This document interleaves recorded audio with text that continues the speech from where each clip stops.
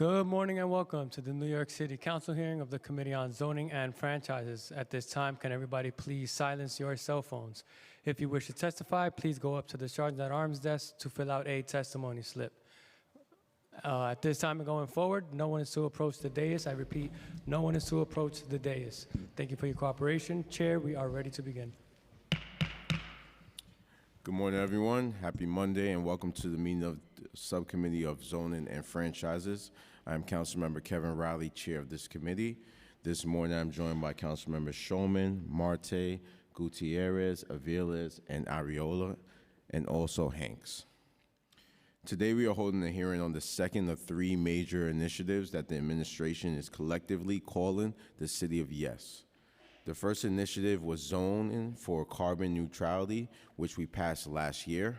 The second initiative that we will be hearing about today is zoning for economic opportunity. The third initiative, which will come before us later this year, is zoning for housing opportunity. I want to make it clear that today is only about the second initiative, zoning for economic opportunity. The administration City of Yes, zoning for housing opportunity, has not yet begun public review, but it is expected later this spring.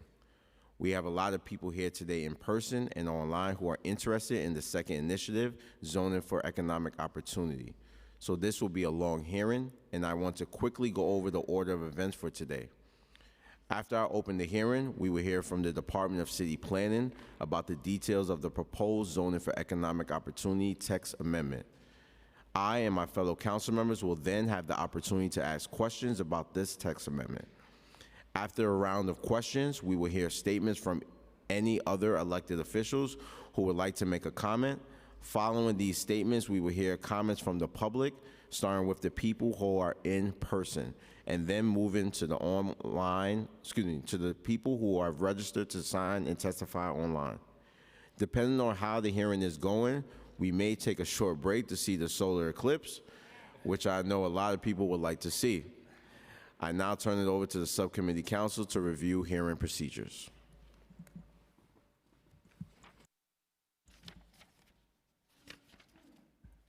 Thank you, Chair. I'm William Vidal, counsel to this subcommittee. This meeting is being held in hybrid format. Members of the public who wish to testify may testify in person or via Zoom. Members of the public wishing to testify remotely may register by visiting the New York City Council website at www.council.nyc.gov/landuse to sign up. But for those of you here in chambers, please see one of the Sergeant at Arms to prepare and submit a speaker card. Members of the public may also view a live stream broadcast of this meeting at Council's website. When you are called to testify before the subcommittee, if you are joining us remotely, you will remain muted until recognized by the chair or myself to speak. When you are recognized, your microphone will be unmuted. Please take a moment to check your device and confirm that your mic is on before you begin speaking. We will limit public testimony to 2 minutes per witness. If you have additional testimony you would like the subcommittee to consider, or if you have written testimony that you would like to submit, please email it to landusetestimony@council.nyc.gov. Please indicate the LU number and/or project name in the subject line of your email, in this case, zoning for economic opportunity. We request that witnesses joining us remotely remain in the meeting until excused by the chair, as council members may have questions. Chair Riley will now continue with today's agenda item. Thank you, council. I will now open the public hearing on the pre-considered LU relating to the zoning for economic opportunity text amendment. When I was first informed about this initiative, I was surprised to find out the regulations that govern where business can locate have not been updated in a regular way since 1961. This means that aspects of the zoning resolution, which regulates uses in buildings throughout the city, are over 60 years old. Some of my questions, which I will get into later, will seek to address just how did the city fall so far behind. In the past 60 years, the city and my district have changed a lot. What people do for work and where they work have changed. In the 1960s, we barely had computers and internet did not exist. Heavy manufacturing was still a major part of the city's economic backbone, and most people who worked in offices commuted to the Midtown and downtown Manhattan to work. 60 years later, the city has multiple business districts in the Bronx, Manhattan, Queens, and Brooklyn. More and more of my constituents also want to live and work in the same neighborhood, which means where people work has fundamental changes. The pandemic has also made it clear that neighborhoods need to be self-sufficient and have access to medical offices, food, and shops. Regulations from the 1960s are clearly out of date. That said, this is a dense, complicated initiative that the administration has undertaken. It involves updating over 1,000 pages of the zoning resolution. In response to such a big undertaking, we have heard a lot of concerns from our community boards and residents. I want to recognize these concerns and I understand them. There has also been a lot of confusion over what regulations this proposal actually does or does not change, and how these changes will affect our communities. This is a complex proposal, and it is critical that we get it right because it will impact our neighborhoods. Today is not the first opportunities that communities have to voice their concerns and provide input. I want to recognize the public engagement and the Department of City Planning has undertaken with this initiative. DCP has attended hundreds of meetings across the 5 boroughs to explain this proposal and hear from communities. However, the scale and complexity of this proposal has created difficulties for effective community engagement. Over 1,000 pages of zoning text changes is overwhelming for our communities, leading to confusion in the face of complexity of this proposal. I strongly encourage DCP to continue engaging with us and our communities. Today's hearing is an important part of this public engagement process. The administration has put forward a proposal and now the council has the opportunity to amend it. Tell us your concerns and we will do our best to address them. The more detail you provide about concerns with the many different components of this proposal, the better the council will be able to address those concerns through changes to the proposal. We know many communities are worried about how this initiative may impact their quality of life. I agree, this initiative needs to strike a proper balance between accommodating businesses, the demand for live-work neighborhoods, and the existing character of our neighborhoods, including both residential and commercial areas. This brings me to 2 final points that I want to make. First, this initiative is missing a proposal that is disproportionately impacting certain of our communities and raises real environmental justice issues. The missing piece is addressing large, last-mile distribution warehouses. The city needs to rethink comprehensively how packages are being delivered to our homes and concentration of large packaging warehouses in certain neighborhoods such as Red Hook in Councilmember Villa's district and Hunts Point in Chair Salamanca's district. Chair Salamanca and others will speak more about this issue, and I want to recognize the absolute need for the administration to address how last-mile warehouses are regulated. This problem cannot go unaddressed any longer. Second, it is also not enough to simply change the zoning resolution. Enforcement of the proposed new regulations is another critical piece that is missing from this initiative. The Department of Building does not have the needed staff or resources to address violations of the zoning resolution. The administration needs to pledge to increase DOB's resources so that the quality of life concerns that our communities are rightfully raising are effectively addressed. I sincerely hope that we can work with the administration to address these 2 sets of issues, last-mile warehouses and enforcement, in the same way that we did with the manufacturing initiative that is part of this proposal. As part of the zoning for economic opportunity, the administration is finally proposing to update how we regulate manufacturing zones going forward. This update to the zoning resolution's manufacturing districts has been a long time in the making and much needed, and we appreciate the administration's responsiveness to council members' requests. It is my hope we can similarly work with the administration on last-mile warehouses and enforcement. Before we begin the presentation by the Department of City Planning, I would like to remind people wishing to testify remotely that if you have not already done so, you must register online and you may do that now by visiting the council's website at council.nyc.gov/land use. For anyone with us in person, please see one of the sergeants to prepare and submit a speaker's card. If you would like to prefer to submit written testimony, you can always do so by emailing it to us at landusetestimony@council.nyc.gov. I just want to highlight we've been joined by Councilmember Abreu and Councilmember Nurse and also Councilmember Salam. Council, please call the first panel.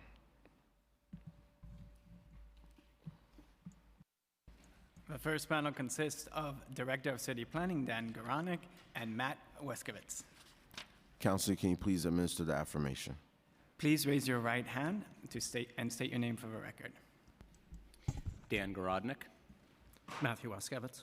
Do you affirm to tell the truth and nothing but the truth in your testimony today and in response to council member questions?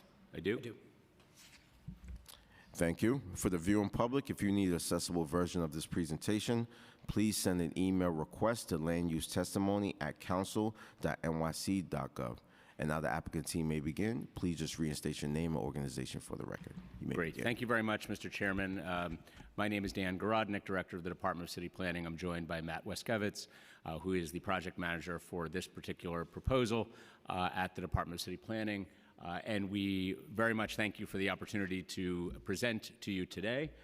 We have a deck that I'm going to run through with you, which will be here on the screen. Obviously, we are very, very happy to take any of your questions at the end. Next slide, please. As you noted, Mr. Chairman, we are advancing 3 proposals in our City of Yes package, one of them for carbon neutrality. Thank you very much to you and the City Council for passing that late last year. Proposal 2, we're talking about today, economic opportunity, and Proposal 3 on housing is coming to a City Council near you at the end of toward the end of the year. We look forward to talking to you about that. Next slide. Today's proposal is on economic opportunity, and I appreciated your making the distinction, Mr. Chairman, between this and the housing proposal. I think that they tend to get lumped in together, largely because they're branded thematically with the same name, and we certainly understand that. But this hearing and this proposal is specific to economic opportunity. Housing is next. We expect to release the text on that very soon. Next slide. The economy has changed in New York City. Let's go to the next slide after this. Since the pandemic, we have nearly 17,000 vacant storefronts. 16% of New Yorkers are working from home at least one day a week. That's 3 times the number than existed before the pandemic. And a 19% office vacancy rate in New York City. That is approximately 80 million square feet of vacant office space. Next slide.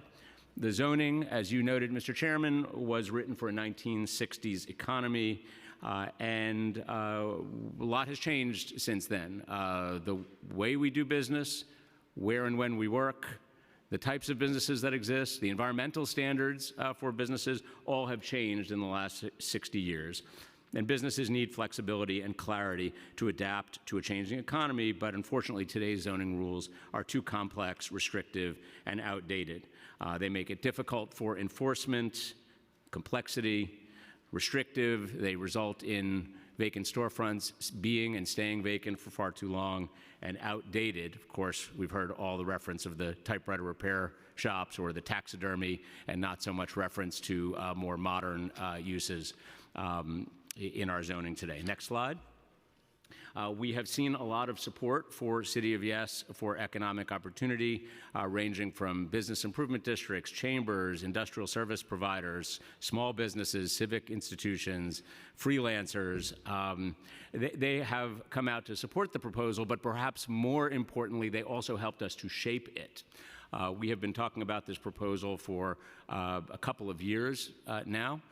We have worked to incorporate the very serious needs that have been expressed to us about how our zoning is limiting business growth and opportunity. And so we are very, very honored to have lots of support for this proposal from the very people that our zoning is affecting. Next slide. Let's talk about the public review timeline. And I hope this is a good pace. I understand you all have a long day ahead, and I have been in your shoes before, so I'm going to try to keep it snappy. We started with public information sessions last June and July, as well as September. Referred this out to community boards on October 30th. I will note that the typical time period for a community board is 60 days. We referred for an additional month in advance and then didn't give just 60 days. We gave 5 months worth of time for community boards to be able to come back to us and give feedback. We accepted comments right up to the vote of the City Planning Commission. We had a hearing at the City Planning Commission on January the 24th. It was approved by the City Planning Commission by a vote of 11-1, which brings us to today, April 8th, the City Council hearing, and of course the Council has 50 days for its consideration for approval, disapproval, or modification within scope. That puts you to around the end of May. I will note, Mr. Chairman, and I will dwell on this just for a second because you noted it in your opening. This was a dense proposal. This was a complicated proposal. It was more than 1,000 pages worth of text. And of course, when you do big things in New York City as it relates to zoning, that's how it's going to come out, with a lot of text and lots of complexity. And we were sensitive to that. And we understand how hard that is for community boards to be able to grapple with it, which is the reason why we added so much extra time, why we at the Department of City Planning had 175 meetings with the 59 community boards in our agency alone. We sent annotated text to help understand the specific details. We sent one-pagers to explain what it all means. We did a special event in the middle of the process of the community review to address misinformation which was coming out in the community board process. And then, equally importantly to all of that, we took community board feedback and made changes at the City Planning Commission and then reported back to community boards the changes that we made. You have all of this information before you. I will highlight a few of the changes that we made at the City Planning Commission in response to community board concerns, but there were a lot more than the ones that I'm highlighting today, and it really was an effort by us to show community boards that we were listening, and they raised some really good issues in the process. I also am pleased to report that 4 of the 5 borough presidents recommended to approve this proposal with conditions. Borough President Mark Levine of Manhattan, Borough President Vanessa Gibson of the Bronx, Borough President Antonio Reynoso of Brooklyn, and Borough President Donovan Richards of Queens. We're appreciative to all of them. Next slide, please. So some people do not realize or appreciate how zoning affects business. They understand that it can tell you where you can locate certain types of buildings, but how does it actually affect business? How is it slowing us down? Well, questions like, where can I open my business? What can I actually do in my space? Where can I expand? These are all questions that are governed by zoning, and unfortunately, in rules that have not been functionally changed since 1961, they are no longer helping us. In many ways, they are hurting us and limiting our opportunity for opening, operating, and expanding a business in New York City. Let's go to the next slide. Questions are presented like, why the city doesn't allow me to have an office on the 2nd floor, why you can't expand a bakery in a residential area, why, if you don't bother anybody, why you can't have a particular business in your own home, storefront vacancies where it's our own rules that are keeping them from being reoccupied. Why can't we do anything about that? Life sciences. We have critical work. New York City is an important industry for us in New York City. There's lots of ambiguity. Why can't we have certainty as to where life science work can take place? And of course, if live music is allowed in a local bar, why can't you actually stand up and dance to it? These are all questions which were posed and have been posed to us repeatedly that we are trying to address here. Let's go to the next slide. City of Yes for Economic Opportunity is defined by 4 specific goals, and each one of them has a number of different sub-proposals.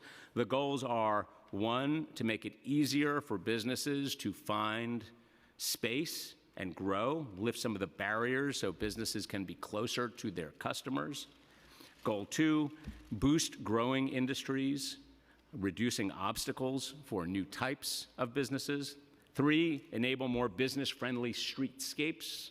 and deliver active, safe, and walkable streets for businesses and residents.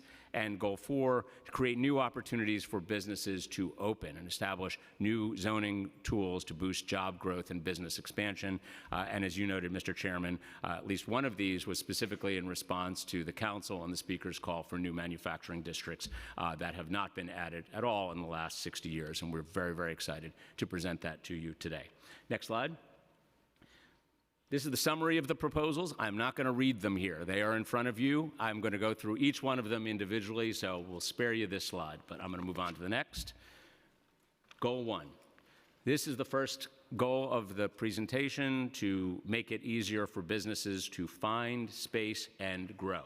So now I'm going to run through each one of the 18 proposals with you and talk to you about what they actually mean. So let's go to the next slide. Proposal 1 is to lift time limits to reactivating vacant storefronts. Right now, there is a 2-year time clock that exists in some areas of the city that prevents legal but non-conforming storefronts from being occupied. What does that mean? If you were a legal business, legal to be there before 1961, and if you continued on, if you actually become unoccupied, then you cannot reoccupy that space in some areas of the city, and as a result, you're stuck. It stays vacant. Today, our zoning resolution permits reactivation of this sort of a business without any time limit in only R5 to R7 districts, and does not allow it in historic districts. Our proposal would expand the geography to allow for reoccupation of vacant commercial office space citywide. R1 to R4, R5 to 7 within historic districts, and R8 to R10. So we want to eliminate what is today an obstacle to reoccupying a vacant storefront. Next slide. Proposal 2. We want to simplify rules for business types that are allowed on commercial streets, so that similar districts allow for the same mix of businesses in similar contexts. So you don't have one side of the street allowing some businesses that are not allowed on the other side of the street, like you see in this slide here. C1 and C2 is a particularly egregious example of this. They're generally located in the same places. Usually a commercial corridor has both of them. And we have a patchwork of rules, which means you can locate some types of businesses on one side of the street, but not on the other street. That's complicated, it's confusing, it's bad for small businesses. They have to struggle to figure out what New York City's own rules are, and they don't make sense. We also want to permit the same uses in C4 to C7 districts. In Midtown Manhattan, you can cross from a C5 to a C6 district. You couldn't even tell. You wouldn't even know. Got to look at that zoning map to know that you're actually changing. But for non-office business regulations, they're completely different. Planners had certain notions back in 1961 about theaters, about billiard parlors, catering halls. Those are the sorts of things that are those are uses that are allowed in C6, but not in C5. So functionally, just to illustrate this, that means that those sorts of uses, like a theater or a billiard parlor, you would allow it in Flatiron or Union Square, but you wouldn't allow it in Grand Central, okay? That's the distinction that you have when you walk through Midtown. Those sorts of business distinctions are existing today and make it impossible to have a billiard hall, let's say, in the Grand Central area. We also want to remove ground floor limitations in C4 and C5 districts, places like 125th Street in Harlem, clothing rental shops, dance studios, trade schools. They're allowed on the second floor, but they're not allowed on the ground floor. Rules that don't make any sense anymore. Let's go to the next slide and let's give you an illustration. This is something which is a C1 versus a C2 distinction here. An owner of a bike shop on Columbus Avenue in Manhattan Valley in a C1 on the Upper West Side. It's located, has been there for a while, is looking to shift his services to bike rentals instead of just sales. C1 districts allow bike sales, but not rentals or repairs. The C2 district, a couple of blocks away, would allow it. But he doesn't want to have to break his lease to move a couple of blocks away. You should be able to do the rental, the repair, and the sales in the same context, in the same building. Let's not force this guy to move out of his business. Okay, next slide. Proposal 3. This is a proposal to expand opportunities for small-scale, clean production. I will note, council members, we have an extra one-page document laying out a little bit more detail on this proposal. It was one that was confusing at the community board level, so we prepared a little more extra information about environmental issues on this proposal here for you. But what we want to do is allow small-scale production businesses that are quiet and clean, like a pottery studio, bakery, coffee roaster, jewelry maker, apparel designer, 3D printer, things like that, to locate in empty storefronts or offices. No reference to 3D printing in the 1961 zoning resolution. You will not be surprised to know we need to be able to accommodate modern uses and to accommodate them in commercial places where it is totally appropriate. We would allow here at the ground floor up to 5,000 square feet in a C1, C2, and up to 10,000 square feet in a C4 to C7 district. These all would be subject to the environmental standards that have been around for decades in our MX districts. So we have this sort of thing in our MX districts today. ABC and right to know standards, M1 performance standards, plus additional noise, vibration, and venting requirements when locating above the ground floor in a building that has any residential. I will note that this is an important way for us to expand opportunity for light manufacturing businesses that don't have environmental impact. It also lightens the burden on our manufacturing districts. It allows for more flexibility and more opportunity for manufacturing districts to have what we perceive as core manufacturing, which need to be physically separated from other things. Okay, let me give you an illustration on the next slide here. This is a bakery owner who operates in a neighborhood commercial storefront. As the business has grown, it's doing more distribution to the store, to other stores. This owner here would like to expand her business to the adjacent vacant storefront. So bakery is a vacant storefront next door, but our rules today say if you're a bakery, once you hit 750 square feet, if you expand beyond 750 feet, you become a food manufacturer, and you have to locate in a manufacturing district, okay? So that's just an example. Bakery wants to expand past 750 square feet, you're a food manufacturer, you're no longer allowed to be in this context. Next slide. As I mentioned before, we made some modifications to our own proposal in response to community board concerns. One of them was on this proposal, on concerns that were raised in the community boards about heavy industry in more areas and what qualifies as clean production. We did not intend to advance heavy industry into commercial areas. We want to advance light manufacturing. Think 3D printer as opposed to, say, cement factory. We want light manufacturing, pottery studio, jewelry maker, 3D printer to be in a commercial area. So we appreciated that comment, so we clarified and provided additional specificity on what uses are and are not eligible to locate in commercial districts. Again, there's a one-pager on your desks on this one, and for those who are watching at home or elsewhere, that is also on our website. Okay, proposal 4, let's go to the next slide. Okay, we want to modernize our loading dock rules so that buildings can adapt over time. We don't want to mandate new loading docks when older commercial buildings evolve over time. And our rules today has a square footage multiplier for commercial and manufacturing to calculate what sort of loading you need to provide in a building that is evolving over time. And you keep those rules in place, you add let's just use the 3D printer as an example, which does not have a need for a loading dock. You add them into a building, the building may be required to add a loading dock by rule of the City of New York. Now, nobody's going to do that. It doesn't make economic sense to do that for the 3D printer.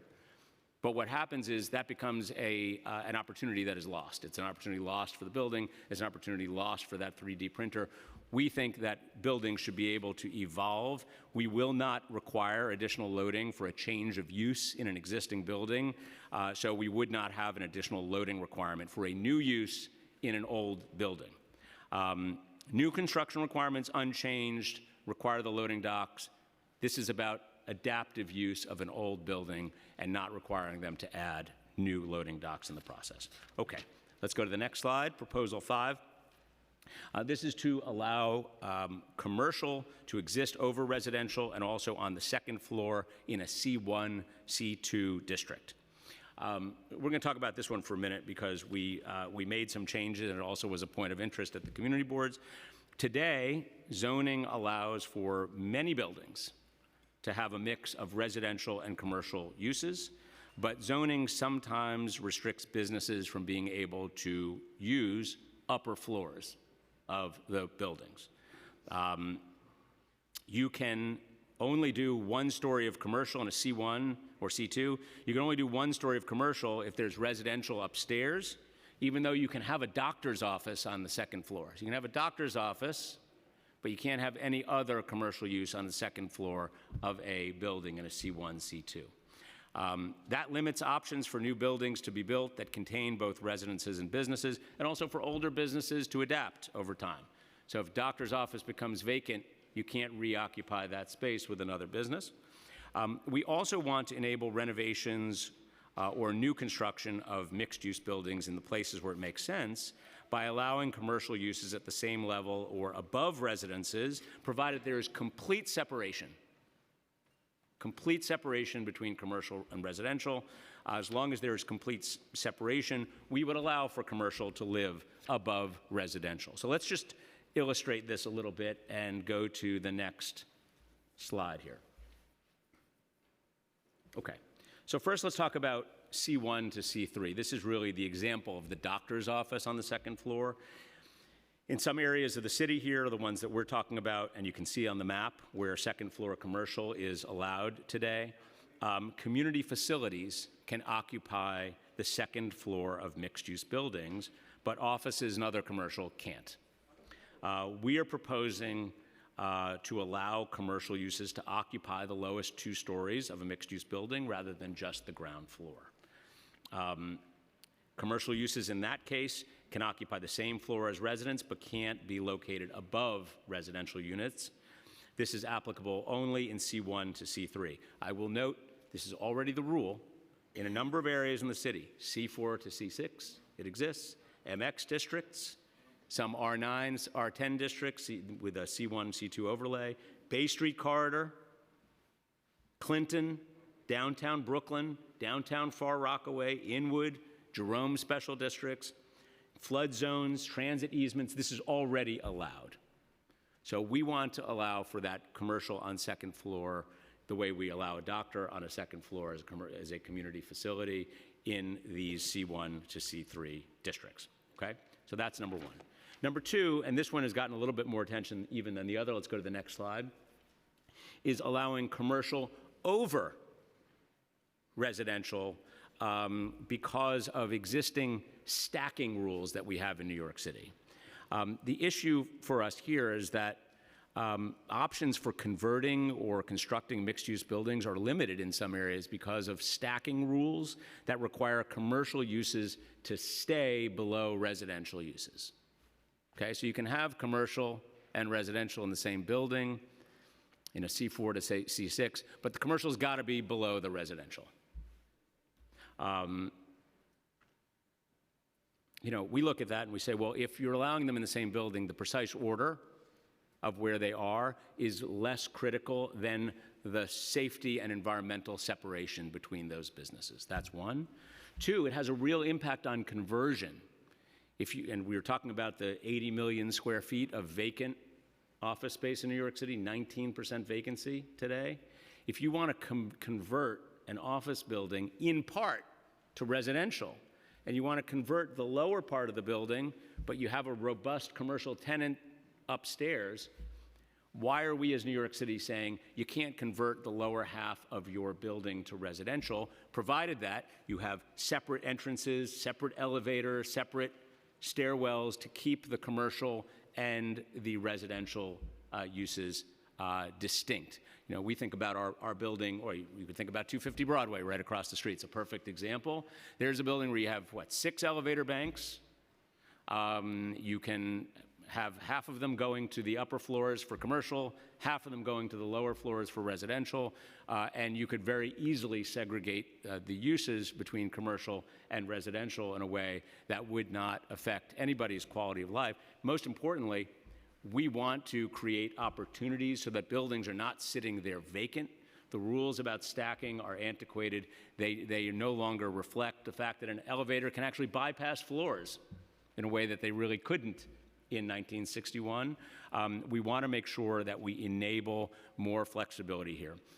This sort of rules where you can have commercial above residential already exists in a number of areas of New York City: Midtown, Long Island City, Southern Roosevelt Island, West Chelsea. So this is not a proposal that is without precedent. It's just something that we think rationally belongs in all C4 to C6 districts. Let's go to the next slide. I want to talk for a minute about a modification, or a couple of modifications that we made in response to community board commentary. First comment was this could compete with housing objectives by allowing conversion of residences to commercial. That was not our intent. We did not intend to enable, by doing away with stacking rules, the conversion of residential to commercial. We intended for the reverse. That is the practical consideration that we are in New York City today. So we addressed that in response to community board concerns, and we barred the conversion of space used for existing residential units. So to convert from residential to commercial, you can't take advantage of that change in the stacking rules. We also heard quality of life concerns, such as potential for excessive noise. And so we restricted specific uses from using the proposed upper floor allowances unless they meet additional environmental standards like noise and vibration limitations. So this is a proposal that we think is really important to enable conversion from office to residential, at least in part. And we also think it is one that, the rules today are representative of an outdated approach that we should be updating. Let's go to Proposal 6. Similarly, on the subject of outdated classifications, we want to simplify and modernize the way businesses are classified in zoning and update our use groups. Our zoning has not updated the terms that it uses to classify businesses in more than 60 years. And it's full of terms like shoddy manufacturing and typewriter repair, making it harder for newer businesses like cell phone repair shops, for example, to know where they can locate. We're proposing to simplify and modernize the terms we use in zoning to classify businesses. We want to reorganize the uses within the existing 18 use groups to 10 based on the sector of businesses and building type. We also want to update our terminology based on today's economy and tie those terms to the North American Industry Classification System. That's the same system, by the way, that has been used historically. In 1961, they tied it to that system, but it was never updated. So that's where you get references to shoddy manufacturing and umbrella repair and freak shows and typewriter repair and airline ticketing offices and model car hobby centers. That's where that all is. It has not been updated since 1961. So we are updating the terms also in special districts to reflect the new nomenclature and classification system. Okay, let's move on to the next. And we're in a new category here. Goal 2, boost growing industries. Next slide. Proposal 7 is on indoor agriculture. Businesses that want to operate indoor agriculture facilities like vertical farming within commercial areas, they face uncertainty today with the current zoning rules. We would clarify that indoor agriculture is allowed in commercial districts, so more food can be grown closer to communities, So agricultural uses allowed today in a greenhouse in a commercial district can also operate indoors as well. So if you're legal in a C district today because you're allowed to be outdoor or in a greenhouse, we're just saying you can also operate inside. We also want to clarify that agricultural businesses with active indoor spaces and passive outdoor spaces like a flower shop, for example, a florist or a plant shop, that they can operate. Zoning does not make it clear that you can use an outdoor side lot or rear lot for your business. So for a florist and plant shop, which has active indoor, passive outdoor, we want to make it clear that they can continue to operate. So commercial district, you're okay outside, legal outside, we're saying, well, you should be able to be legal inside. Similarly, for flower stores, plant shops, active inside, we want to say you're also okay to be outside. Okay, next, proposal 8. We want to give life sciences companies the certainty to be able to grow in New York City. Unfortunately, life sciences laboratories face confusing and outdated rules that slow the development of new facilities.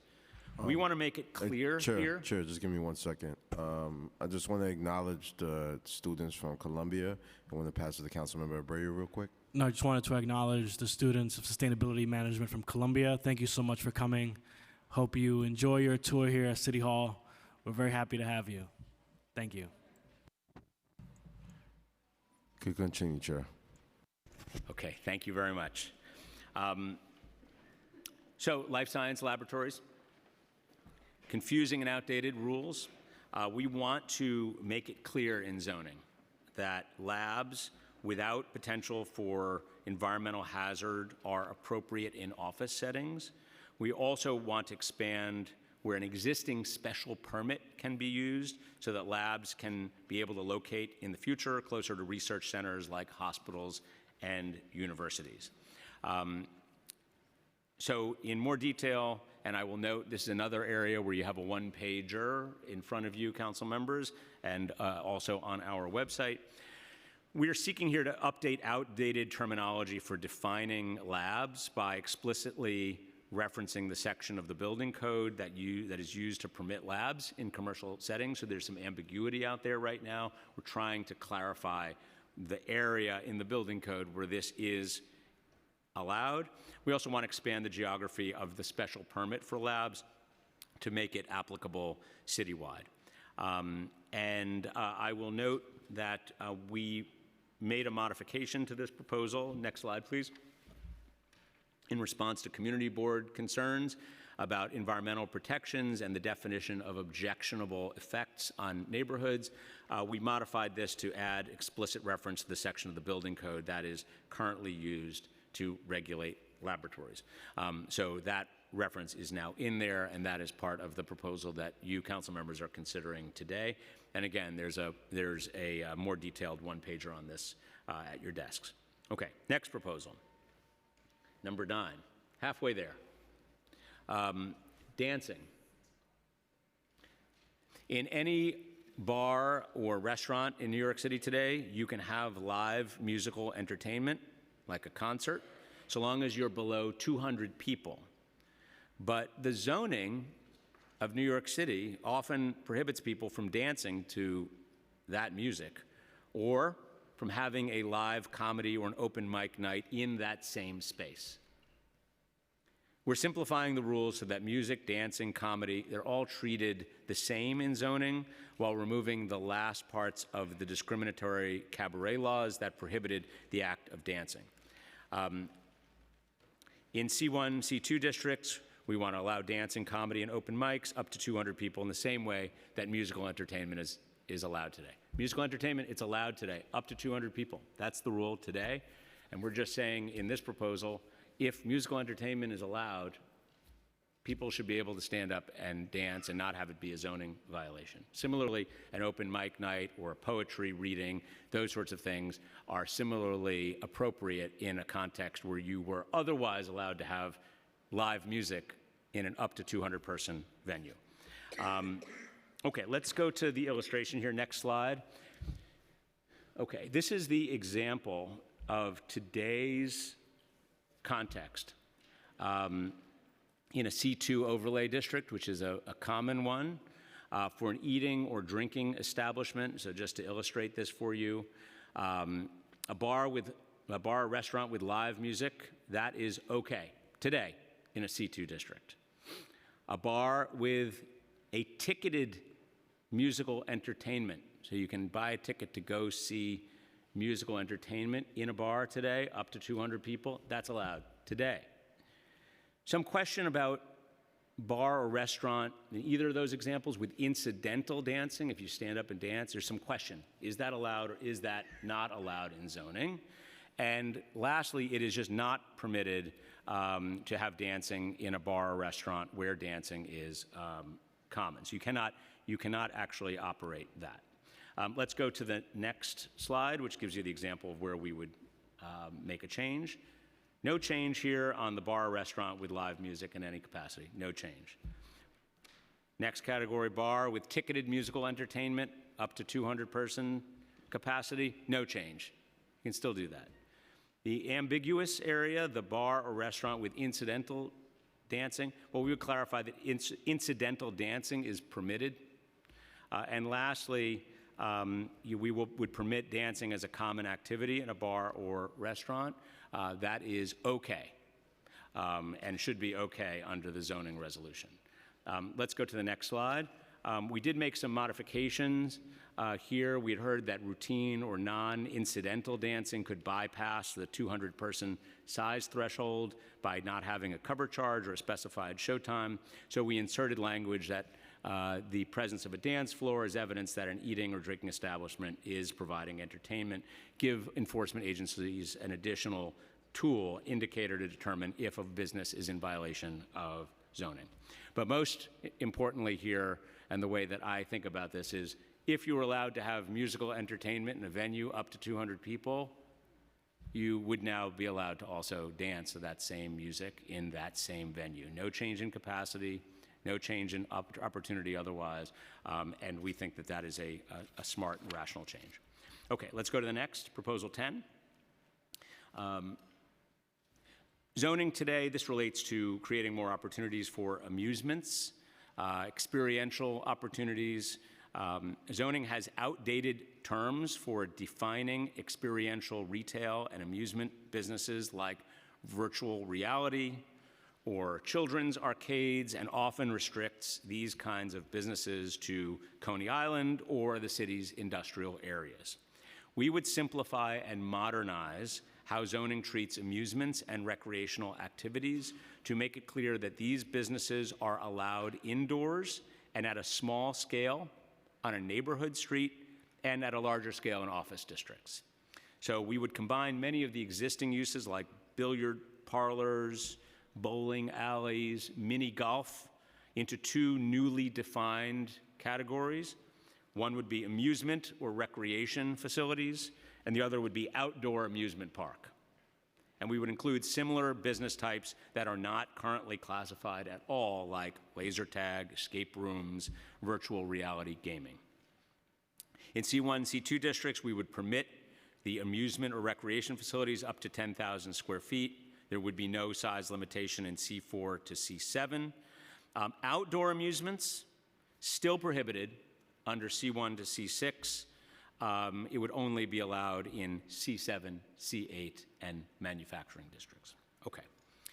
Next proposal, Proposal 11, home occupations.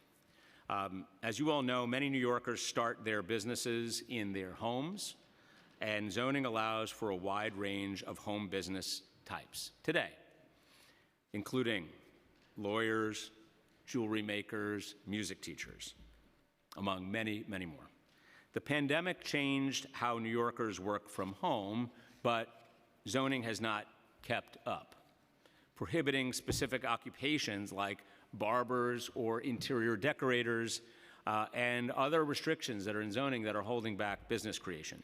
So we are proposing to enable entrepreneurship with modern rules for home-based businesses while keeping in place safeguards to ensure that any home-based business is not creating a nuisance. So it would allow occupation types that today are explicitly prohibited in zoning. Barbers, interior designers, stockbrokers, advertising or PR agencies, these in the New York City zoning resolution today, strictly forbidden to do at home. We would expand this outside employee allowance from 1 to 3. This already exists in a number of areas of the city. And we would allow for the permitted size of a home business to increase from 25 or 500 square feet to 49% or 1,000 square feet. Again, this already exists in a number of areas of the city. And we want to clearly define other types of hazards, such as the danger of fire, toxic, noxious matter being prohibited in these areas. We obviously do not want to create a condition where people are doing noxious or harmful things from home, even while we want to give them the opportunity to, say, be a stockbroker or barber in their own house. Let's go to the next slide here. This is just a quick reminder of the existing limitations on business activity in the home that are unchanged by this proposal. So we're not touching any of this. Business activity must be clearly incidental to or secondary to the residential use of the space. You gotta live there. It's gotta be home to you for it to be a home occupation. That's one. Two, at least one person, this is now repetitive, carrying on the business, they gotta live there in the home. Okay. Business cannot have exterior signage, exterior displays, displays of goods that's visible from outside.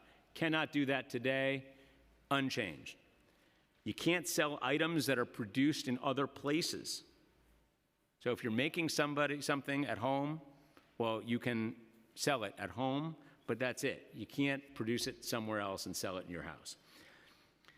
Any home-based business can't generate any noise, odor, dust, particulate matter, or other objectionable effects. Nuisances cannot be tolerated in home businesses. Today, that's the rule, unchanged. Enforcement on this stuff, DOB investigates potential zoning violations of home occupations. Building owner could be fined for a violation. It could be grounds for terminating a lease if there's a violation of the rules. And I will note, and this came up in the Community Board and City Planning Commission process, this does not supersede any building's rules. By our saying, you know what, it doesn't make sense for us to strictly forbid an interior decorator from operating in his or her own home, if the rules of the building don't allow it, the rules of the building don't allow it. So zoning does not take the place of the individual rules of a building. So lease agreements, co-op agreements, and other residential legal documents supersede zoning and can place limitations that we just don't think we as New York City should be placing ourselves. Okay, all that stuff stays in place unchanged. Next slide. So we made a few changes at the City Planning Commission in response to Community Board concerns. We heard concern about competition between housing and commercial activity and about potential environmental effects and nuisances. And so we reinstated the cap of 1,000 square feet and 49% of the space in our proposal. We clarified that home occupations can't use common areas in a residential building.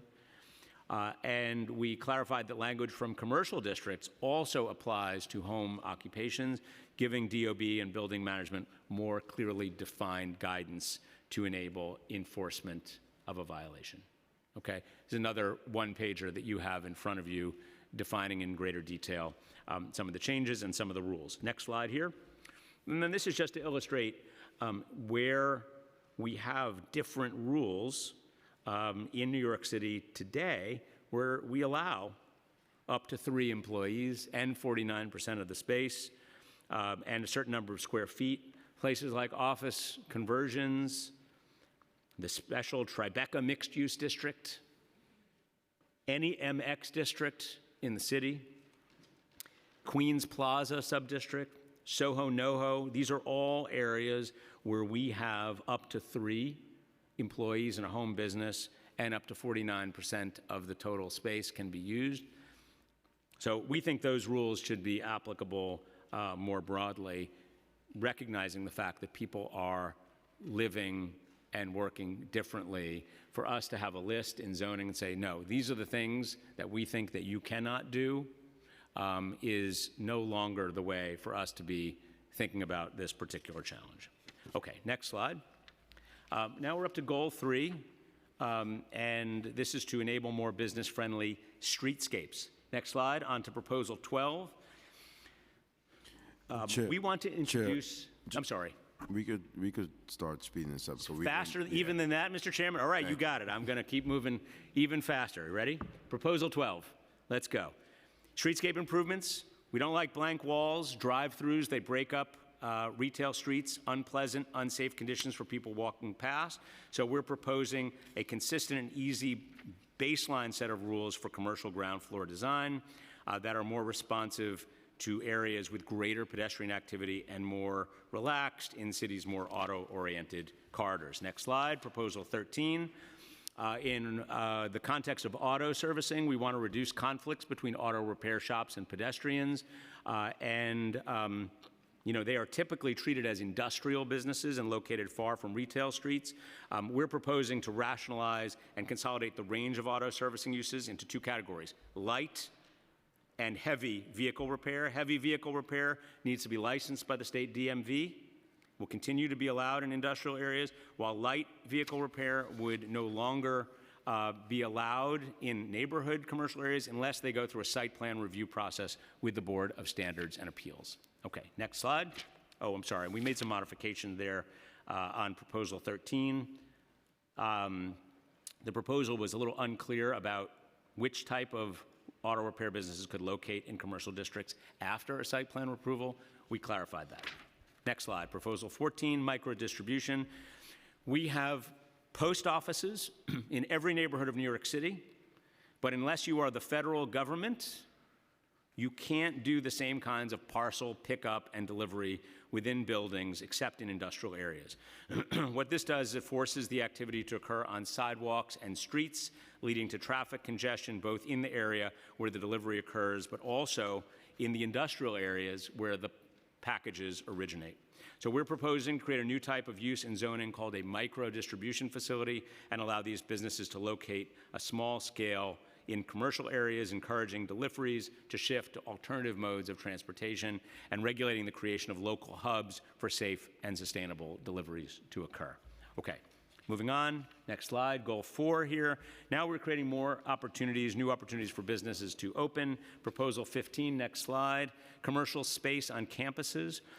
We have many large-scale residential developments that are zoned as residence districts, meaning that retail, services, maker spaces, they can't easily locate. And that means that residents of these developments are further away from local goods and services. This proposal would create a process, and I would note proposals 15 through 18, each creates a process. So it doesn't create any as-of-right opportunity, it creates a process for business opportunity and expansion. It creates a process, a city planning commission authorization to allow a limited amount of commercial space to locate in underutilized office or storage space on a large-scale residential campus, giving residents greater access to basic necessities or the space to grow a new business. We think of this in the context of a NYCHA campus that wants to include, that has underutilized space and wants to include maker space, create jobs for residences. We want a process to enable such a thing to exist. It would require an authorization and vote from the City Planning Commission. Proposal 16, corner stores. Some portions of New York City are not within walking distance of a local store, and zoning has no pathways to potentially allow a new locally serving business to open. So we're creating a discretionary pathway where a business could initiate a process to locate a new corner store, provided that the store does not generate any environmental concerns or traffic congestion. So we've got 250,000 plus New Yorkers who are not within a quarter mile of a place where they get a gallon of milk or a carton of eggs. We want to create an opportunity that could exist if desired and makes it through an environmental review and community board review with a City Planning Commission vote. Next slide. Proposal 17, we want to rationalize the waiver process for business adaptation and growth. In some instances here, businesses lack options for waiving certain non-FAR related rules. For example, A film studio might struggle to build a sound stage in New York City because we have zoning rules that are not related to FAR, but things like yard requirements, setback heights, or a clothing store might want to expand to occupy an empty second floor, but size limitations or location rules prevent them from doing so. So we are expanding the zoning toolkit so that businesses can initiate a process to waive some zoning rules on a case-by-case basis. Okay, next slide. I'm doing it, Mr. Chairman. I'm moving faster. I got you. All right. Next slide is on Proposal 18. We want to create new kinds of zoning districts for future job hubs. As you noted in your opening, Mr. Chairman, in some instances, it is our zoning districts themselves that are obsolete. This is particularly true of our manufacturing or M district regulations. Currently, low-density options, physical design rules, and parking make it impossible to build loft-like buildings even in areas where they already exist. The proposal will create a range of new job-intensive zoning districts at a range of densities and heights that expand the zoning toolkit for future rezonings. Let's go to the next slide. I will note that they are in direct response to the council's call to update our manufacturing zoning. Speaker Adams, not in this State of the City speech, but in the last one, noted that the city lacks a broader, coherent economic development strategy to cultivate industrial growth, and noted that the council will advance updates to the 1961 manufacturing zoning in the citywide text amendment to help maximize the potential benefits of industrial businesses for our city. So we thank you all and the Speaker for advocating for this. Here we are. Here are the districts. Let's go to the next slide. First, we have an M3A or core industrial district. This would be 2 to 3 FAR where commercial uses are limited to 1. This is a district for the very first time restricts the FAR of all non-industrial uses while giving industrial businesses room to grow. The core district is a critical tool for ensuring preservation of industrial businesses and is one that is appropriate in areas where we do not want to see transformation. Our second tool, M2A, it's called a transition district. This is 2 to 5 FAR with commercial or community facility uses limited to 0.5 or 0.75 FAR unless M uses are guaranteed. So you can only maximize your uses here in the transition if you do manufacturing space in the building. It's designed to incentivize the creation of new space that is guaranteed for industrial users, allowing a mix of business types to cross-subsidize the creation of new space. This kind of tool is sorely needed to renew derelict and outdated spaces, and we think it is appropriate in contexts where we want a balance of preservation with new business types. And this brings us to our third tool, an M1A or growth district. 2 to 15 FAR. This is more loft-like bulk and has the same uses as today's M1. Today's M1 district, unfortunately, is in many ways obsolete. It lacks intermediate density options and has onerous yard and setback rules that make it impossible to build modern versions of loft-like buildings that we saw historically. So this growth district is designed for industrial contexts where we want to take advantage of the job creation that can come with higher densities and a mix of business types. And then lastly, the C7. It's got the same FAR and bulk as an M1A, but the same uses as a C6 and no residential allowed. Some cities call this an innovation district type designation. It's not an industrial planning tool, but rather a new type of commercial district that borrows from the loft-like envelope of growth to enable a wide range of business types, giving planners a new tool for areas where we want to see significant job growth. Next slide.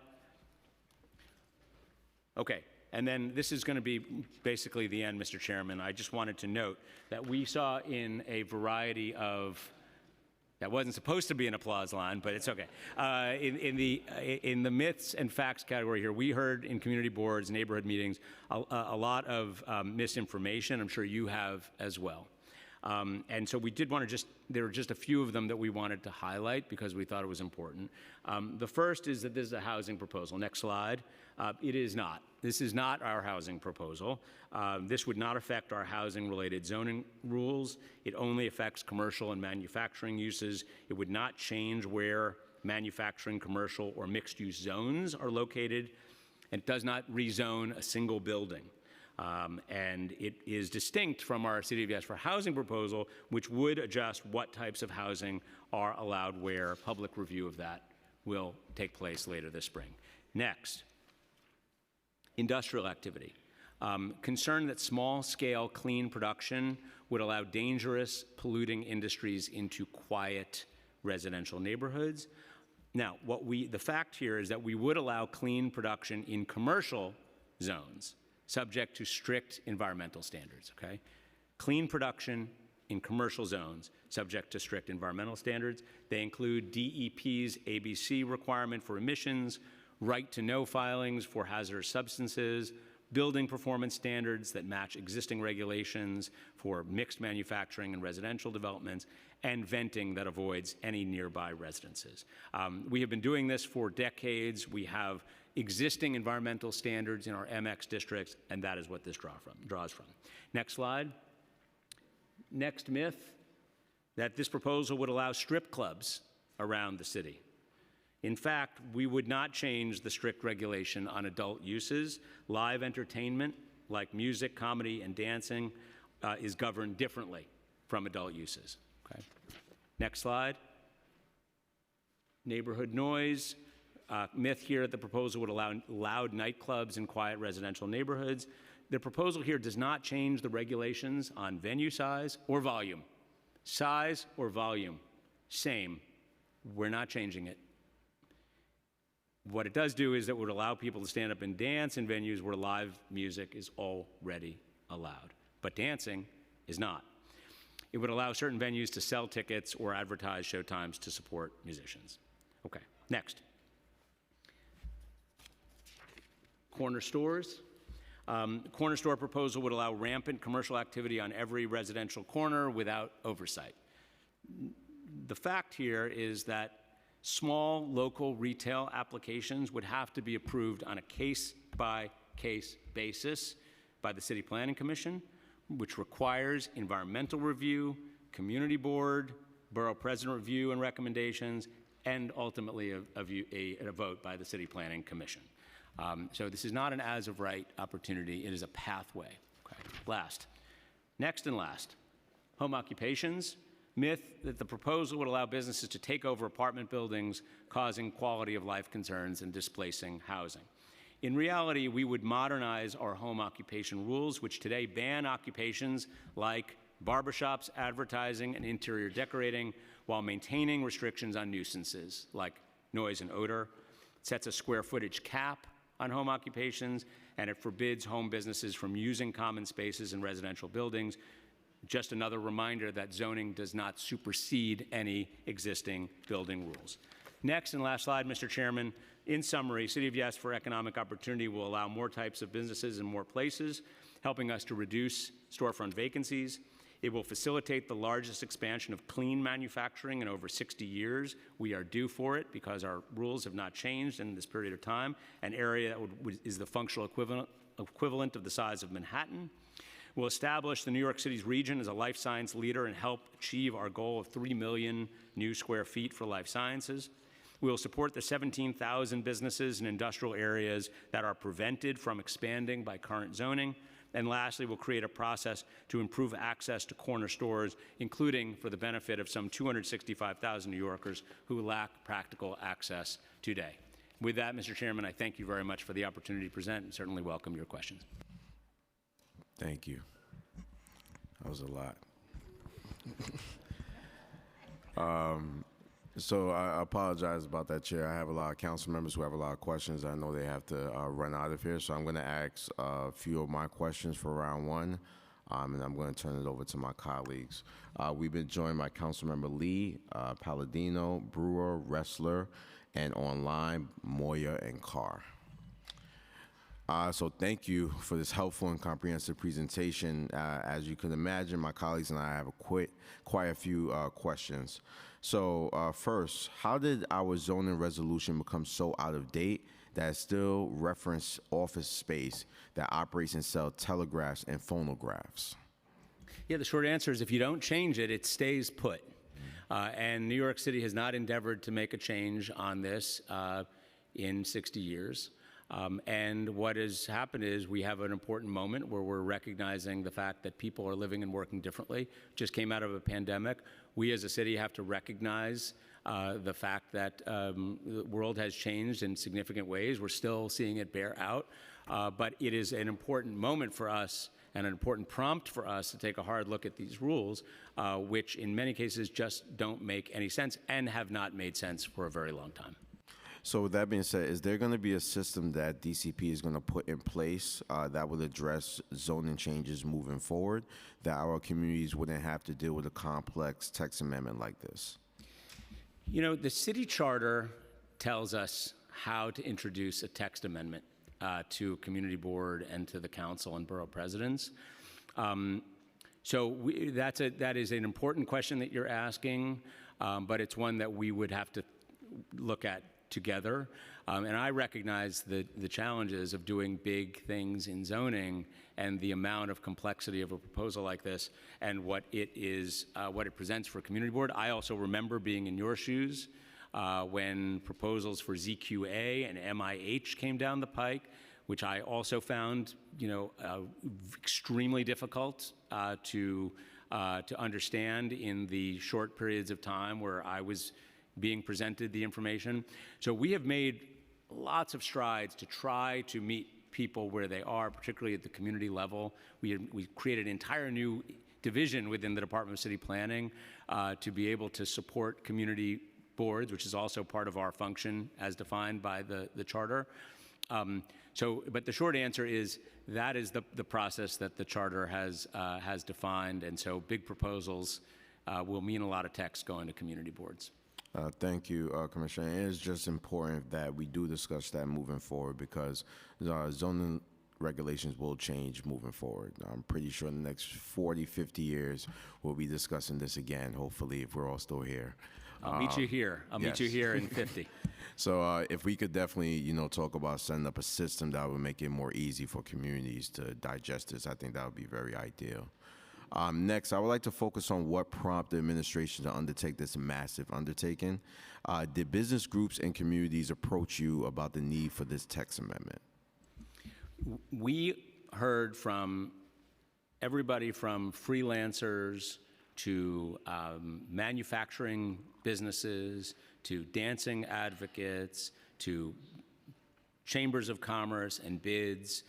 And we also saw with our own eyes what was happening in a changing local economy. All of this led us to embark upon this proposal, which we, of course, spent quite some time shaping, even in advance of our extra time that we gave to community boards, and tried to hit a mark where we thought we were being responsive to the issues that were present in a post-pandemic world. Does DCP have any estimates of how many new businesses or jobs might be generated by this proposal? This is a great question, also an incalculable question, but we think that by enabling more opportunity, we will be directly addressing some of the limitations that we are putting on ourselves that are impeding small business creation and innovation in New York. As I mentioned in my opening statement, council members have heard many concerns about the complexity of this proposal, and frustration has been expressed to us that there was not enough assistance by the administration to fully understand and engage with the proposal. In hindsight, is there anything you would have done differently to help facilitate more effective engagement with community boards and the public? That's a very hard question and a good one. We did more engagement than the Department of City Planning has ever done on a proposal. 59 community boards, 175 meetings. So doing that math, we were, and this was not at every board, but we went back multiple times to most boards. We tried our very best to present this in different contexts. Public information sessions starting way back in last June, July, September. We had 6 town halls when we saw things that were generating misinformation at community boards. We saw We saw myths that were not accurate that were coming out. We did a special event that we advertised and put out for the public, which is still available on our website. We put out frequently asked questions to be able to answer questions that were being raised at the community board process. I would always love to say I would love to do even more of all of the things, but in reality, that is, I think, a fair level of engagement on our part, and certainly is unprecedented level of engagement. And we really do hope that people see that we were making real efforts here, recognizing the complexity of all of this and trying to meet them where they were. Do you plan on increasing more resources for community board education and engagement moving forward, as such you did for this project? We have an entire division whose job is to help provide support resources for community boards. We will continue to do that. Thank you, Commissioner. I have a lot more questions, but I do know my colleagues have questions, so I'm just going to turn it over to my colleagues. We're going to start with Councilmember Shulman, followed by Hanks, and then Ariola. I wanted to see if it was morning or afternoon before I said anything. Good morning, technically, Chair. Morning. I have a lot of questions, so let me start with, so when you engage the community boards, did you talk to the council members about doing that with you? Because by talking to us separately from the boards, that probably split up what they were going to come back with. Are you asking, did we specifically invite council members to the community boards that we were presenting? Correct. No, I think our perception was that council members were well aware of the community boards and their agendas, and so we did not issue a special invitation. But I'm just going to tell you right now, that's not the point. If you want us to engage with this proposal and it's huge, then you call us, because the administration calls us about other things that they want, and say, hey, we want to do this together, can we work together? That is a fair point. I will note that we started calling council member offices last summer to offer briefings and engagement on this. Here we're in April of 2024. We started offering the opportunities for council members last summer. Some took us up on it, some did not. But I definitely understand your point. You all are the ultimate deciders here of this, and so your ability to sink your teeth into this proposal is mission critical. Well, it's not just that. It's that we have relationships with the community boards, and we appoint some of them as well. So that would have been a way to pull everybody together. So I just want to make the point. I don't want to belabor it. The other thing is in the PowerPoint that you just presented to us, you talked about the fact that 4 out of 5 borough presidents support this with conditions. You didn't say how many community boards voted against it and how many voted for it. Yes, I can tell you the answer to that, though. Okay. It was 30 against, 21 for. And the reason I didn't mention it was because it is a little more complicated when you have a spreadsheet of 18 proposals.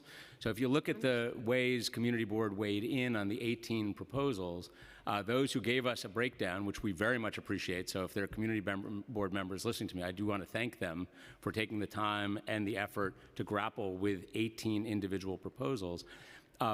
Nearly all of them got more than 50% support from community boards that gave us the tally. So the short answer to your question is 30 no, 21 yes, and of the 18, nearly all of the proposals came in above 50%. The 2 exceptions, I will note for you, were home occupations and commercial above residential areas where, as you saw, we made significant changes in response to community board concerns. So, I don't want to get into the breakdown of which boroughs and that's the other thing, these proposals, each borough is very different and each neighborhood is very different. So those are the things that we really need to take a look at. There's not a lot of time, so I want to ask, so Department of Buildings, and I want to talk about that. It's not so much that they don't have the resources to do things, but I've spoken to DOB about a number of things in my community, and they don't have the staff and it's not about hiring staff, it's about they're not able to recruit people to do the things that are ordinary in terms of a community. So how are they going to do compliance around this? It's a great question. We understand the limitations that they can't be everywhere all at once. The reason why we think that this proposal will actually be an aid as opposed to a hindrance to the Department of Buildings is that by clarifying our rules in a very significant way, we are eliminating a lot of the ambiguities out there which make it difficult for them to do their jobs. So by streamlining the zoning text and taking out the question marks, that is a help to enforcers. But I certainly take your point that they cannot be everywhere all at once. That's certainly always the case. But this proposal is designed to make it easier for them to read, respond to, and enforce the rules that we're putting on the books. Just so you know, on a practical level in Queens, the borough commissioner has issues with enforcement, and I've brought that to the commissioner, as have other of my colleagues, so I want to make note of that. So there's a practicality to it, and there's the proposal itself. So, and the other thing I want to mention as well is that DOB right now, if they go to a residence where there's a complaint and they can't get in, then they can't do anything. So there has to be a way that we can enable them to enter a residence if there's a complaint. So I want to know what's going to be done about that. Thank you. I may not be the best person to answer that question, but I do understand the concern, and I think that we should talk about that together between the council, administration, think about any of the limitations which make it harder for the Department of Buildings to do its job, because we all support them in their efforts to get in there. I have a lot more questions, but I'm going to, I know a lot of my colleagues want to ask, so I'll do second round, but thank you very much, Chair. Thank you, Councilman Shulman. We'll come back to you for a second round. Councilmember Hanks? Thank you so much, Chair Riley. First, I want to say, really commend the admin, the Commissioner Garodnick, the Department of City Planning. You have been very accessible. You have been out to our individual districts, especially in Staten Island, and I hope you continue to do so, so I really want to thank you for that. So many of the examples that you used are for densely packed urban areas, and this plan, does it take into consideration the more suburban areas of these communities where NYC, Cornerstone stores, life sciences labs, home-based businesses completely freak out? People who live in the bedroom community portion who really strongly oppose this. And many of us have both. And so we're trying to understand and kind of mitigate through how we unpack or put back in this Pandora's box, which you opened, which many people didn't know what the rules are in the first place, which you very much so added in your presentation. They don't understand the rules, and now we're changing the rules, and so it's a complete freak out. So what are we doing for the communities that, a lot of these changes will adversely, or at least they feel that they will, adversely impact these bedroom communities, these heavily residential communities like Staten Island, that are looking at this, and some of these rules may mean something completely different than it would in a place like Manhattan as opposed to a place along Forest Avenue. And did this plan take into consideration that this is a not one-size-fits-all New York City anymore? Yeah, absolutely, and I really appreciate the question. And because we proposed to make different type of rule changes in different district types around the city, it inherently is recognizing what you're describing, Councilmember, the differences in neighborhoods all around New York City. Of the things that, we are talking about as the 18 proposals, some of them would not be applicable on Staten Island as a practical matter at all, and some of them would be. The example that you cited on corner stores or other, or reducing conflicts on auto repair or corridor design rules, or creating a process for some of these sort of new businesses to exist, they would be applicable. But we recognize that this is a big city and it is a citywide proposal. Now, as it turns out, our zoning resolution organizes us. It organizes us into higher density areas and medium density areas, lower density areas.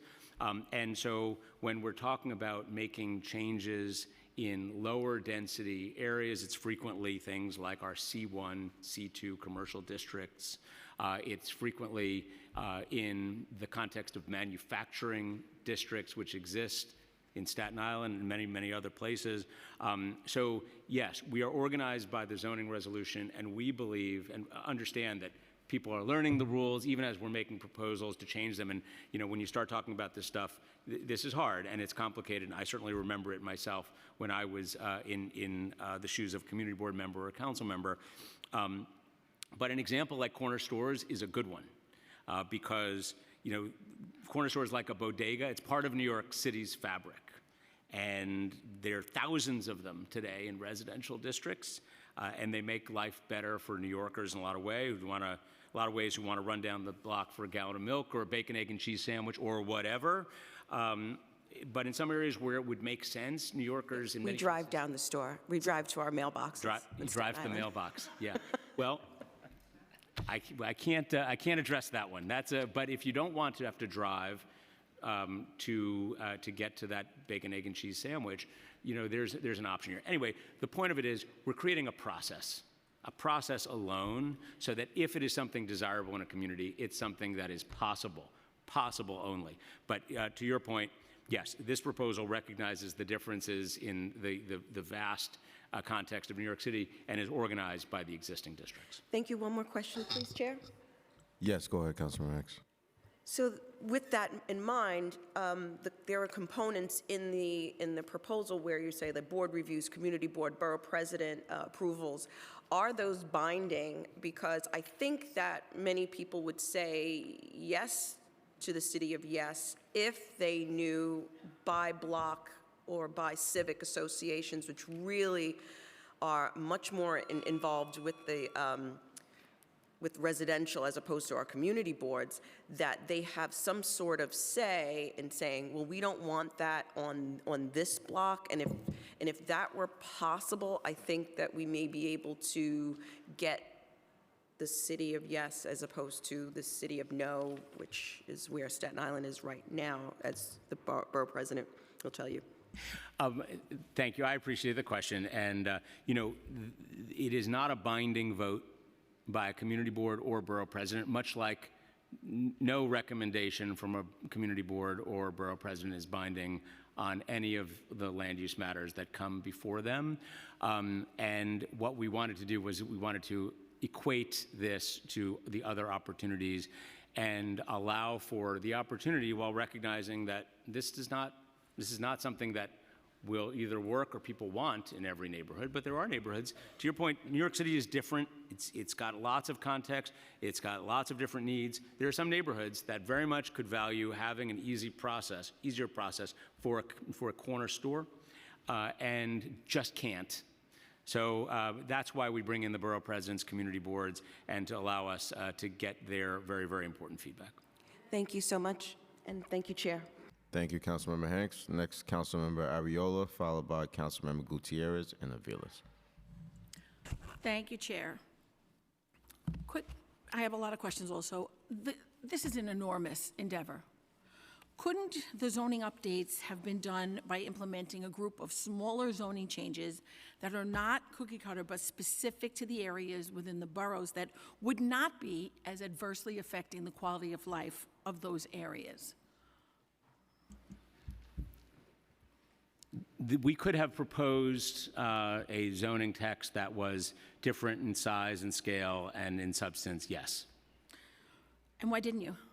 Because we wanted to meet the moment that we are in, and we wanted to make sure that we are addressing significant changes in the way people are living and working, and the fact that we have zoning rules that have long outlived their usefulness.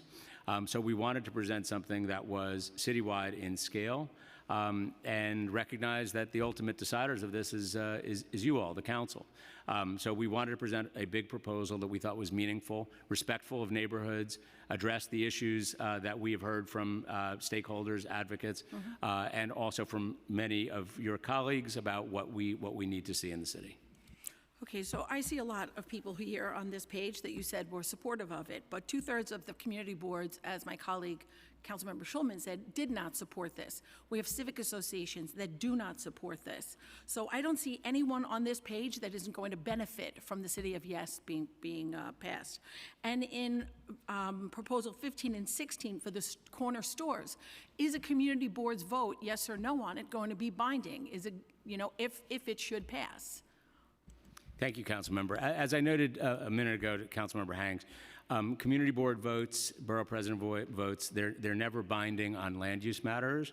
What we attempted to do here was to create a process that we would enable the possibility of a corner store if one was desired, and to give community boards and borough presidents that same level of opportunity to weigh in. But it's the same as in other land use applications. Right, but weighing in and having an as of right are two different things. Okay. Well, it's not, just to be clear, it's not as of right either. It's a process which still needs a vote. It still needs a full vote by the City Planning Commission. So it would be environmental review, community board, borough president, and vote of the 13-member City Planning Commission, which includes representatives from all boroughs, public advocate, and the mayor. Thank you. So you were talking about the FAR. So how does increasing the FAR help the city's flooding issue? What will the impact be on coastal communities like the one that I represent? I appreciate the question, and it's an important moment for me to clarify that that is part of the housing proposal, not this proposal, for us to add any FAR for housing. But we do look forward to coming back and talking to you about how we intend to create a little bit more housing in every neighborhood in a moment when we are most certainly in a crisis. Okay, if you allow commercial use above residential, and let's say it's light manufacturing business, which I'd like you to clarify what you consider that on top of 2 floors that are apartments, wouldn't that affect the quality of life of the residents?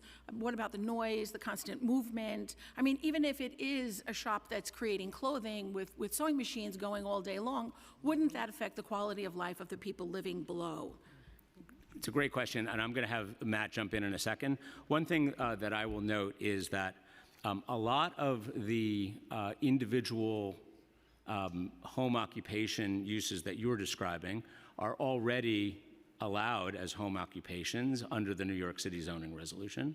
What we are proposing is to enable the ones that, for reasons which no longer make any sense, are strictly prohibited, the things like the interior decorator, the lawyer, the barber. But most importantly, in the context of stacking commercial over residential, that only works in a building where you can have physical separation between the commercial and the residential spaces, which means it does not work in every building. There are places where that would functionally not be possible. You need to have separation, either a separate elevator bank, separate access with stairs, et cetera. But I do want Matt to talk about the environmental issues here as to how to protect residences in this case. Sure. Thank you, Councilmember, for the questions that you're raising, and we asked ourselves the same ones, which is why in crafting this proposal, we made sure that if any business is going to locate on an upper floor, they have to meet sound attenuation standards before they're even allowed to locate in that space. So they either have to separate by at least 15 feet, or they have to have a sound engineer sign off that they've provided enough soundproofing so that whatever they're doing in that space, it's not rising above the ambient level of sound. And that's before they can even start their operation, get that C of O in order to begin. So that's built into the zoning itself. Right, and just for a moment, if I can, Chair, that is going to cause a lot more waste, and right now we're fighting back waste and how to contain it and such. So I don't know what kind of plan you have in place for the additional waste. But my final question now, and I would like to reserve a spot for the second round, is how does this proposal affect liquor, cannabis, and any store that would sell tobacco and alcohol? So there's special sorts of rules for all of those things that you mentioned. And this does not affect any of those existing rules. In the context of things like a corner store, we're enabling a corner store. We're not allowing for an illegal activity in zoning. We can only allow legal activities in zoning. Similarly, for indoor agriculture, we're saying if it is legal in a commercial area outside, it's legal in a commercial area inside. But the short answer to your question is we do not change any of the rules on any of those areas. Those are outside of zoning. Thank you. And I do reserve the right for a second round. Thank you. Thank you, Councilmember Ariola. Next, Councilmember Gutierrez, followed by Councilmember Vilas. Thank you, Chair. Thank you so much. Thank you for the entire presentation and your team. I was certainly one of those members that took advantage of all the briefings and all the calls, and I thought it was beneficial. My questions are particular to Tax Amendment 18, and I just want to acknowledge the work of many of my colleagues under the M-Zone Coalition, under the leadership of Speaker Adams, and obviously your team's support in what I think is constructive communication back and forth on it. I just have some specific questions because, as I've expressed before, I have issues with the growth district and the latitude of flexibility. So is there a way that you can share with us what are some of these neighborhoods where you think the growth district is in need? This flexibility of commercial and manufacturing. I'm going to turn to Matt, but one thing that I will note is because we're not mapping any of these districts here, they become an important tool for us as we continue our conversation as it relates to Intro 1012, which the council passed, as you know, and where we have a responsibility to you to answer this very question, which is where is it appropriate for different types? Where is it appropriate for preservation? Where would we like to see growth? But I'm going to turn to Matt to answer your question more fully. But that is something that we intend as part of that local law to be able to answer to you most completely. Thank you. Thank you, Dan, and thank you, Council Member. The growth district we view as one tool of a suite of tools that are all appropriate for looking at the future of our city's industrial areas holistically. So as Dan noted, we are not mapping anything in this proposal, and we are not going through this proposal and saying a particular area where we think the growth is appropriate, in part because we want to make sure that goes into a public process where we are talking with community members, talking with council members, speaking with industrial businesses and understanding what their needs are, as well as what the future vision holistically can be for an area. That said, we have ongoing planning efforts in a number of neighborhoods today, which may benefit from the whole suite of tools and not just the growth. So it's a continued conversation that we're looking forward to having with communities. But we think creating the tools, adding them as paintbrushes, if you will, to our zoning toolkit is really important. So, I mean, the growth district very blatantly exists in North Brooklyn, in my district. And although we don't refer to it as that, it is, I think, where a bit of that inspiration, I want to say, came from. As far as, I guess, the way it infringes on industrial businesses or manufacturing businesses in that area, I can tell you from being a staff member for a long time, there are unintended consequences of allowing non-manufacturing in manufacturing districts. And the growth district and the wording of it, which is allowing flexibility, is not solving for those consequences, whether it's a rampant 311 calls from people that live in the growth district where it's manufacturing, industrial businesses that no longer have the ability to load and unload because there's so many residential folks there now that they're parking their personal cars, right? And so I have a big issue, and there's a ton of flags for me in growing flexibility or that terminology in the growth area.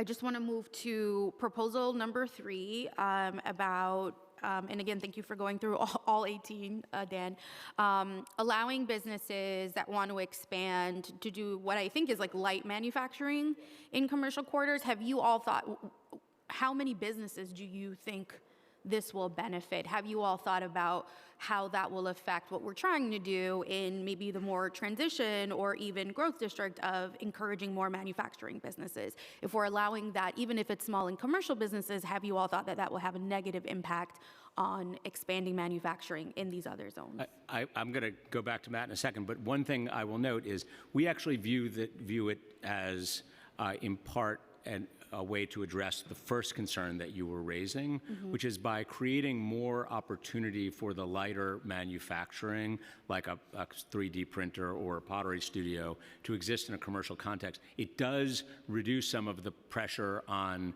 what I think we would recognize together as core manufacturing, the ones that need to be separated off from residential or other commercial uses. So we actually view that as a benefit here, but I'll go to Matt for extra context. Yeah, and just to paint a hypothetical, but this is one we've heard from businesses that they may operate in the IBZ in North Brooklyn today. They would like to do more direct to retail sales somewhere in Manhattan. The zoning today would not allow them to do that and operate a little bit of production space on the side. So as the business continues to grow, this allows them to do so. No, I'm clear on what it does. I'm just, sorry, Chair, one more minute. I'm just concerned of the tool that is in place, or the zoning that's in place is saying currently, if you are a business that starts manufacturing and you're looking to expand because you need more space, that you need to move to manufacturing. And I can see how that is a challenge for that business, but what you're saying is like you can stay in commercial and we're still not helping manufacturing. And so that is why I am curious if you've all grappled with that conflict, which I think one is like you're proposing allowing businesses to grow by doing light manufacturing in commercial districts, but you're also incentivizing commercial in manufacturing businesses. You're doing more for commercial in manufacturing than you're doing for manufacturing, is what I'm saying.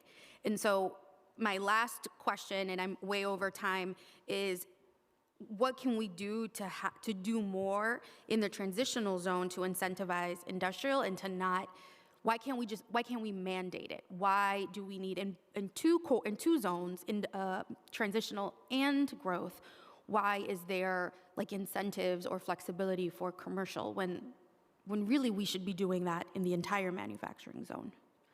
And that's it. Yeah, thank you. And I appreciate the question. I think what we are trying to do here is to recognize the fact that when we mandate the certain levels or certain FARs before you can do anything else, the result is frequently that we end up, and this is not about manufacturing specifically, this is about any of the contexts in which we have highly prescriptive outcomes in mind.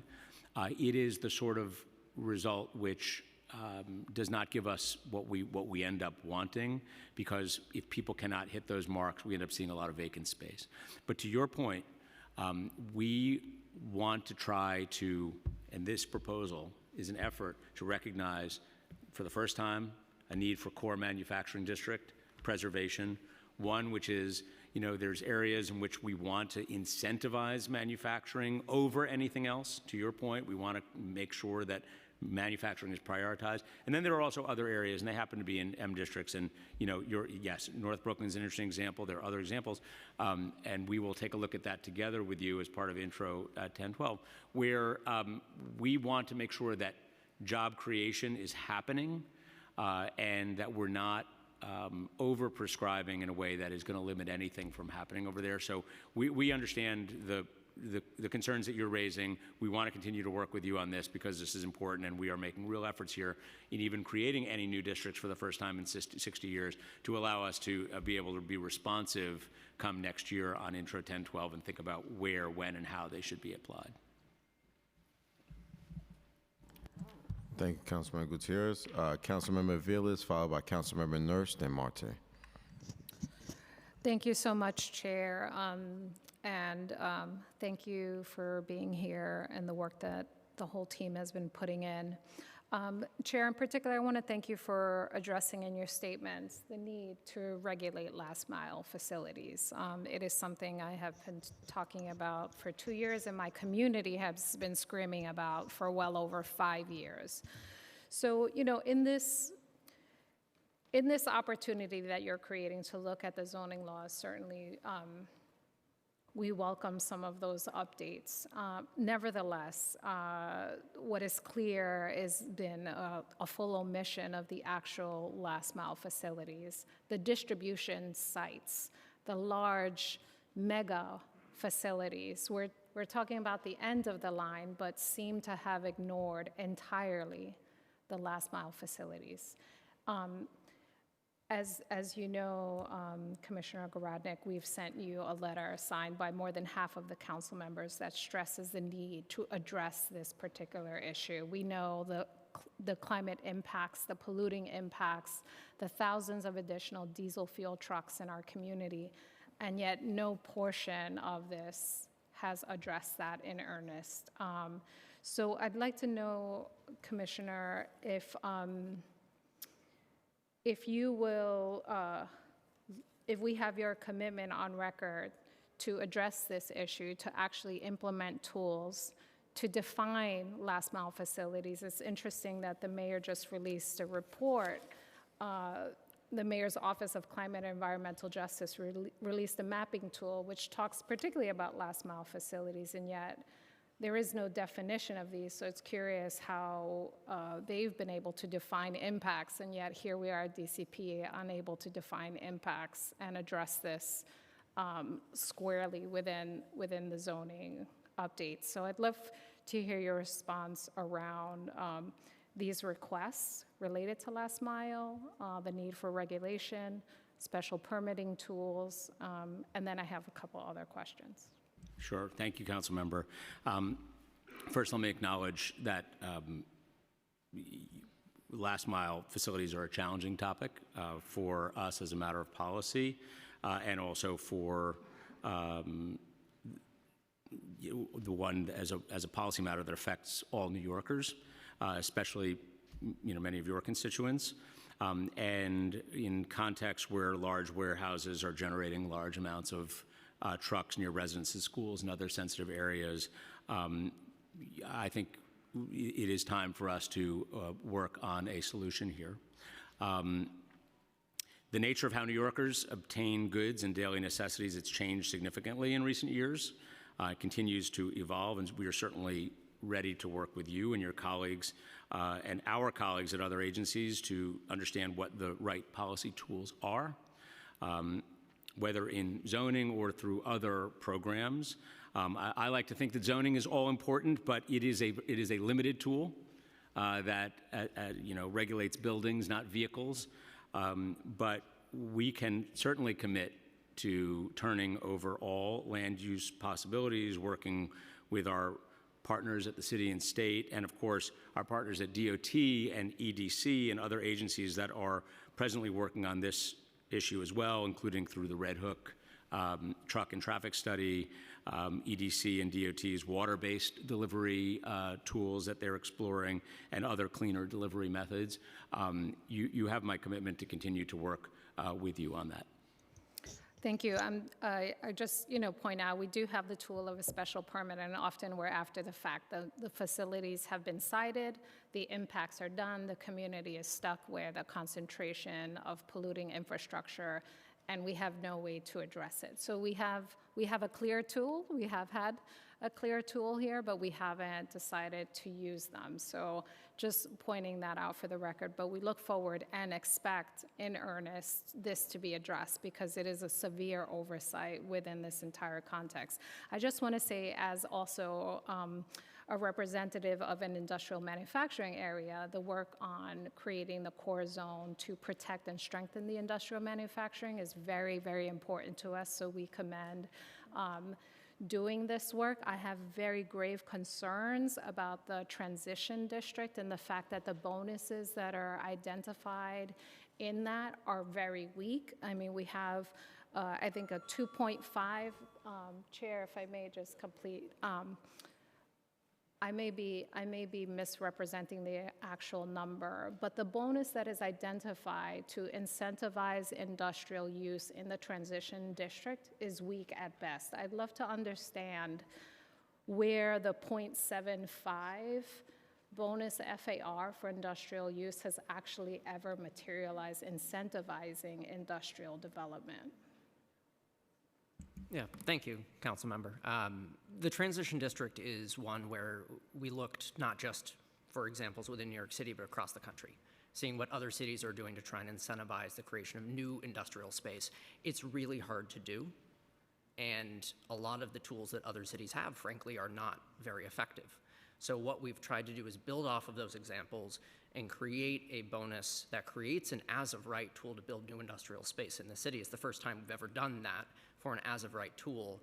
And the bonus of 0.5 to 0.75 is in fact a larger bonus than we've have in any other example that we've used to this point in this city. So it has gone further, but I think we'll continue to look at this. I'll just note in Gowanus, this bonus was, I think, put forward, and we have not seen any industrial incentivization of it. So in fact, what we're seeing is actually this is a very weak tool. We need a stronger incentivizing bonus in terms of FAR in order to actually make that happen. So either 25% of the FAR to be actually mandated for industrial use is really important. And as far as the growth, district, we feel that that's everything else. That is everything that is creating real challenges for industrial manufacturing. We have the data to know that that is a problem in industrial zones. And so I'm not sure what an additional tool, how that is supporting what we are trying to do. It feels it's in direct conflict. I think a strong transitional district with commitments, strong commitments to industrial and light manufacturing in them is critical, and having a core strong, strong core, excuse me, it's the eclipse. But thank you. And just lastly, on proposal 18 around auto body shops, it's, again, industrial manufacturing with a great number of auto body shops. It is a huge challenge for our community who has, they kind of just do what they want regardless of health, quality of life concerns. It is a real problem that we need to address. There is no enforcement over anything, and we would like to look specifically into how we actually get some changes for our community. Yeah, thank you, Councilmember. As you noted, auto repair businesses are industrial uses when they're locating in M districts. There are very few restrictions in zoning on them, but continuing to, I know we've worked with your office on particular locations, so we'll continue to do that. Yeah, and we are a community of residential and industrial that is on the same block in much of our neighborhoods, and so we have to balance what it is to be a good neighbor and how to figure out those tensions. So thank you for your work, and look forward to strengthening our industrial manufacturing zones. Thank you. Thank you. No problem, Councilmember Villas. Next, Councilmember Nurse, followed by Councilmember Marte and Councilmember Lee. Thank you, Chair. Good afternoon. I just wanted to, I have a couple questions, but I also want to really underscore and echo the concerns of Councilmembers Gutierrez and Aviles. I know our office has been really working within the M-Zone Coalition. I have a manufacturing zone that I think we'd really like to keep manufacturing. So I have a couple questions. Can you clarify for the new core zone? I know that we're not mapping anything now, but I was confused about amusements in those. Can you clarify what the relationship would be? Oh, okay, thank you. That's, the amusement proposal is not specifically related to one of the new proposed zones. What we are defining in the context of amusements is where you can do certain types of amusements today, which are so ambiguous in zoning that it ends up sending these businesses out to New Jersey.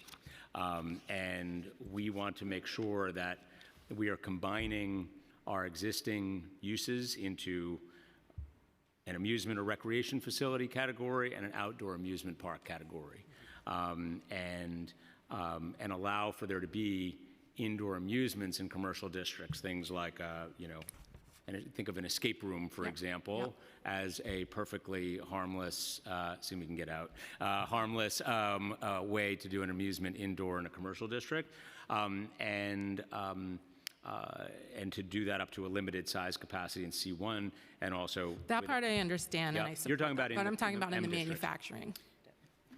Go ahead. Yeah.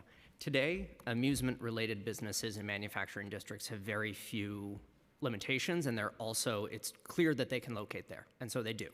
And you see many of these businesses locating there and not locating in areas that are closer to commercial corridors where there are families where people would find them. So we actually view the amusements proposal as being an important relief valve on competition for space within our M district or M zoned areas. Allow more experiential businesses to locate closer where folks live and giving them more options to do so there. And then for when the mapping happens, will that be the opportunity to kind of define that a little bit more? Because I actually think I love like laser tag and all that stuff. I'm down for it. I think it should be in commercial areas, but like amusements and specifically for a future core district, amusements and also shelters, just being able to go as of right, I think somewhat undermines the idea of the core. And it would be great if this is not the scope of work for it, then in those future processes, I feel like that really needs to be available for discussion. Yes, it definitely will be part of our discussion with you, council member, as we think about the location and future of M districts more generally. And that's a conversation that is starting now and will be ongoing over the next year and a half, pursuant to the local law that you all passed. And we do look forward to having that conversation. And just for clarity, do we have a timeline for this mapping process? So for Intro 1012, I think our first report is July 2025 to you all. And we, in terms of where and when to map, that will be an ongoing land use conversation based on individual applications. But we will try to guide that process with you as part of our report on Intro 1012. Okay. And then lastly, this isn't a question, but I think in terms of moving this proposal along, I think it's going to be really important that DCP puts resources towards taking the final version that will be voted on and you all putting some time and effort back into the community board, specifically targeting the community boards that voted this down no, which is quite a number, right? Some gave feedback, a lot didn't. And I'm just really concerned that we're not going to have the adequate time necessary to recommunicate what has transpired for people who cannot tune into these processes. And I really think DCP needs to be at the forefront of that and not the council members with our limited staffs and all the projects we have going on to be the foot soldiers for what is your proposal. And if you want this, you need to put some boots on the ground and shore this up and explain this and show how you have responded directly to the concerns put forward. Thank you, Councilmember. I really appreciate that question. It's also not only something that we should do, it's something that the charter requires us to do as a matter of law, that we be a resource to community boards.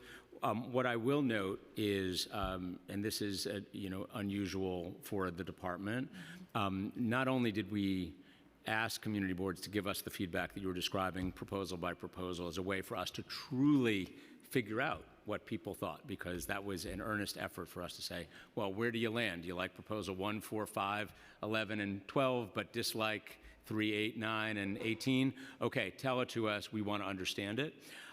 But we also, went out to 175 community board meetings of the 59 community boards.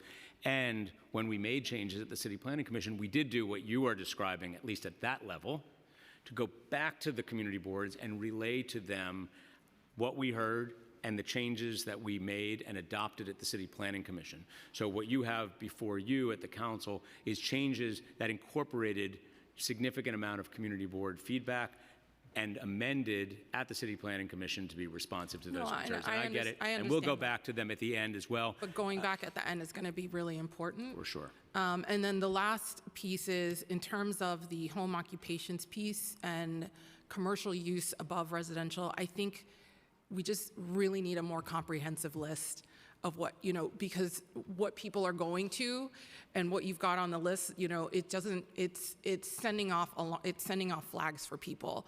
And so I think just a more comprehensive list and really explaining, what isn't allowed, like more comprehensively what isn't, even more so than what is, I think, and what the enforcement plan is going to be behind it. That's the other thing, and I know Councilmember Shulman mentioned that, but I think most communities just don't believe that the city is capable of really enforcing most of its laws on the book. And so I think it's going to be important to show how you all plan to do that. What is the complementary proposals or budgetary proposals that are going to help that? So that's it. Thank you. Thank you, Councilmember Nurse. I just want to announce for record we've been joined by Councilmember Powers. Next, we'll have Councilmember Marte, followed by Councilmember Lee, then Councilmember Ressler. Thank you, Chair. I want to give a quick shout out to George Janes, who's in the back, who really helped a lot of our community boards in my district understand this proposal and give recommendations. So I want to thank him for that. I want to thank the Chair and Matthew for taking a few meetings with my office. But one of the biggest issues that I had with this proposal and that I mentioned in our initial conversation was commercial uses in NYCHA property. I understand that DCP has made some modifications to require findings. However, these findings are extremely vague and can be interpreted in many different ways in terms of what businesses would benefit residents and the community, and what will count as an objectionable effect. Further, we've seen examples where despite widespread and local opposition, even proving how findings cannot be made, the Commission in the past has approved applications requiring similar findings. Because of the history of these findings required by zoning being used as the mechanism to pass through application despite community disapproval, I strongly recommend that this change to a CPC special permit so the council member can have the final say on which applications can move forward. And so, as it currently stands with these findings, if a business is being proposed, let's say in the Smith houses in my district, and a majority of the residents of that campus object to this approval, would CPC side with the community and reject this application? Well, it's a great question, and I can't speak for there's 13 votes on the City Planning Commission, and there's no application because this proposal hasn't been passed by you all. We hope it will be, and then we would be able to evaluate a specific opportunity at a NYCHA campus in your district or otherwise. Most importantly here is there's no pathway in vacant space on NYCHA campuses if the residents do want. I understand your question is, what if they don't want? But let's talk about the scenario where they do want to make use of a vacant space for maker opportunities, retail, other, and we today don't have any path for that to happen. That's the problem we're solving for. We're not looking to push something in places where they're not wanted. You wouldn't either as the local council member, and certainly would be a vocal and communicative part of that process, even under the current framework today. So what we look at this as saying, well, if this is something needed and wanted, well, we should create a pathway to do it. Not how do we override local community opposition, but rather we want to create an opportunity where none exists and where we believe it is something that's advantageous, potentially, to NYCHA residences on some NYCHA campuses. And, I agree. Let's talk about what we want and what we don't want. But in the off chance, if there's something we don't want that's being proposed, and we want the opportunity as council members to have a say whether a liquor store is at the bottom of a NYCHA property, whether a fast food restaurant. I'll give you an example. A few years ago, there was a vacant commercial space right at the Smith houses just a few blocks away. What filled it? A Checkers fast food restaurant. It wasn't a fresh food establishment. It was something that was going to take advantage of Black and brown communities. And so we're just asking for that opportunity to call it up. But if it's something good, then it'll go probably through without a call up. I certainly understand the point that you're making, and much more significant process the way you're describing. Our worry there would be that people would not actually take advantage of it because of how additionally onerous it is, but I certainly understand the point that you're making. I just want to touch on production uses in residential districts. Before this text amendment, virtually no production uses were allowed outside of C, A, and M districts. To now allow almost all production uses in all commercial districts would mean a massive shift, particularly in our mixed-use districts that are primarily residential, like in my district.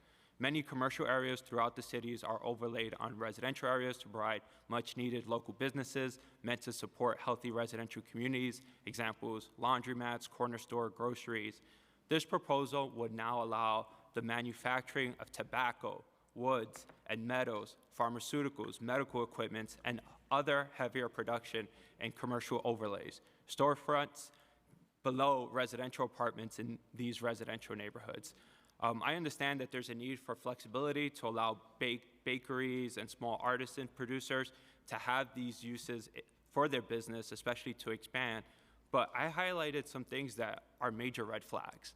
So how do you balance allowing bakeries to expand, but not allowing tobacco uses, metal, and pharmaceutical and medical equipment being established in these locations? Yes, thank you for that. I mean, our current zoning was written at a time when most manufacturing was done in large factories and was meant for mass production and global distribution. And our current zoning also predates most environmental regulations. So at the time, it made sense to separate many of the manufacturing businesses into M zones and locate them in places where you just couldn't be anywhere near anything else. But what has happened over time, as you know, Councilman, is that technologies have changed, and so has our ability to safely regulate a number of businesses across a wide range that have a production component.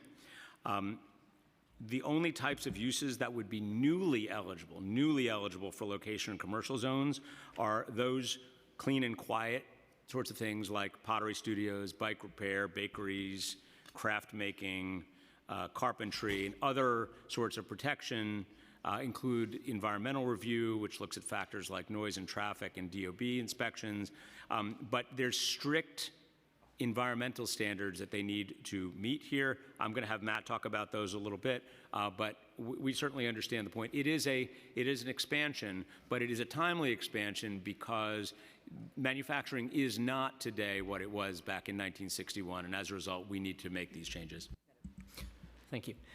And thank you for your question, Councilmember. Just to go into a little bit more technical detail, you all have a one-pager on your desks. It's also on our website that provides a lot of this information. But what kinds of businesses would be able to locate here are ones that meet environmental standards, many of which are not new. They've been on the books since the 90s and ensure that in any place, in any building that allows for light industrial and residences in that same building, that environmental standards must be met around air quality emissions, around potentially hazardous materials, and around all of the other potential hazards that our zoning defines as such. And if any of these businesses wanted to locate, they have to meet those standards prior to getting that C of O. So these are all going to be a change of use. They all require going through a process to get a new certificate of occupancy. And you mentioned something like pharmaceuticals. That might be developing cutting-edge therapeutics.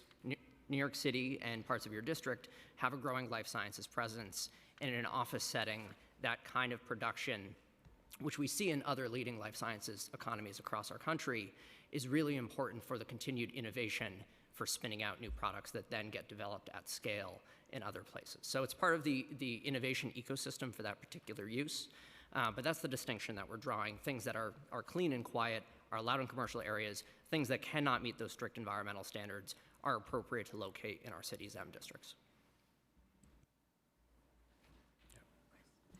Thank you, Councilmember Marte. Next, we'll have Councilmember Lee. Hi, good afternoon. Okay, afternoon. And thank you so much, Commissioner, for giving your presentation, because I think you do it in such a very clear way, so I appreciate that. And I just want to echo some of the sentiments of my fellow colleagues here who are saying that, my concern also is very similar in the sense that it seems like these are very broad strokes and our districts are very different. And so how do we balance that with the needs of our residents and our communities? And just to give an example, my district is in Eastern Queens on the border of Nassau. We are more than 90% residential. very little commercial zoning spaces. And so, and I also have 4 community boards that I overlap with, as well as many, many very active civics, as you know. And they've expressed a lot of their concerns. However, I also understand the need for the city as a daughter of small business owners, the importance of that. And so how do you balance all these things, but also make sure, and then the question is who's going to regulate all of this and make sure that these businesses are in compliance? And then also if there's costs involved, right?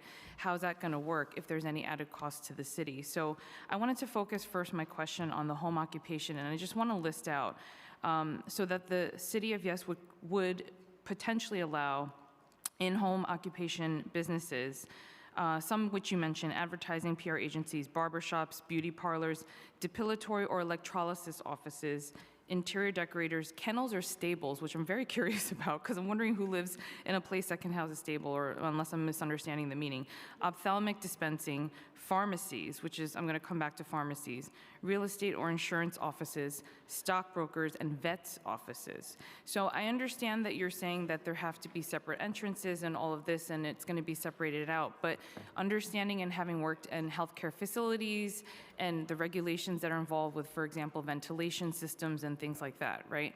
How are we going to make sure that these owners are in compliance? And I know that some of them require state licenses, which obviously automatically, or other licenses, which makes them subject to those requirements, but others that may not. Those are the things I'm worried about. And as chair of the Mental Health, Disabilities, and Addictions Committee, we have seen a huge jump in opioid crisis in this city. And my concern, not to go so far as to being facetious to say it, the first thought I had was, oh my God, Breaking Bad, like this, and I don't think it's gonna go to that extent, but the point is that there's a lot of, as we've seen, unregulated or illegal businesses that do open, and we have to answer to that as council members and people who speak for the people in our districts. And so as someone who's very concerned about that, we all know that we can buy over-the-counter drugs. We can do things that will alter the effects of those things to create different opioids. And so my question is, how are we going to regulate for those types of businesses? And that's my concern, is that with this, as well as the laboratories, right, it seems like, what is the deeper dive or study or anything that you all have done in terms of the potential impacts health-wise as well? Not just environmental, but if I'm living next to a business like this, what kind of impact would that have? And for the home occupations, so that's one part of the question, is how to sort of regulate or monitor that, right? Because we all know that DOB is short on capacity. And then also, I just wanted to confirm, so the instances, for example, could you explain what kind of zoning violations or fines would ensure compliance, I guess, is my question. And there's been a number of instances in my constituency where a bad neighbor refuses entry, like one of the other colleagues of mine mentioned, twice in the case, and was just automatically closed. The case was closed. So how do we account for that? And also, what does this mean for us in terms of the ULURP process? And then I have just one last question after that. Great. Okay. Thank you. I appreciate all of these questions. So on home businesses, and yeah. I appreciate where you started, I think it's important for us to start with what's already allowed, because that's everything, except for that short list that you just described. Right. So that list is the outlier. Everything else is allowed. And, those businesses have customers that come in. The vast majority of time, these exist without complaints. It's the fact that there is a list that is so specific and so prescriptive that itself is out of whack. Now let's talk about some of the examples you gave on that list, because I think they're really good ones, and I'm glad you called them out. A kennel. Why would that be in a home business? It cannot. But it is called out in zoning for reasons that don't make any specific sense. There's lots of rules that have to be applied for a kennel. Cannot exist as a home business, whether we allow it in zoning or not. Similarly, for pharmacists, we have pharmacists in New York City who are doing telehealth medicine, who are working out of home on a computer screen in front of a video monitor, who are working in that context. Zoning should not be the the strict prohibition from that person being able to operate out of their own home if they are part of a broader operation where drugs are being dispensed out of another place. These are the sorts of things where when we put the list in zoning, it has all of the unintended consequences over time, which has limited our adaptability and flexibility to enable this. But it is the list which no longer makes sense. And to the question about how to ensure compliance, yes, there is an enforcement mechanism through the Department of Buildings. It is important that they have the capacity to be able to go out there and do their job. That is an important conversation for all of us to have. It's not a zoning question, but it is an important question about the Department of Buildings and to make sure that they have everything that they need. As it relates to ULURP, we're not changing the zoning in any district here. We're not, even in proposals 15 to 18, where we're creating a process for a thing to happen. That does not change ULURP. It just creates a pathway. Everything else is a better definition, we think, for a modern 21st century economy about where things can happen in existing zoning districts. Okay, I would request that we take a look at that, because telehealth is something I'm familiar with from my previous life, and so I think that should be categorized separately, because if we could be more specific about some of these, I think that'd be great. And then in terms of the corner stores in residential areas, I'm sorry, Chair, if I could just ask one. Okay, corner stores in residential areas. I guess this was my question. So just to clarify, would this completely eliminate the ULURP process for these corner lots and make it as of right? I just want to clarify. It would not make it as of right. What it would do would be to create a process for a small corner store. Once somebody has done, if somebody wants to propose this, for a corner store within 100 feet of the corner, if they've gone through their environmental review, they've gone through community board, borough president, and have passed a majority vote of the City Planning Commission, that would be the process that we would be defining for that. There is no process that exists today to set up a corner store in zoning today, other than, say, a neighborhood-wide rezoning with commercial overlays across an entire commercial district. But for a single commercial store, if such a thing were desirable in a particular neighborhood, that is something there is no pathway for in zoning today. Okay, so the three mentioned: serving the surrounding residential area, generate minimum traffic congestion, won't change character of the neighborhood. Those are the guidelines that you're going by. Yes. Okay. And then finally, I just wanted to end by saying that I understand that you guys are going to the community boards and the civics and all of those, but I've been talking to a lot of my immigrant-owned small businesses in my district who have language needs and specific other needs, and they have no idea that this is going on. And this is, and a lot of the residents, I will say. So my concern is I don't know if we're actually reaching as many people, and I'm glad that you're listing all the meetings with the community boards and such, right? But also there's a huge swath of our communities that are not being reached right now. And so we're trying to do our part as council members to do that, to let them know, hey, this is something you need to pay attention to, this is coming up.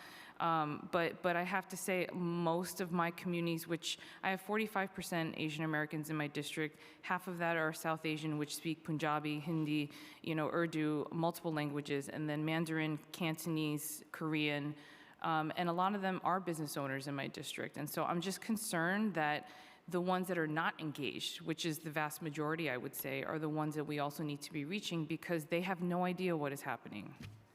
I think that's a great point. Thank you for that. Good news is I think they will be very happy with these changes, the small business owners who have limitations today in zoning which impede their ability to make changes or to be able to reoccupy a vacant storefront. We think that these are business-friendly changes, and I think that they will be happy. That said, you are correct. We want to do everything that we possibly can to reach people who are not traditionally part of the channels that we operate under. That's why we did so many town hall meetings with multiple languages involved as part of this proposal alone. We want to try to meet people where they are, but we certainly welcome any thoughts that you have on how for us to do that better. We do want to do that as well as we possibly can. Okay, thank you. Thank you, Councilmember Lee. Next, we'll have Councilmember Ressler, followed by Brewer, Palladino, and lastly, Powers. Terrific. Thank you so much, Chair Riley. Really appreciate your leadership. It's good to see you, Chair Gorodnik. Thank you for being with us today. And, you know, overall, I think this is a smart and sensible set of recommendations from the Department of City Planning, and I'm broadly supportive. I wanted to just dig in on a couple areas that my colleagues mentioned, and I really want to highlight and support their leadership, especially Councilmembers Gutierrez and Aviles. Councilmember Gutierrez has done just, I think, a really impressive job of leading the M-Zone coalition of council members and advocates and engaging constructively with DCP over the course of the last year. And I want to thank you and your team for engaging constructively with us, and especially with Councilmember Gutierrez, who's led the way on behalf of the council, with, of course, the strong support of Speaker Adams. I do have a couple areas of ongoing concern on kind of my understanding of the state of play. You know, I really want to see us strengthen protections for core industrial districts as much as possible. And, you know, I should actually just take a step back and say this, you know, conversation on core and transitional and growth districts really builds on the work of the North Brooklyn Industrial and Innovation Plan from a few years ago that then Councilmember Reynoso did a really great job in leading that fight and leading that effort. And I'm glad to see us now come to a place where we can start to potentially adopt some of those tools and be able to see them implemented in manufacturing districts around the city. I want to see us strengthen core industrial districts further. I'm concerned that we're not doing enough on the transition districts. And so in particular, it's really hard for me to understand how we could have buildings that are mixed commercial industrial, mixed commercial manufacturing uses and not require manufacturing on the ground floor, when we know that our industrial manufacturing businesses need that entry point. Is that something that you all would consider requiring kind of ground floor manufacturing industrial uses to help ensure that the incentives will actually work? Thank you, Councilmember. It's something that we're open to talking to you all about as this process proceeds. Great. And are you also open to kind of strengthening the incentives so that we're getting more industrial spaces in the transitional zones relative to commercial uses? You know, we have presented to the council what we believe to be the best and most perfect proposal. However, we understand that that there are likely going to be interests expressed here at this hearing and beyond. And so we look forward to continuing that conversation with you, the M District Coalition, Councilmember Gutierrez, to see where we can successfully. We really appreciate your openness on both of those issues and willingness to work together as we try to get this to the finish line. Similar, you know, relatedly, just wondering, have you had any conversations yet with EDC about financial incentives that we can offer to industrial manufacturing businesses in transition zones that we think might increase the success where perhaps other cities haven't had the same track record that we're hoping to accomplish here in New York with some of these changes? It's a little ahead of ourselves insofar as we don't have the districts yet, but right. You are correct to say that we should be exploring all routes here as it relates to future manufacturing zones, transition and otherwise.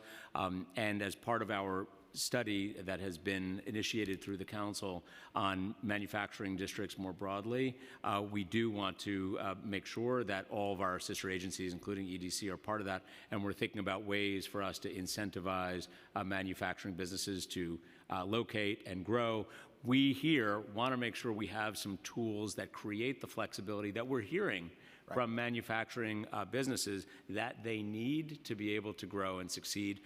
But yes, we certainly will look forward to that conversation with EDC and with all of you. That's great. And I represent areas that I think could make a lot of sense for the growth district. You know, this morning I had breakfast in a hotel in a growth district, and you know, it's like hotels and bowling alleys are the only kinds of businesses we're opening up in that IBZ at this point, and it's not working in the way that we had all intended it to. And I think if we're strengthening protections in core districts and frankly strengthening the transition proposal more than what we've heard yet from the administration, then adopting the growth model as well could make a lot of sense. One related question that, you know, I think part of the reason there was success in the previous administration in rezoning a healthy number of neighborhoods was that there was an infrastructure fund set aside to go with those rezonings. I certainly think something like that would be needed when we try to adopt when we try to map the new zones into neighborhoods around the city. Is that something that DCP has considered, or any commitments you can make on that front? Well, in the context of neighborhood rezonings, we are doing a different approach in this administration as opposed to sitting on a specific pot of funds. What we are trying to do is, in the context of neighborhood plans like our Bronx Metro North Plan or Atlantic Avenue, which are the first two that will be out the door here, that we are identifying through community needs processes, community board, elected officials, city agencies that have actual priorities in those areas, and then as part of our final points of agreement in connection with those rezonings, to be able to fund and deliver those at that time. But in the context of future mapped M zones, we should talk about what that might look like, and we certainly look forward to continuing that that conversation. I really appreciate it, and I look forward to those conversations and hope to be able to, once this is successfully adopted, that we can quickly shift to having the conversations about what can work in our respective districts.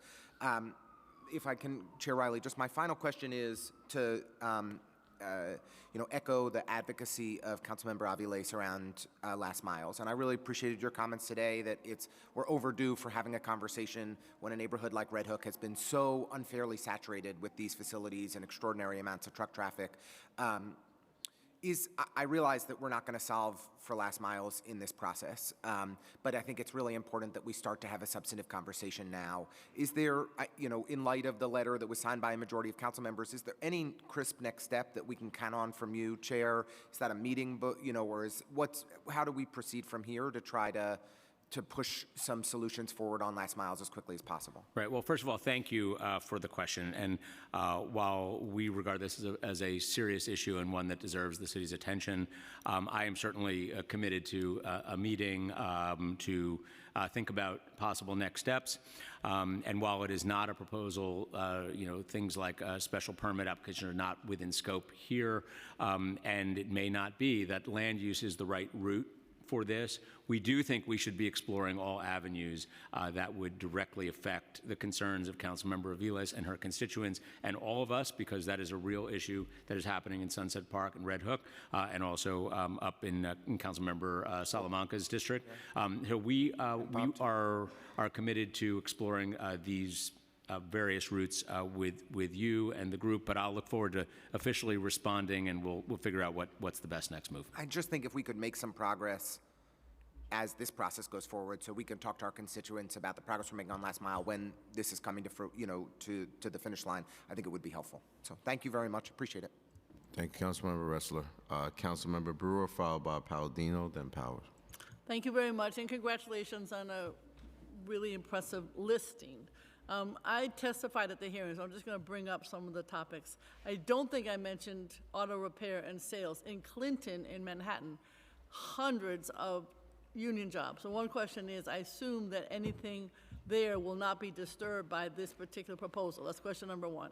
Question number two is, I'm all for dancing and music, but you should know, having had hundreds of programs, questions over the years, you live above, it's not the noise, it's the bass. And the bass goes throughout the building. So how are you going to deal with that issue? Because it does not soundproof no matter what you do. In terms of greenhouses, I passed a bill years ago that said there should be more greenhouses that would have urban agriculture in residential. So I'm just wondering if you support that and what else we can do to make that even more part of the discussion. Battery storage, we talk about all the time. I do not like the micro-fulfillment centers, the dark stores. As you know, I try to get rid of them. I got rid of some of them. But the issue is they are still storing batteries. I see them every day, plugging them in. If I lived above and people are complaining to me, I'd be hysterical. So what are we doing about that as part of your issue?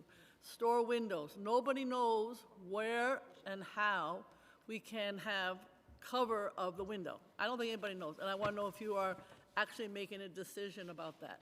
Sometimes the grocery stores cover them. I love grocery stores. I don't want to mess them up.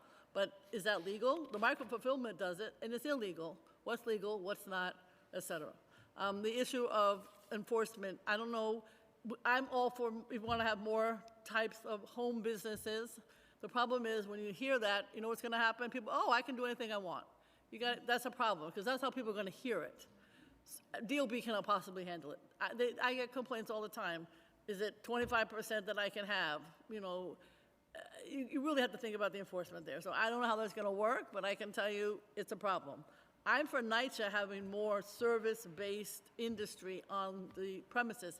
I think you need the federal government for that. So I want to know, is that true or not? I believe you need the feds to agree to that.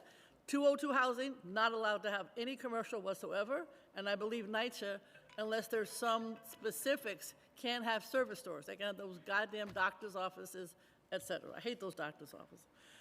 The vacant stores, it's nice, you have some ideas, move the bakery, et cetera.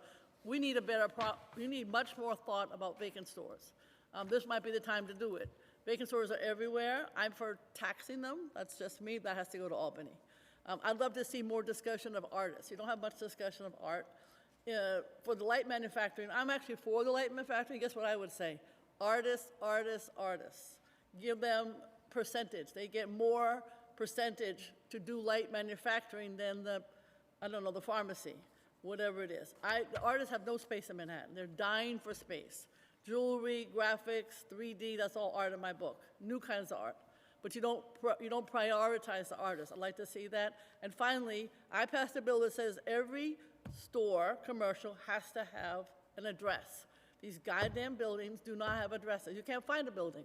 So I got HPD to agree to make sure that they, find those with no address, but I can't find an agency to say you have to have an address on a commercial building. I need help with that. Thank you. Love it. Thank you, Councilmember Brewer. Okay, I wrote them all down. If I missed anything, I'll let you know. Yeah, I know you will. Okay. First, on the Clinton Auto Repair, this applies to new uses, would not affect them. Okay. On base vibrations coming out of an existing bar or restaurant, sound and size are regulated today. Sound and size will continue to be regulated tomorrow. Are not touched by this zoning proposal. So when you dance, the volume goes up. I'm just saying. I'm just pointing that out. You live above the base. Something to think about. Well, with the okay. Something to think about. Yep, okay. Because I get the complaints, and then I got to deal with them. Understood. Okay, greenhouses. We took additional steps as part of City of Yes for carbon neutrality on that. So progress has been made to allow for urban agriculture in our residential areas. So thank you for that.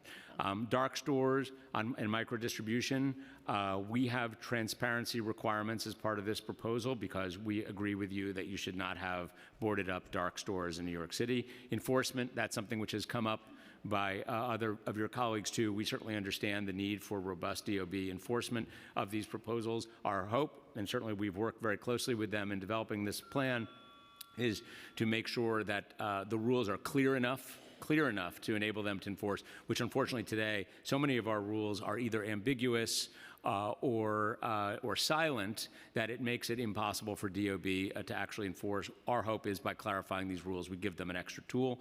NYCHA needing the federal government. On the store windows, so in general, nobody knows. I'm just saying. Grocery stores, I love them. They do cover them. Is that legal? Is it illegal? I don't know. Nobody knows. So I'm just saying, in general, it doesn't have to be answered today. Somebody has to tell New York City what is or is not legal on covering store windows. I don't know. Today, nobody knows, and that is in fact the zoning in many places, that it's either silent on the issue or it's ambiguous. In this proposal, if you're in a commercial district, a commercial use has to have minimum of 50% transparency. So that's a universal rule. But you didn't mention that, and it's nowhere written down anywhere. That's part of our streetscape improvement. That's actually a proposal, just for reference. Okay. It is proposal number 12. Thank you. 12, Matt knows it by heart. And that's an important one because we actually don't want to see either storefronts that are blocked off or whole streetscapes that are blocked off in ways that are unfriendly to residences. And by the way, I will pivot that to answer one of your other questions. That's another place where we see opportunity for artists, because one way for you to actually create more versatility on a streetscape is for art and for murals on a streetscape. Stores needing addresses, I am sorry that I cannot speak to immediately, but we should talk about that. And vacant stores, this is really designed to change and modernize our zoning to enable more flexibility so that vacant storefronts do not sit vacant. One of the challenges that makes us crazy at the Department of City Planning is when people either cannot decipher the rules or the use groups are too finely tuned between C1 to C2 or C4 to C7. They need to employ lawyers or expediters to be able to sort it all out.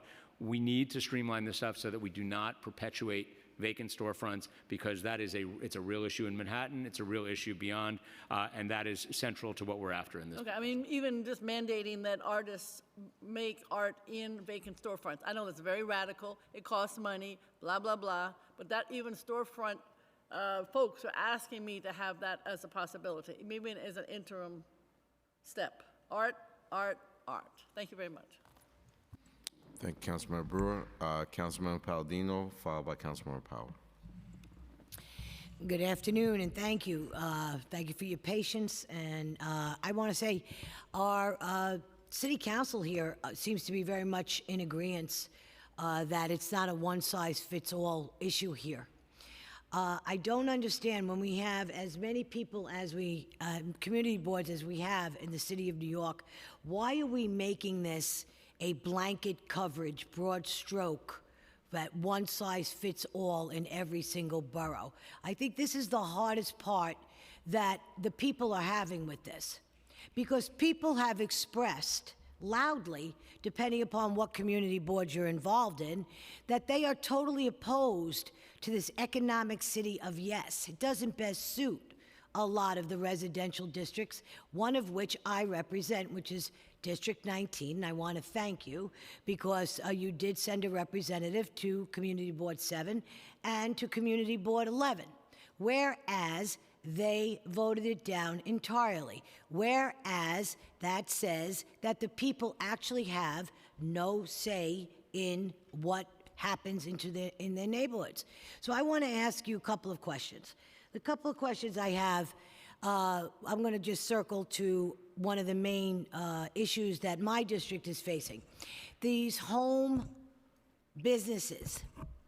You categorize barbershops, nail salons, and beauty parlors, along with interior designers and lawyers and such, that work very quietly at their keyboards, and they run a very quiet business out of their home. Very, very big problem is when you're dealing with a barbershop or a nail salon, we have people coming in and out of a residential home at all hours of the day. We have a parking problem. My people in District 19, we have areas for people to, oh, you're talking about empty storefronts, right? So wouldn't it be wise for these nail salons to now be given certain maybe tax breaks or whatever to incentivize moving into actual empty storefronts, what they are built for? You also refer to antiquated 1961. I take a little offense with that. No offense. I was around when typewriters were around, and it was an okay thing. But, you know, let's make a joke here. Let's lighten it up a little bit. But the bottom line is that we do have a problem with this being not a one-size-fits-all. And yet you're gonna like shove this down everybody's throat. And Councilmember Nurse brought up an excellent point, as did Brewer, as did Lynn Schulman, as did Ariola. We all sat here, and we all have very, very similar questions, and yet this is moving through like a freight train.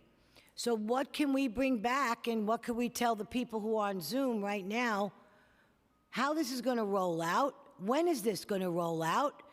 And you're forcing us as council members to accept this, and I want to know what role as a council member are we going to be able to play going forward if you're going to disregard the people who represent us in community boards and in civics.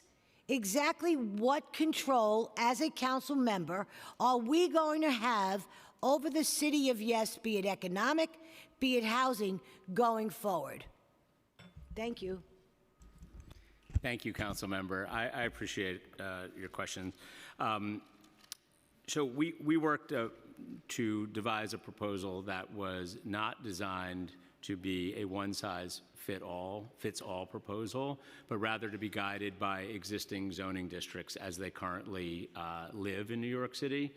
So in your area, which might have commercial overlays with C1, C2, we were not changing those districts into something that they are not. What we were trying to do was to rationalize them so that the uses in those were very similar to one another. We were guided by the existing zoning that lives throughout the whole city. So we were very deliberate to not propose something here which does changes citywide with new districts in any location. We did not change the zoning anywhere. But what we did do was to try to bring the rules into the 21st century in a way that we believe makes sense. And to your point about home occupations, I certainly understand the concern about people coming. It's more than a concern. It's changing people's ways of life. It can't happen. So I think what I would say respectfully is it's important for us to note what is allowed today as it relates to home occupations, because the existing zoning allows a wide range of home-based businesses, including, I mean, you were talking about barbershops. Music teachers is my favorite example. A piano teacher as opposed to a barbershop? Well, what are you getting at here? How do you compare it? You tell me. What we're trying to do is to take the list of strictly prohibited professions and to do away with it, and to deal with them based on actual concerns that people have. Do you believe a barbershop should be in somebody's house? Do you believe a barbershop or a nail salon or a beauty parlor on a tree-lined street with single-family homes, do you believe that a barbershop or a nail salon has got the right to operate a business? Yes or no? Nail salons are already allowed. Show me one in my district. I want you to show me one. Well, wait a sec. I didn't say that. No. You just did. You just said it existed. I said it was allowed, and that's a distinction which I'm sure that you can see. It is not a matter of does it exist in your district. In fact, it's an important point. Is it allowed in my district? Is it allowed in my district? Yes, it is allowed in your district, Councilmember Palladino. Councilman Palladino, you want to sign up for second round because? Oh, okay. All right. Okay. Second round. All right, so we're going to go into the second round, all right? I'm sorry about that. And Councilmember Powers? Thank you. And in all of this, I want to make sure that we are talking about what's allowed and what's happening here, because I think there's a lot of things we could allow to offer opportunities to small businesses to be free of the regulatory burdens and the confusion this city provides to them. My dad owned a small business, and trying to navigate cities' very complicated zoning was not something he was signing up for. Running an actual small business, getting the permits and things, I think certainly are, which is why I wanted to talk about the proposal around nightlife, which is something that, as you know, the council, including myself and others, had discussed last term a bit. You were in the city council when they repealed the cabaret law? You were in the council. It wasn't. The short answer is yes. Okay. Can you talk a little bit about why they repealed the cabaret law? Yeah, I think what we viewed at the time was a relic of the past, which made it impossible for people to be able to get up and dance. And it was recognized as something which no longer belonged in the city's rules. It was based on, largely homophobic concerns about what was happening in bars and restaurants and dance halls in New York City. And we did away with it. But what we did not do away with at the time was the lingering zoning limitations, which keep the opportunity from being effectualized. So we want to deal with that now. These rules, frankly, just don't make sense, and we want to straighten them out. Got it. And in certain instances, I understand it, and you can maybe confirm this for me, there are businesses located within blocks of each other that would have totally different zoning restrictions when it comes to what's allowed there. Is that correct? That's right. That's right. We have a patchwork of rules that exist. In fact, you walk down the street in your district or other districts of the city, and you would change commercial allowances in ways that you would not perceive and should not exist, but they are there and are a real headache for businesses. Okay, so if I was a business owner and I was on one of those blocks where it'd be restricted, and down the block is a one where they get to play by a whole different set of rules, I identify a location, I get my liquor license permit, I find out, oops, I can't do this, and just to be safe, I want to make sure I'm in compliance of the law, don't want to lose my license or my building. What would be the process then as an individual business owner I would have to go through in order to be compliant? So if you found yourself without any changes here, so without rationalizing a C1, C2, or C4 to C7, if you found yourself in a business area where you are not able to conduct the business that you otherwise were intending to do, you would have to hire a lawyer. You would have to go through a process including environmental review. If an avenue at the Board of Standards Appeals were somehow available to you because of a hardship, that could be a path. Otherwise, you would need to propose an area-wide change of zoning to change the commercial overlay, for example, that you are in, to a more sympathetic set of rules to allow you to be able to operate.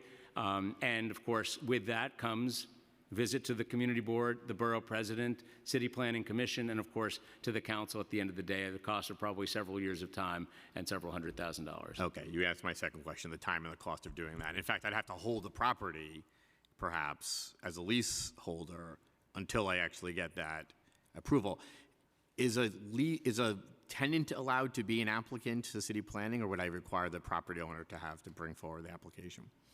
The property owner has to be the applicant, but let me double check and make sure that there's no circumstance in which somebody else could propose. So it is essentially, in my view, impractical that unless you are the property owner owning your ground floor retail as well, that wants to do a nightlife establishment, a bar, restaurant, and be in full compliance with the law, it feels very impractical to me. Do you agree with that? That's right. Okay, thank you. Can you explain the proposal that's before us right now in terms of, so taking all that, we actually have language and a proposal in front of us. Can you explain, there's a limitation on 200 people in certain areas where we're talking about. Can you explain how you guys got to that conclusion of what limitations remain in place after we Yes, vote on this? I will introduce it and then I'll have Matt do the rest. Most importantly, in places that have a 200-person capacity and allows live music today, we wanted to allow people to stand up and dance to that music. And also in those same contexts, we thought it was appropriate to allow for comedy or poetry readings in the same way that you allow for live music. Matt, I'm going to allow you to go to a little more detail. Sure. So the proposal before you would take into account that live music is allowed up to 200 people in a C1 or a C2 district, and would say in that same space, you can have any form of entertainment with a posted showtime, a cover charge, or the presence of a dance floor. So that meaning you can have people dancing in that space, you can have an open mic night, poetry reading, or continue to have live music with ticketed events. So not 500 people, not 1,200 people, not 201 people. Is that fair to say? Not in the C1 or C2 districts. Okay. Thank you, guys. Appreciate it. Thank you, Councilman Powers. Chair, do you need a break real quick? I'm good, Mr. Chairman. You good? Let's keep going. Okay. All right. So we're going to go into our second round of questions right now. I'm going to call on Councilmember Shulman, followed by Ariola, then Palladino. Councilmember Shulman. Thank you. First, I want to, Chair Garodnick, I want to tell you that the zoning has to, since 1961, obviously changes need to be made to the zoning law, and I think that that's, and that's something that definitely needs to be done. It's the way that it's done, the devil's in the details. Well, one question I have, I saw on the, for the proposal on the upper floors, the C4, C6 districts, that for commercial uses and residential uses on the same floor, you have in the notes below that same floor is already allowed in Forest Hills. Can you tell me exactly where in Forest Hills? Because I'm not aware of any. We'll come back to you and we'll let you know exactly. Okay. And then, second. Then when you're talking about, and I think Councilmember Brewer or some others brought this up, when you talk about labs and all that kind of stuff, the enforcement piece may be beyond the city. It may be state or federal, or so we need to have specifics on that. I think across the board when we're talking is that there are not as many specifics as there should be, or that will help with our community boards. The other thing is that I think, and I don't know, I haven't been to the presentations of the community board, so, but do you go with a map of this is what the community board, this is what it's made up of, a C4 is this, that you do. So I'd like to see that for my district, because I think that will be helpful moving forward, that we can do that and say, this is how it's going to affect the district specifically, your district. So I think that would be helpful.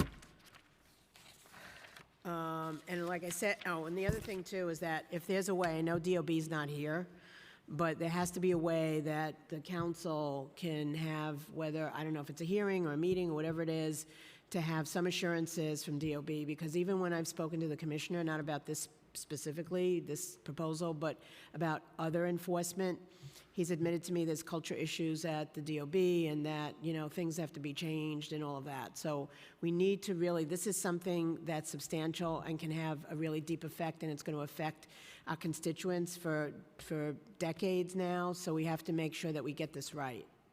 So. Understood. Thank you very much. And whatever specifics you feel that you need for your district, we're happy to provide that to you and help when going back to the community board. We understand this is complicated. We do bring to community boards a layout of where we expect things to happen, but we will do that for you. And the community boards are very large, as you know, so it's harder in a large group to do that kind of stuff. So we can certainly have that conversation. And I just want to echo Councilmember Ariola, who said that, if we had done this in smaller bites, I think it would have been, and I understand you talked about the moment, but you also want to succeed, not just have the moment. You want to be able to move forward. So I just wanted to mention that. The train's already left the station, but to just mention that, so. Thank you, Councilman. Thank you very much. Thank you, Councilman Shulman. Councilman Ariola, followed by Councilman Palladino. Thank you. So, since you're here at a hearing and you've been to community boards, I don't think that the train has left the station. I think that we have room to further negotiate what could work for this city, and we're going to push hard to make sure that that happens. I represent 5 community boards, 2 of which voted yes with conditions, thinking that if those conditions were not met, they would have been a no. So I think that there's a bit of a discrepancy in your count. We don't know what our borough president's conditions were and were they met. So I think that that's something that Councilmember Lee brought to the table, which was you need to go back out. You need to go back out and talk about what we spoke about at this hearing and what you spoke about with the community boards, what those conditions were, what the borough president wanted to implement, and how many of those conditions were implemented. You cannot just continue just, as my colleague Councilmember Palladino said, just forcing it upon us. So that is part of my larger statement, which is after watching the PowerPoint and listening to the answers to the questions for the proposals today, I am even more confident that I'm unequivocally against the plan as it stands. The plan as it stands now takes away ULURP and council approval, and that simply leaves too many open ends for me to support it. It leaves the door wide open for home businesses to become troublesome at best. We have regulations like ULURP and council approval in place for a reason. We cannot just reverse this. There's a reason that we sit here and we're elected. It's to oversee what happens in the communities. We cannot see our residential areas transformed into commercial strips. We have commercial strips. As Councilmember Palladino noted, we have a lot of empty storefronts. Let's incentivize people to utilize those. Additionally, allowing commercial properties to be above residential properties is just going to completely devolve their quality of life. I don't care what kind of, whether it's a daycare center or it's just any type of business, there's going to be extra movement, there's going to be extra waste, there's going to be extra influx of people in and out. And then when you start to talk about corner stores in a residential community that are legal, well, cannabis stores are legal now. So now will we have corner stores that are cannabis stores or selling alcohol or selling cigarettes? This is not the people who bought in residential communities like 19, like 23, like mine, like many of like Councilmember Schulman's District 29 and the rest of us sitting here. They bought homes in the suburbs because they wanted to move away from the hustle bustle of businesses and commercial life, yet have access. So this is not something they bought into. It's something that every civic association in my district voted against, and my community boards voted against either in totality or with conditions. So because of that, I absolutely have to stand firm with them unless this particular project and proposal changes vastly. Thank you. Thank you, Councilmember Ariola. Councilmember Palladino? Hello again. Okay, I want to touch on, before I get into a long-winded, what it is I do, I want to know about the cabarets. We have a lot of bars, neighborhood bars, and nobody stopped if they want to get up and dance a little bit to some loud music that you made it sound like you're not allowed to dance in a bar, which is absolutely ridiculous because you are. The other thing is I have a very, very beautiful restaurant in my district that just opened and was hit pretty hard with some fines because he was operating as a cabaret on a weekend. I felt very badly for him. He's a great guy, great restaurant, but herein lies the problem. The problem is that the music went on and on and on until 2 and 3 in the morning, and he was operating as a cabaret.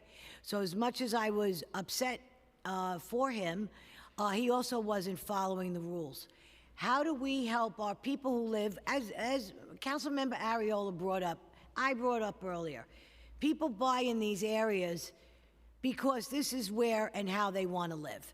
So that's one of my questions. What are we going to do about these cabaret licenses that are going to be allowed to operate as cabarets in residential districts, neighborhoods? This guy sits right in the middle of a neighborhood, Garden Apartments, right there.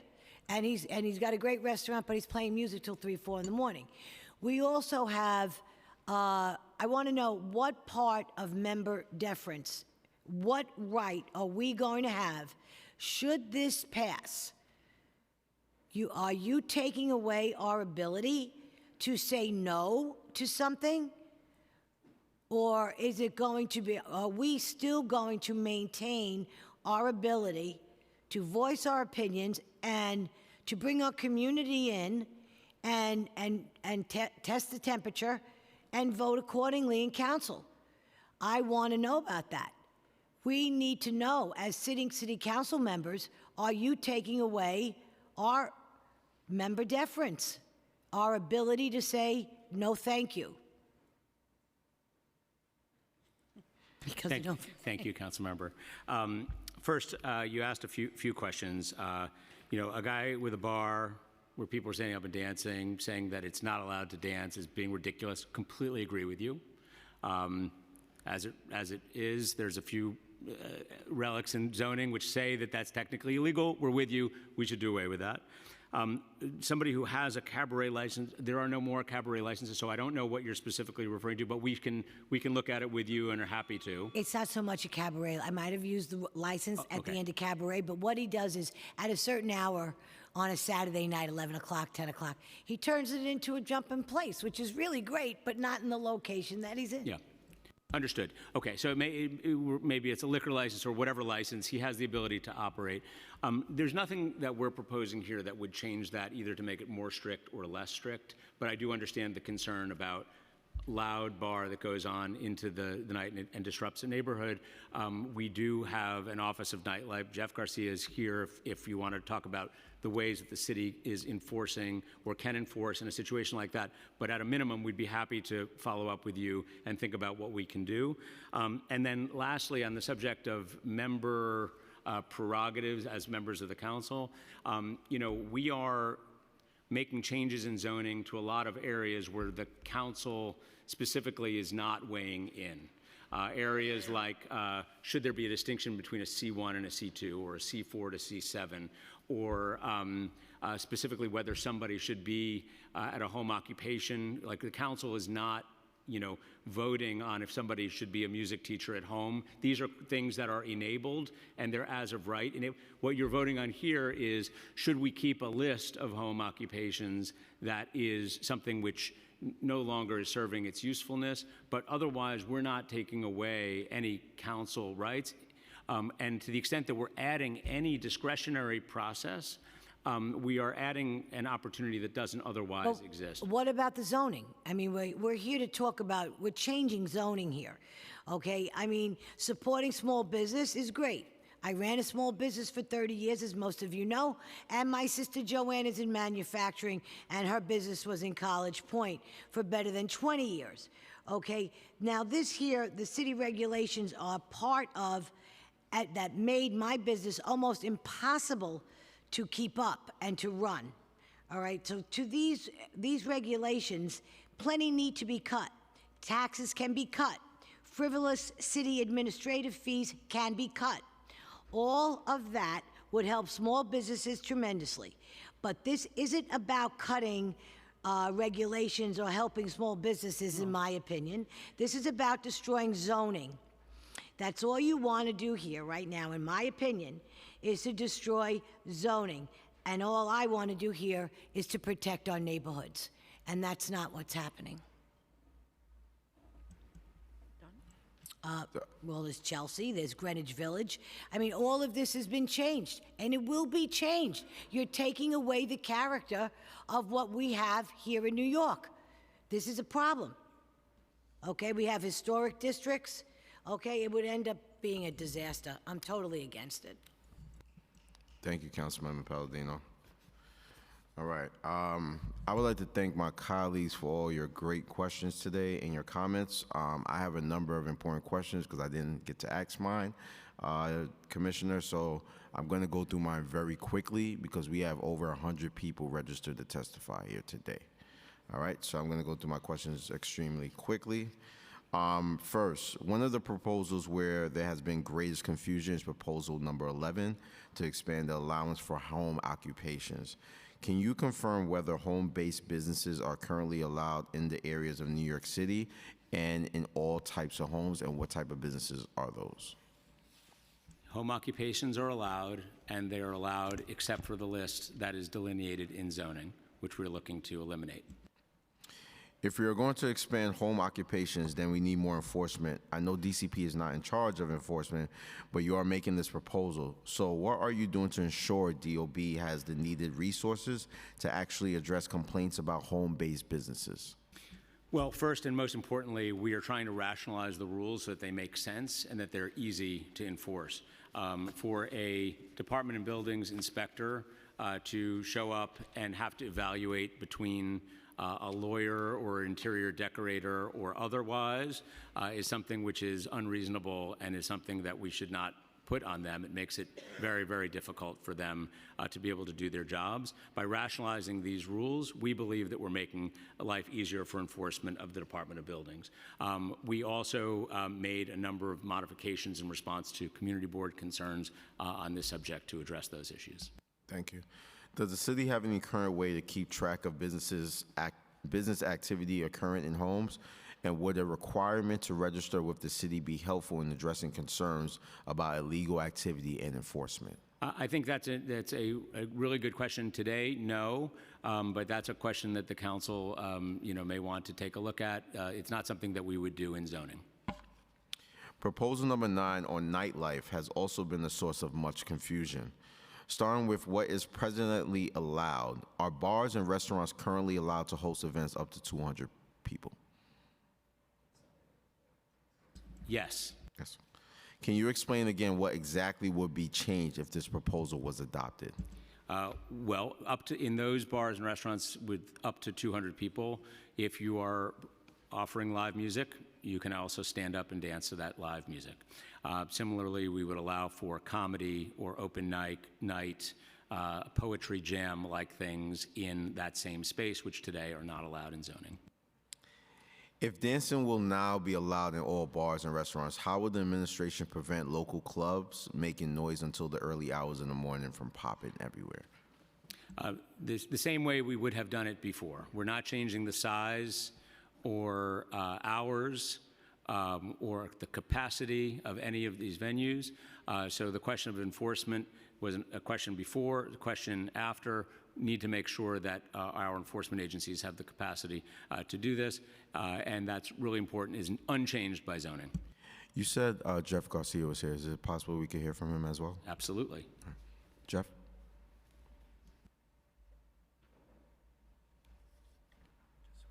I'm just going to swear you in real quick, Jeff.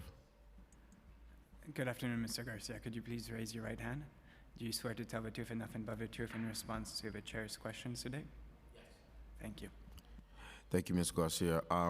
Resulting back to that question, how will the administration prevent local clubs making noise until the early hours of the morning from popping up everywhere? Well, thank you. We have numerous programs in place. Obviously, we know that late last year, we removed what was called March operations and introduced a new process called CURE, right, which is coordinating a united resolution with the establishment, which means that if we get complaints from NYPD notifies us, and when we do outreach to the establishment and then advise them of what's going on and what they need to do to mitigate it and rectify the situation. If that doesn't happen, then another meeting in the precinct with the commanding officer takes place. If eventually the problem isn't resolved, then actual enforcement can be taken by the NYPD and the specific agency in which the issue is coming up with. If it's DEP, it would be DEP and the NYPD. How many violations would a specific business have to get for, I would say, you guys to be like, hey, we have to shut you guys down?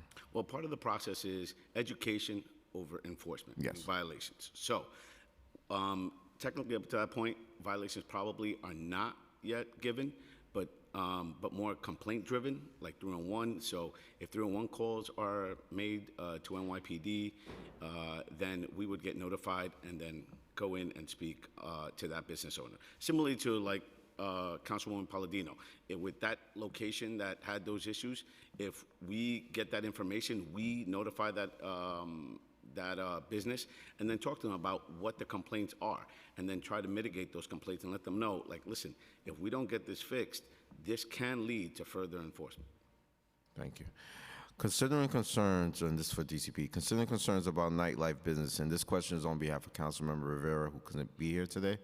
Considering concerns about nightlife businesses disturbing families with bedrooms above these locations, has DCP considered the modification of excluding eating and drinking establishments from the lifetime limit to reactivate and allowing only non-conforming use group 3?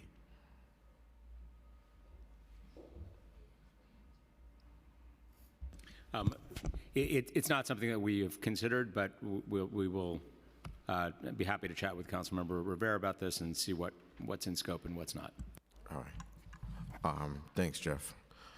Moving on to auto repair shops, which are a real issue in my district, especially. Proposal number 13 will expand the areas where they are allowed to operate but require a BSA special permit for any new business. Because of the new requirement to obtain a BSA special permit before opening up a new auto repair shop, would you say this proposal is more restrictive compared to the present regulations? Yes, it is. Light auto repair shops are currently not allowed in C1 districts. Why does DCP think this is an appropriate use to allow in neighborhoods, retail corridors, even with a BSA permit? The reason is that through that process and through specific site planning, which would be allowed, we believe that it is a business that could be accommodated so long as it is not set up in a way and the site is not one that disturbs commercial corridors, we think it's possible, but that's why there's so much process associated with it to ensure that it is consistent with existing commercial corridors. Can you elaborate on the BSA process and how it will ensure these businesses will fit into neighborhood retail corridors? Yes, BSA has a special permit process, and you have to meet certain findings, and including showing a site plan as to how exactly you're going to lay out your space. And part of the factor there will be to ensure that it works in the commercial corridor where it's being proposed. And if I may add, Chair, there's specific language in the findings that make sure that in order to obtain the special permit, the applicant, in this case the building owner, would have to demonstrate that the proposed use would not obstruct the public right-of-way, whether that's the sidewalk or the street. Lack of enforcement for existing auto repair businesses on issues like noise, pollution, and blocking the streets or sidewalk is a huge concern. How can we be confident that the city will enforce any new rules when existing regulations are so often ignored? We certainly understand the enforcement questions that have been raised today. They're outside of zoning, but we do understand that the city needs to do robust enforcement of all of its rules, and we look forward to exploring that question with you and with our sister agencies on how we can best do that. Yes, enforcement seems to be the key concern for a lot of members here today, so we just want you to go back to the administration and continue to advocate for that message. Okay, turn to Proposal 7, which will allow indoor agriculture throughout the city, including the growth of cannabis. Communities are very concerned, as Councilmember Palladino and Ariola just mentioned a while ago. Communities are very concerned about how unlawful smoke shops have popped up everywhere. Unlawfully selling marijuana are now further concerned the same thing will happen for growing cannabis. What is the policy rationale for allowing the indoor growth of cannabis in C1 and C2 overlay districts? Should not the cultivation of a plant that smell be restricted in predominantly residential neighborhoods? Well, first of all, the New York State Office of Cannabis Management regulates the legal cultivation of cannabis, and there's a variety of steps that a prospective business needs to follow in order to legally locate a cannabis cultivation business, including appear before the community board. There's a whole process there, cannabis.ny.gov. As far as zoning for cannabis cultivation is concerned, we consider in zoning cannabis cultivation to be agriculture, which it is, and therefore currently is allowed indoors in manufacturing districts or within a greenhouse or outdoors in a commercial or manufacturing district. The proposal before you would clarify that the cultivation of any agricultural product, flowers, food, cannabis, or anything else, provided that is legal outdoors, also would be legal indoors in a commercial district. Any indoor agriculture business that is looking to locate within a commercial district would have to obtain a certificate of occupancy from the Department of Buildings prior to commencing operation, including the sign-off that the business space meets building and fire code standards for ventilation, structural integrity, and sufficient electrical capacity. Furthermore, any business found to produce any noise, odors, dust, or other environmental concerns would be subject to violation of zoning from the Department of Buildings, which may include fines and the closure of the business. Thank you. Moving on to Proposal 12. Proposal 12 will standardize the city's urban design regulations that govern the location and design of storefront and parking. Is this a one-size-fits-all policy, or are there different standards being applied to different parts of the city? It is not one size fits all. We have Tier A, Tier B, and Tier C rules for this. In streets that are in C1 to C7 or MX districts outside of the transit zone, parking needs to be on the side or the rear of the lot. Blank walls over 50 feet must have some sort of mitigation like planters, a mural, or transparency, and drive-throughs can only exist by BSA permit only.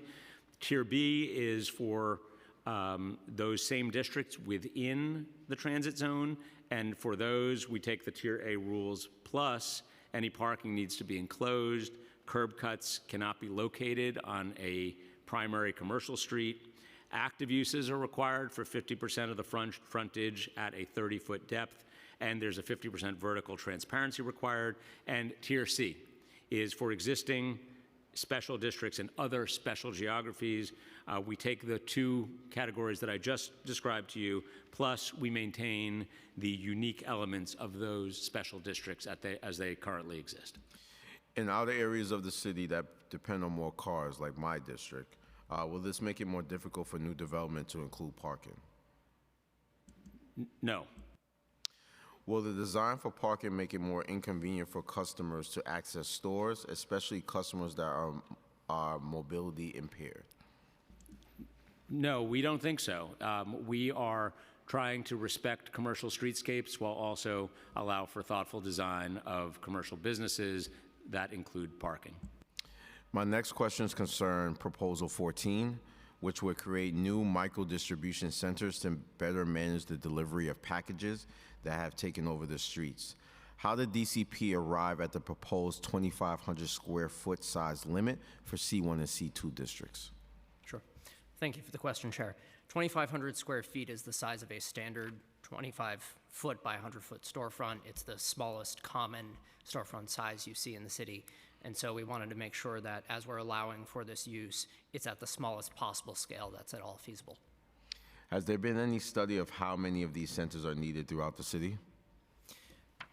The best natural experiment is that of a post office today, where you see one roughly every neighborhood, and that's roughly the distribution we'd expect. Has DCP considered the impacts of concentrated trucks and deliveries if numerous micro-distribution centers open on a single block? We're experiencing it today on our streetscape. It's just with no regulation and no associated rules. Trucks are coming into our neighborhoods. They're coming in more than they need to. They are leaving from last mile facilities more than they need to. Rationalizing this and creating the flexibility to enable some thoughtful measure of loading and unloading within the approximate area of their destination makes sense, gives us the tool for that to exist, much like a post office, and also gives us an opportunity to work with DOT for proper pickup and delivery as needed. Speaking of last mile, if DCP is seeking to reduce the negative impacts of truck traffic from package areas, why doesn't this proposal not also define and address the huge last mile warehouses that have spread throughout many of our industrial districts? Yeah, thank you, Mr. Chairman. We certainly heard that point from your colleagues and also received a letter on the subject. This proposal was developed from the standpoint of what were those relatively quick actions that we could take to help businesses get into space and to address vacancy coming out of the pandemic. That was what we were after here. And a citywide attempt to restrict last mile facilities via zoning would almost certainly trigger an EIS requiring a lengthier public review process than what we were going through. And as you know, for that reason, it would be out of scope for us to add it to the proposal today. But we do view that micro-distribution proposal that you just mentioned as part of the solution here. Today, there's no ability for package delivery to occur in neighborhoods close to where people live. So delivery vehicles end up having to go back and forth and back and forth between large distribution facilities and people's homes and businesses. This proposal would most certainly reduce truck trips by making freight delivery and logistics more thoughtful and more efficient. Thank you. My last set of questions are about Proposal 15, 16, and 17, which create new CPC authorizations that do not involve City Council's review. Why has DCP proposed these new approvals as authorizations instead of special permits that will include the complete steps of ULURP with Community Board, Borough Presidents, and City Council review? The short answer is that we are trying to strike a balance here between enabling a thing to happen and not have it be quite as onerous as a full review. Because the things that we are proposing, things like a small amount of commercial space on a campus, or a corner store, or a waiver to enable a film studio to not have to deal with setback or rear yard requirements. These were things that we did not think needed to rise to a full special permit at the council level, and that's why we proposed them as something less, as an authorization. Without full public review, how can we be sure that residents of campus developments like NYCHA will be able to weigh in on any proposed commercial development? Well, it would have to be NYCHA that would propose it in the first instance, because they would come to us with an application to consider, and then it would go through environmental review, community board, borough president, and city planning commission for consideration of an authorization. Last question. Regarding the Cornerstone authorization, are there any type of neighborhoods where such a store might not be appropriate? Sure, and they probably will not be proposed in those areas. And if there's significant community opposition to anything that is proposed, there will be an opportunity for that to be voted down at the City Planning Commission.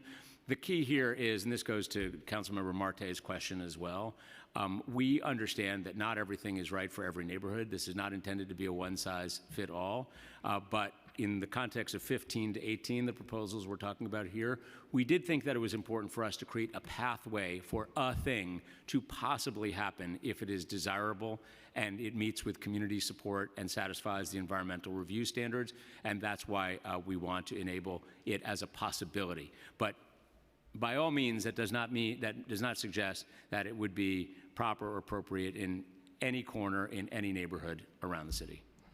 Chair, thank you so much for answering all the questions from the council members. And there being no further questions, this applicant panel is. Excuse me, Chair. I do believe Mr. Garcia has one note or something. Mr. Garcia. I just wanted to, before I leave, to this one other program that's very important that I think that council members should know about, which is MEND. It's mediating establishment and neighborhood disputes. That can really be helpful to any issues related to businesses and community. This is administered through oath and the Office of Conflict Resolution, right, to help eliminate disputes between community. And when people actually work with this program, in about 85% of the cases, they do come up with resolutions. So if it's some issue with a vibrating issue, they can figure that out, by just talking to each other sometimes. Thank you. Lynn? Good. I just wanted to ask one quick question. The Office of State Cannabis said people can grow marijuana in their homes. So what's to prevent them from selling it and through the zoning piece? If they obtain a license from the state, that would be allowed under zoning today, absent any changes before you.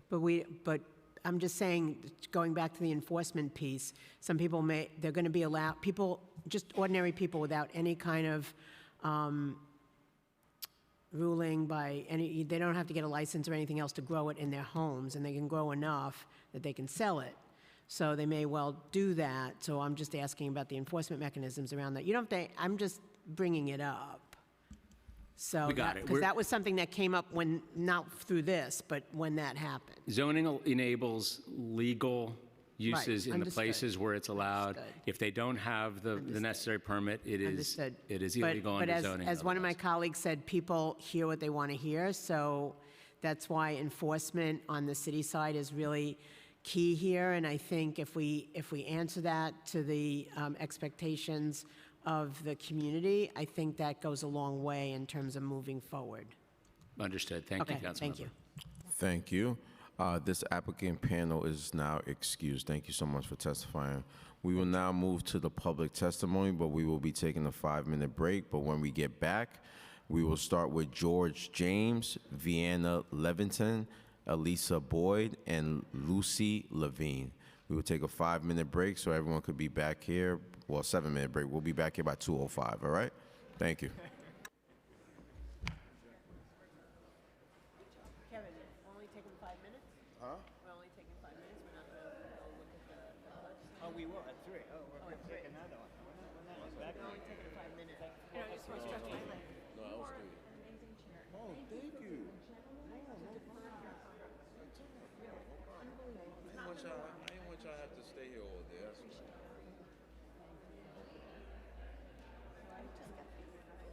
I see what I had to say, but thank you for saying that it's not a done deal.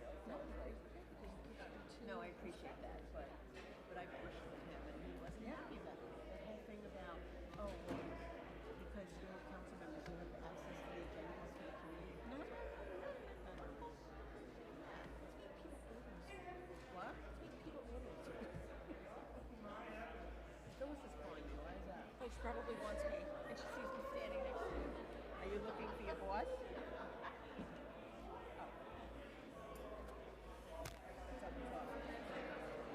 Was it on? Yeah, no, it wasn't on, but it's a hotline. She heard us? Yeah.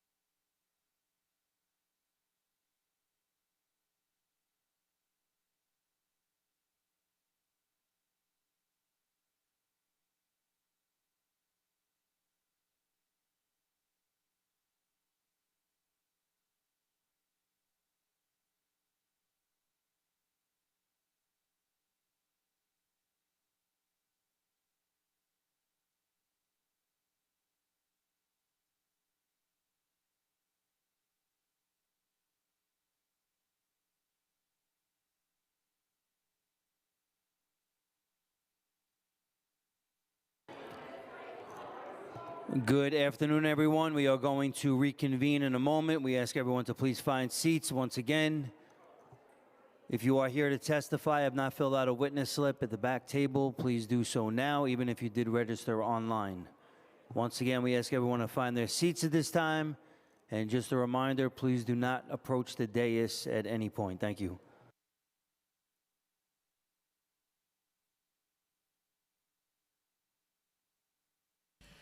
So first, we're going to begin with George James, Vienna Leventon, Elisa Boyd, and Lucy Levine. Okay.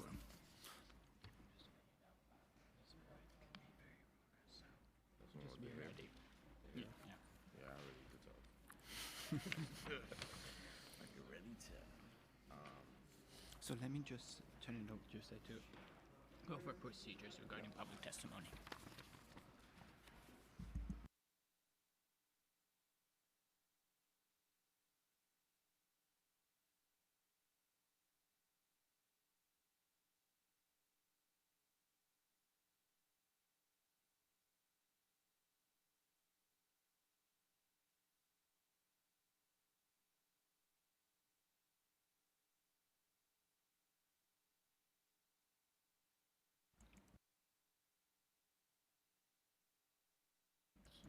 So just before we get started for public testimony, I'm going to go over a few procedural items.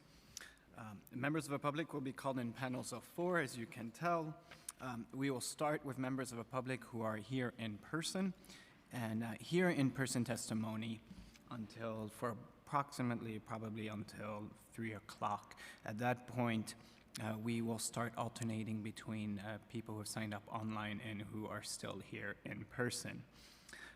Please note that once you have testified either in person or online, please wait to be excused, as council members may have questions for the panel. Once the panel is excused, online participants may continue to view the hearing on the council's website. Members of the public will be given 2 minutes to speak. We have over 100 people, closer to 150 people who want to testify, so please make sure, excuse me, that you stick to your 2 minutes. If you have additional testimony, you can absolutely still submit it to us at landusetestimony@council.nyc.gov. We will now hear from the first panel of individuals who are here in person. So thank you so much. So as I begin, there's 150 people registered to testify. I do not want to cut anyone off, and I want everyone to have their time, so you'll be given 2 minutes. After you hear the clock finish, I'll give you 10 seconds to wrap it up, and then you're able to send us your testimony. I just want to respect everybody who has signed up to testify. Is that cool with everyone? Just give me a hand raise if that is. Thank you so much. I appreciate it. First, we're going to start with George James, followed by Vienna Leventon. I'm George James. I'm an urban planner, and I'm here speaking for myself. Whenever there are changes to 1,000 pages of zoning, there's going to be good and bad. And there's some great stuff in economic opportunity, but there are also some dangerous ideas. The new CPC authorizations are a terrible idea. The CPC proposes to grant themselves the power to unilaterally authorize applications that want to break zoning regulations. The CPC would grant this authorization with no input from City Council or the affected council member. They would not even hold a public hearing. If a citizen was significantly impacted by one of these applications, the CPC would not hear them, and their council member would have no recourse. The proposed text includes just a few authorizations, and they are for relatively small things. So you might think, what's the harm? These things are trivial. There are many in my profession who believe that the council's role in the land use process is too large. They think that council is an impediment, causing delays, adding expense, and things would be more efficient to let CPC handle things. And they are right. Our land use process could be more efficient. But no one voted for the CPC. They aren't accountable to the people. Yes, our land use process could be more efficient, but democracy isn't designed for efficiency. The people's representatives need to have a final say on land use matters because the council provides a check on the role of an unelected, unaccountable city planning commission. It's an essential function. These new authorizations, those plans for housing opportunity, they need to be removed. Exercise the power of your red pen, retain the council's critical role in the land use process. Thank you for all you do. I will be submitting written comments at a later date. Thank you, Mr. James. Were you against or for? Oh, I am against, certainly that component of this. All right. Thank you so much. Next, Vienna Leviton. Hi, my name is Vienna Leviton, and I'm here to testify on behalf of my group, Ridgewood Property Owners and Civic Association, as well as myself. Honorable committee members, my group and I object to the breadth and radical changes that will allow dramatic increases in business use of apartments and homes in residential neighborhoods and adjoining commercial areas as follows. Home occupations.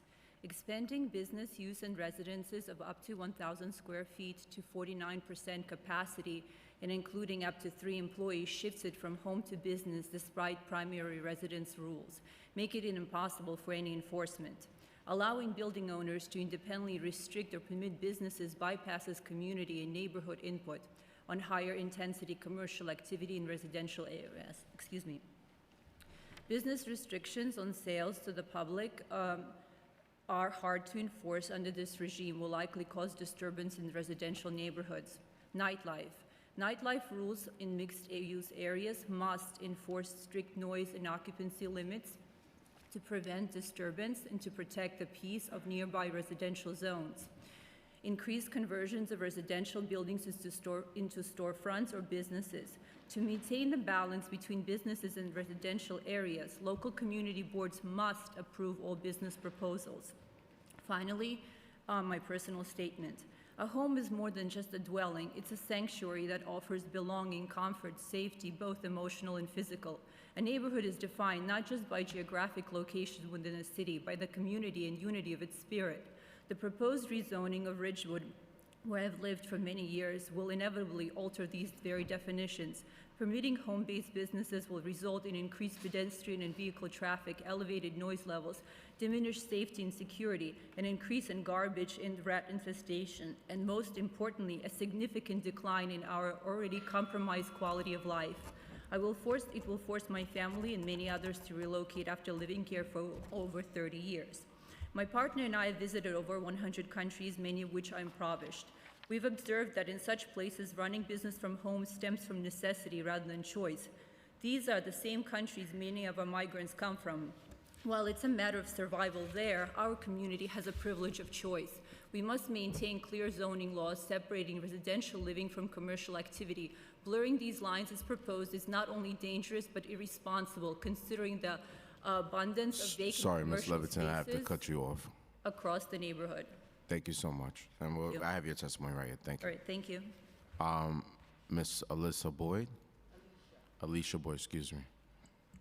Hi, my name is Alicia Boyd, and I represent Crown Heights and Flatbush underneath the Movement to Protect the People. Currently in this city, we have unlicensed motorized vehicles that dominate our sidewalks. We're unable to get to our seniors because we have closed streets that call themselves open. We have a police state in our trains with thousands of cops and the National Guard, and now metal detectors are being employed. We have unlawful weed shops everywhere.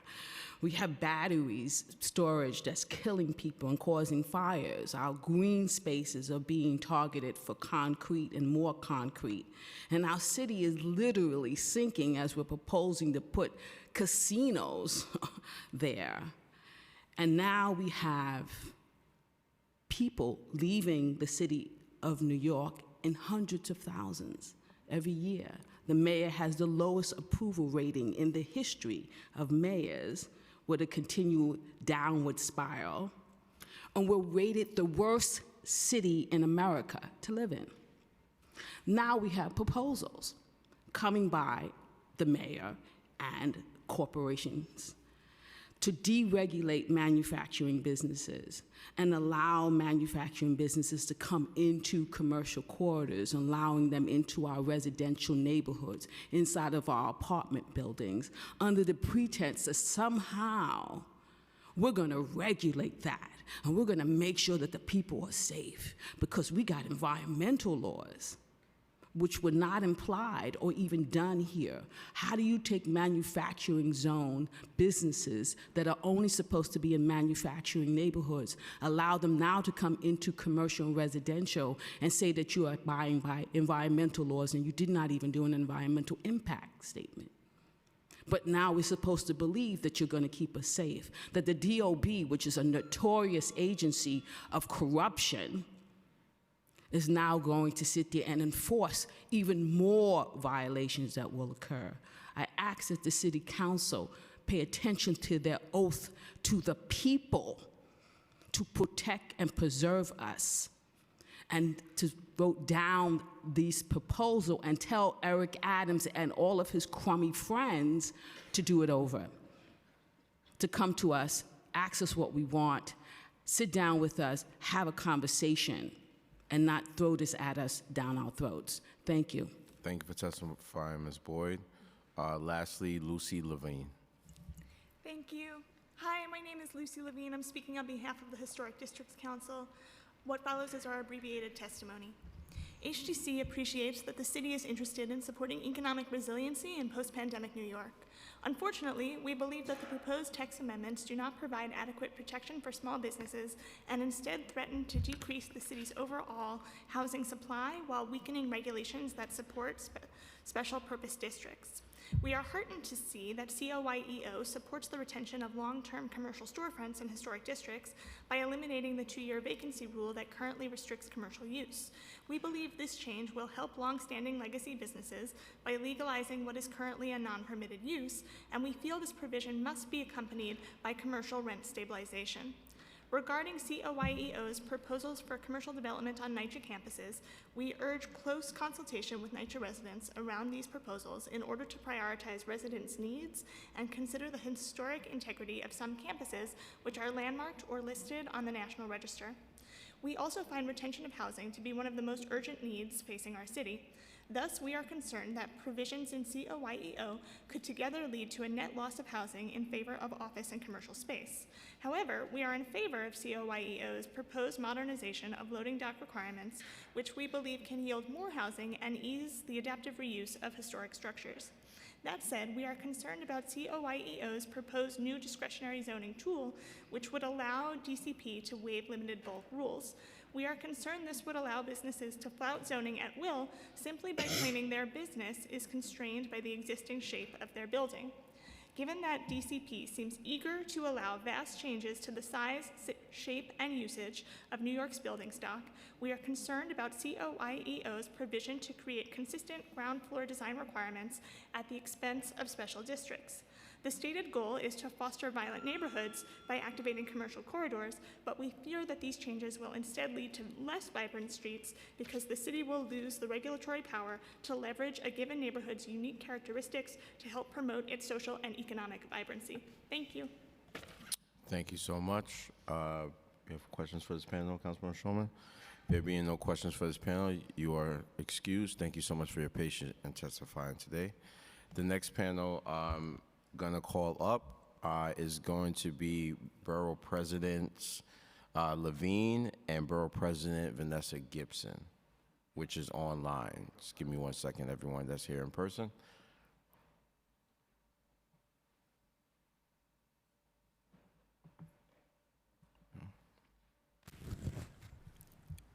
Your time begins now. Borough President Vanessa Gibson. Okay, great. Thank you. Sorry, I wasn't sure if BP Mark Levine was going first, but good afternoon, everyone. Thank you, Chair Kevin Riley and the members of the committee. Thank you to all the council members for the opportunity. I am Bronx Borough President Vanessa Gibson, and I'm here today to provide testimony on behalf of my administration and I to the subcommittee on zoning and franchises at the City Council. I want to start by recognizing our DCP Chair, Dan Gorotnik, and the City Planning Commission and the entire City of Yes team at City Planning for looking to remove hurdles, obstacles in our zoning text that will really cut unnecessary red tape, allow for commercial, retail, and manufacturing businesses to grow and adapt to based on their needs. My testimony will be provided to you, Chair, but I do have several recommendations. I proudly am able to support this proposal with a series of conditions and recommendations because I do believe the zoning for economic opportunity will help to reduce the cost of doing business in our city, expanding location options, as well as for our local community, larger business opportunities that will stand to benefit and foster our city's growth based on their needs rather than stringent zoning regulations. So proposal number 5, we raise concerns on understanding how residential and commercial activities can coexist and co-locate, and ensuring that the public understands the requirements for where residential and non-residential uses may locate. Proposal number 9, supporting nightlife with common sense dancing and live entertainment. Yes, we all love to dance, but we do want to make sure that this is balanced in a way that respects people and public space. So we have recommendations on that. Proposal number 11, enabling entrepreneurship for home occupations. We support this, but we want to recognize unintended consequences. We know that most businesses will be good actors in their homes, but we do pay attention to those that may abuse this right. So we do believe there should be a limit to the number of people that can be in any home business. We also want to make sure that management, landlord are notified of the existence of these businesses in their homes. And we want to make sure that this can facilitate and foster growth, but also not at the expense of displacing or disrupting the lives of the residents and families that live in these particular buildings. Calling attention to proposal number 15, facilitating local commercial space on residential campuses. We absolutely think that this is a good approach, but we do want to make sure that we look at opportunities like the FRESH program, making sure that on campuses with housing, we also have food access, as we know many of us live and work in food deserts, and also supporting the residents that are living in public housing. Proposal number 18 creates new kinds of zoning districts for the future. This would create new zoning districts that do not exist today and would address the disconnect with current bulk regulations in manufacturing districts. We have no objection, but we do recommend that we pay attention to maintaining good manufacturing jobs here in our city, as well as spurring the growth for new jobs. And so in conclusion, I want to recommend and ask the City Council to look deeper into the City of Yes. Obviously, a lot of the recommendations coming from the borough president, we're getting from our local community boards as well, all 12 of our community boards. We want to find ways to streamline the current zoning regulations while maintaining our zoning's core intent, which is to protect the public health, the public safety, and the general welfare of all New Yorkers. Urgently addressing outdated zoning ordinances is crucial to supporting our local businesses that are truly vital to our city and the growth of our neighborhoods. And so with that, I thank you, Chair Kevin Riley, and all the members of the City Council, and I look forward to working with all of you on making sure that this proposal can be the very best with its modifications and with revisions to make sure that it benefits the residents, the families, and the businesses of our beloved borough of the Bronx. Thank you so much, Mr. Chair. Thank you so much, Borough President Gibson. Borough President Mark Levine. Thank you, Chair Riley, and great to be on this panel with my friend and colleague, BP Vanessa Gibson from the Bronx. Chair, you're doing a great job today, as you always do, leading this committee. Grateful for you, and happy to have this opportunity to testify on the City of Yes for Economic Opportunity Proposal. In so many ways, the city is suffering with a zoning code that has been mostly frozen in amber since 1961. That was a very different time for the city, certainly on housing. At that time, people were worried about the city having too much housing, incredibly. There was no real concern about the climate at that point. And it was also a very different business landscape. And what we have in place today, therefore, are a set of zoning regulations which unintentionally are stifling entrepreneurship. The proposals we're considering today would belatedly bring these zoning regulations up to date so that our city's businesses of all types have a truly 21st century zoning code. The 1961 resolution was put in place at a time when our economy did not include things like small-scale clean production facilities and robust life sciences campuses. We should not allow the narrow scope of commercial land use in 1961 to prohibit us from having a city where today businesses can grow, evolve, and thrive. The past few years have dealt a very significant blow to brick and mortar retail, leading to vacancies that affect both our economic vitality and residents' quality of life. This is especially true in Manhattan, where we're seeing a stunning 16.2% ground floor retail vacancy rate in premier retail corridors as of the fourth quarter of 2023. And this proposal that we're considering today would clear hurdles that keep our businesses from growing and locating in these parts of our city, bringing jobs and vitality to our neighborhoods. City of Yes Economic Opportunity will update our youth groups, a section of the zoning resolution that's so old that it references typewriter repair shops, but doesn't contemplate the existence of 3D printers. The proposed changes would make it easier for businesses to understand where they're allowed to be located. It will make it easier for small shops to provide complementary services. It will streamline waiver and permitting processes, reducing barriers to entry and accommodating expansions. For the life sciences industry, City of Yes Economic Opportunity would expand the number of spaces in which these businesses can locate. And I'm particularly excited about this piece of the proposal because life sciences hold such promise for Manhattan and the city as a whole. And it's important that we attract these businesses that have good paying jobs and that are important to the economic future of Manhattan and New York City. In our increasingly remote work society, this proposal will grant sensible allowances for people to run small businesses from their home. Now, importantly, I want to emphasize that City of Yes Economic Opportunity would do all these things while also requiring businesses to meet stringent environmental requirements regarding noise, emissions, and the density of their uses. These proposals also include streetscape and other design requirements to ensure that any actions taken under these new provisions enhance and maintain neighborhood character and scale. I appreciate the modifications that city planning has implemented after receiving input from the public, community boards, and city agencies. Changes that would include restricting upper floor commercial allowances to spaces not used for existing residential units, and maintaining a 1,000 square foot cap for home occupations. Both changes, which will ensure that our housing stock is protected and isn't competing with businesses for space.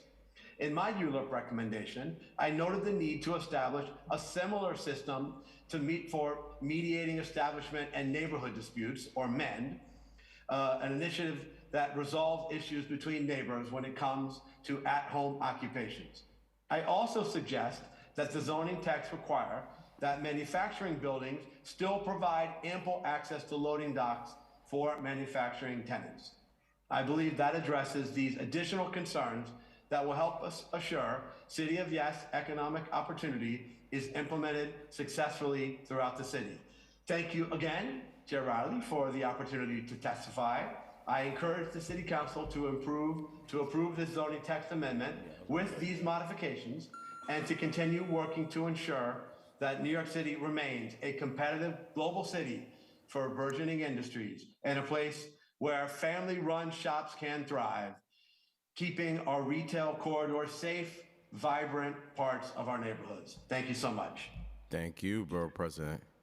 The next panel that we're going to call in person is Josh Nachowitz, Layla Passman, Larissa Ortiz, Marcel Negrete, and Tanisha Hurd.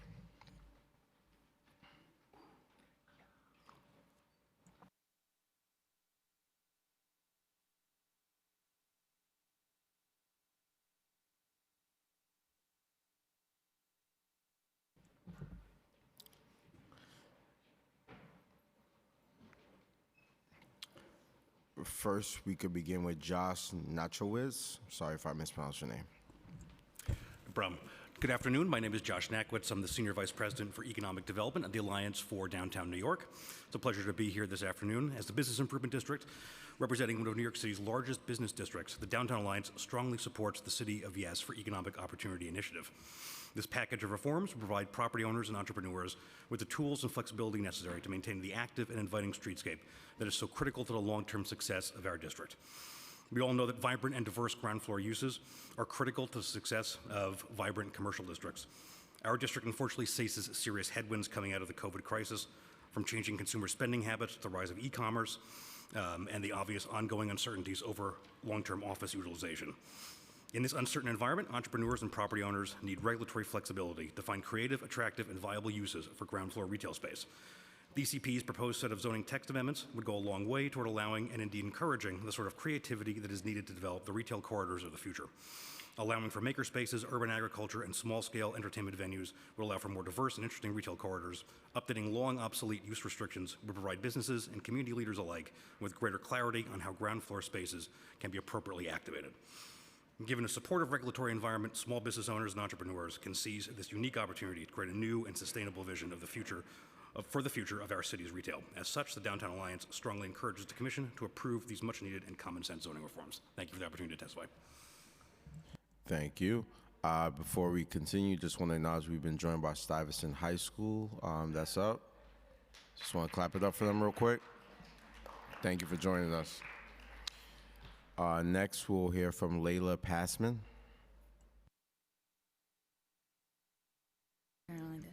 Hello, my name is Layla Passman. I'm the Community Engagement Coordinator for the Atlantic Avenue Business Improvement District. We thank the Department of City Planning staff for their dedicated outreach to our organization to understand the City of Yes for Economic Opportunities effects on Atlantic Avenue. Our bid is majorly composed of the Atlantic Avenue Subdistrict, which is within the Downtown Brooklyn Special Zoning District. This special subdistrict, along with the presence of 4 designated New York City historic districts, is why Atlantic Avenue is an aesthetically distinct commercial corridor. As such, we are satisfied that the proposed text amendment will not supersede our special district provisions, and that the particular roles for Atlantic Avenue will remain so that our look and feel as a local and regional destination will be preserved. We welcome the text amendment that will eliminate hindrances for storefronts in historic districts. Currently, storefronts located in a residential district that are also in a historic district cannot be reoccupied with commercial use if they are vacant for more than 2 years. This proposal eliminates this arbitrary 2-year deadline and allows our vacant storefronts to reopen. Commercial activity on Atlantic Avenue dates to the early 1840s, and our side streets historically have storefronts as well. This change will legalize some of our dearest legacy businesses, such as Montero Bar, Long Island Bar, and the Brooklyn Heights Deli, and nearly all of our side street businesses between Hicks and Clinton Streets. We also support allowing new corner stores in residential areas. Corner stores characterize our district and adjacent neighborhoods, and currently no new stores can open in residential areas. The current proposal would allow new stores of 2,500 square feet or less to open within 100 feet of an intersection. This creates new places for small businesses to open and will enhance public safety for having additional lighting on or near corners or blocks. Finally, Atlantic Avenue serves our neighbors in the Gowanus houses who come to shop and dine.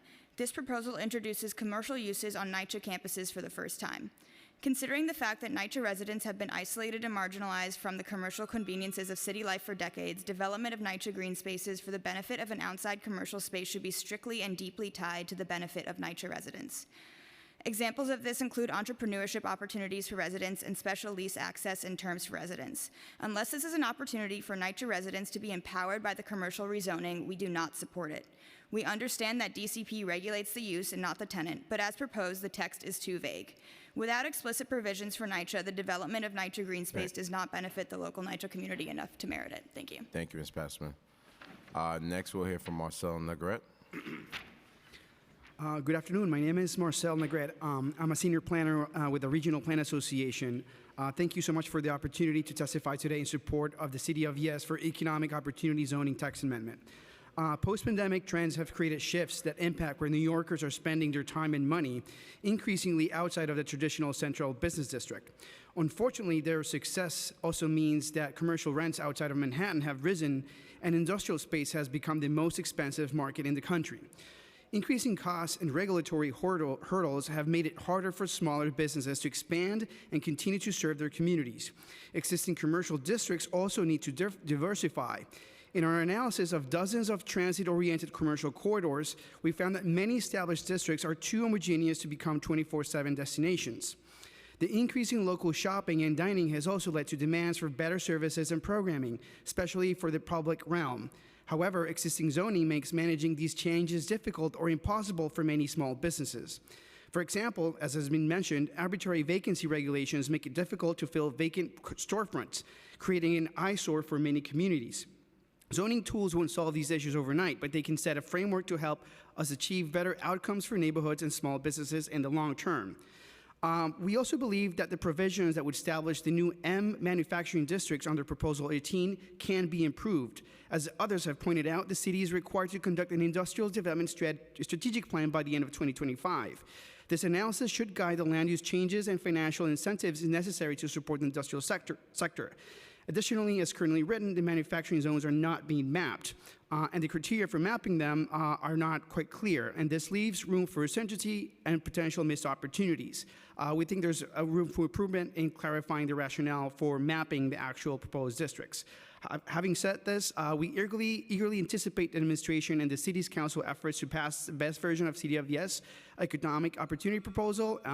We think this amendment has the potential to unlock the city's economic potential, benefiting the residences and the businesses of our city. Thank you so much. Thank you. Next is Tanisha Hurd.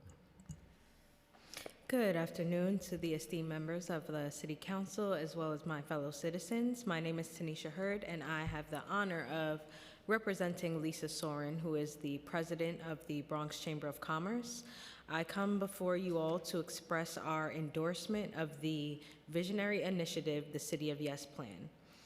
Businesses are the cornerstone of New York City, and we thrive on the creation of new businesses, the ability to support existing ones, and the dynamic nature of commerce.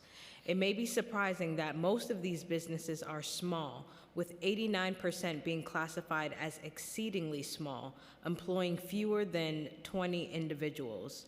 These small businesses constitute the bedrock of New York City, employing over half of the city's private sector workforce.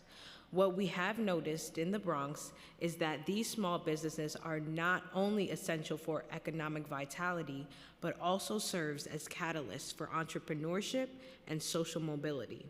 However, it has become increasingly difficult to operate as a small business in New York City. Every day, our businesses face a daunting challenge such as dealing with government regulations. They deal with complex systemic issues and the inability to keep pace with ever-changing laws. Moreover, they lack the necessary resources and support from the government to navigate these obstacles effectively. As representatives of the Bronx business community, we understand the critical importance of fostering an environment conducive to economic growth, innovation, and prosperity.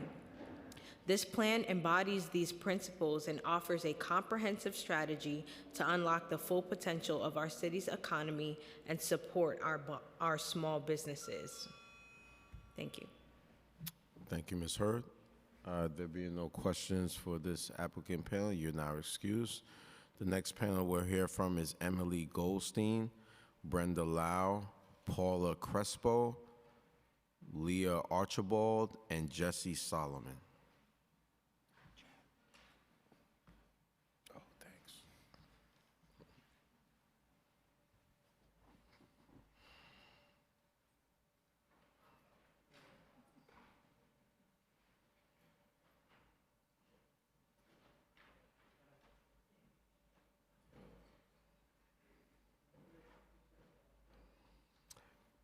We can begin with Emily Goldstein. Thank you, Chair Riley and members of the council for the opportunity to testify this afternoon. My name is Emily Goldstein. I'm the Director of Organizing and Advocacy at the Association for Neighborhood and Housing Development, or ANHD. While we're best known for our affordable housing work, ANHD also convenes the Industrial Jobs Coalition, a citywide alliance of policy advocates, community organizations, and industrial business service providers fighting to protect, preserve, and grow the industrial sector in New York City. We do this work because we recognize the vital role the industrial sector plays in creating a more equitable, thriving, and functioning New York City for all of us. Industrial jobs offer high wages, low barriers to entry, and opportunity pathways for a workforce that is 80% workers of color and over 50% foreign-born. Preserving and growing these jobs lies at the heart of a true equitable economic development strategy. My testimony I want to emphasize is limited to Proposal 18, or the Manufacturing District Text Amendment, which offers a crucial opportunity to strengthen and protect the industrial sector and the good-paying jobs it provides. We urge the Council to approve this application with some key modifications that I'll highlight now and with more detail in our written testimony. First, for the core districts, in order to prioritize the preservation and growth of industrial businesses, we ask that you restrict all non-industrial uses to 10,000 square feet per zoning lot, and create 2 additional districts offering higher FARs of 4.0 and 5.0 respectively for industrial uses. For the transition districts and the growth districts, we ask that you better incentivize the inclusion of industrial businesses in the new developments by A, increasing the size of the incentive bonus for industrial uses in the transition district to promote developments with a 25% floor area for industrial uses, and B, including incentive bonus in the growth district of 15% industrial uses. In addition, across all districts, we ask that there be a requirement that at least a portion of the ground floor is dedicated to industrial with access to loading docks and freight elevators. Thank you again for your attention on these issues, and I'll pass the mic. Thank you. Next, we'll hear from Brenda Lau. Good afternoon. Thank you for this opportunity to provide public testimony. My name is Brenda Lau. I am the Assistant Project Manager at Greenpoint Manufacturing and Design Center, also known as GMDC. We are the city's premier nonprofit industrial real estate developer of affordable manufacturing space. GMDC has developed over 700,000 square feet of industrial space in Brooklyn and Queens for occupancy by small manufacturing businesses. We currently own and manage 6 buildings, which are home to over 730 manufacturing jobs among 126 companies. Our tenants include woodworkers, cabinet makers, display makers, metal workers, and a variety of artisanal trades and artists. For the past few months, GMDC and fellow advocate members of the Industrial Jobs Coalition have been closely monitoring changes to the ZEO. We commend the City Council and the Department of City Planning for engaging in robust and thoughtful dialogue with industrial partners on crafting the text amendment for new manufacturing districts. However, we stress that the zoning rules for these districts should be structured to prioritize the preservation and growth of industrial businesses. Specifically, we recommend the following modifications. In the core districts, to restrict all non-industrial uses to 10,000 square feet per zoning lot to protect as much industrial space as possible. And we are not in favor of including the growth districts in the manufacturing text amendment because the growth district category is not a manufacturing district. As it is currently written, it does not include a requirement or incentive to include manufacturing in a development. It is imperative that the continued separation of commercial, housing, and industrial land remains in place so that IBZs and M zones prioritize manufacturing. This is a critical moment to jumpstart and ensure the longevity of the manufacturing sector for years to come. We urge the City Council to vote in approval for a strengthened version of the manufacturing text amendment for an equitable and economically just future. Thank you. Thank you. Next, we hear from Paula Crespo. Good afternoon. I'm Paula Crespo. I'm with the Pratt Center for Community Development. We work for a more just, equitable, and sustainable New York City through participatory planning, applied research, and policy advocacy. Thank you for this opportunity to testify on the City of Yes for Economic Opportunity text amendment for new manufacturing districts. We've been a long-time advocate for the city's industrial sector. And the Pratt Center, along with the Industrial Jobs Coalition that we're a member of, is largely supportive of this text amendment because it addresses outdating zoning that can limit the ability of industrial businesses to expand and to grow in place. However, there are critical changes we are urging the City Council to make before approving it. For the new core districts, all non-industrial uses should be limited to 10,000 square feet. to reduce the speculative and displacement pressure that things like entertainment and big box retail stores put on their manufacturing business neighbors. Also, 2 additional districts with FARs of 4.0 and 5.0 should be created. The new growth and transition districts must support a true sustained balance of industrial and commercial uses as opposed to a predominance of the latter.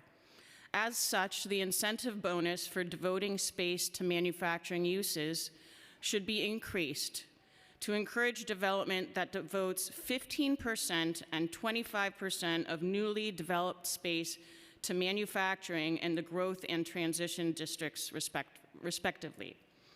Finally, each of these new districts should include requirements that at least a portion of the ground floor be dedicated to industrial uses with access to loading docks and freight elevators. I'll conclude by thanking you for your time and consideration of these important changes to this text amendment that, if passed, will contribute to a more diverse and equitable local economy. Thank you so much. Next, we'll hear from Leah Archibald. Hi, my name's Leah Archibald, and I'm the Executive Director of Evergreen. We're the local development corporation that works in industrial North Brooklyn to help small businesses grow so we can keep high-quality working-class jobs in our community. We really appreciate the mayor's and DCP's intention to keep New York City's businesses thriving.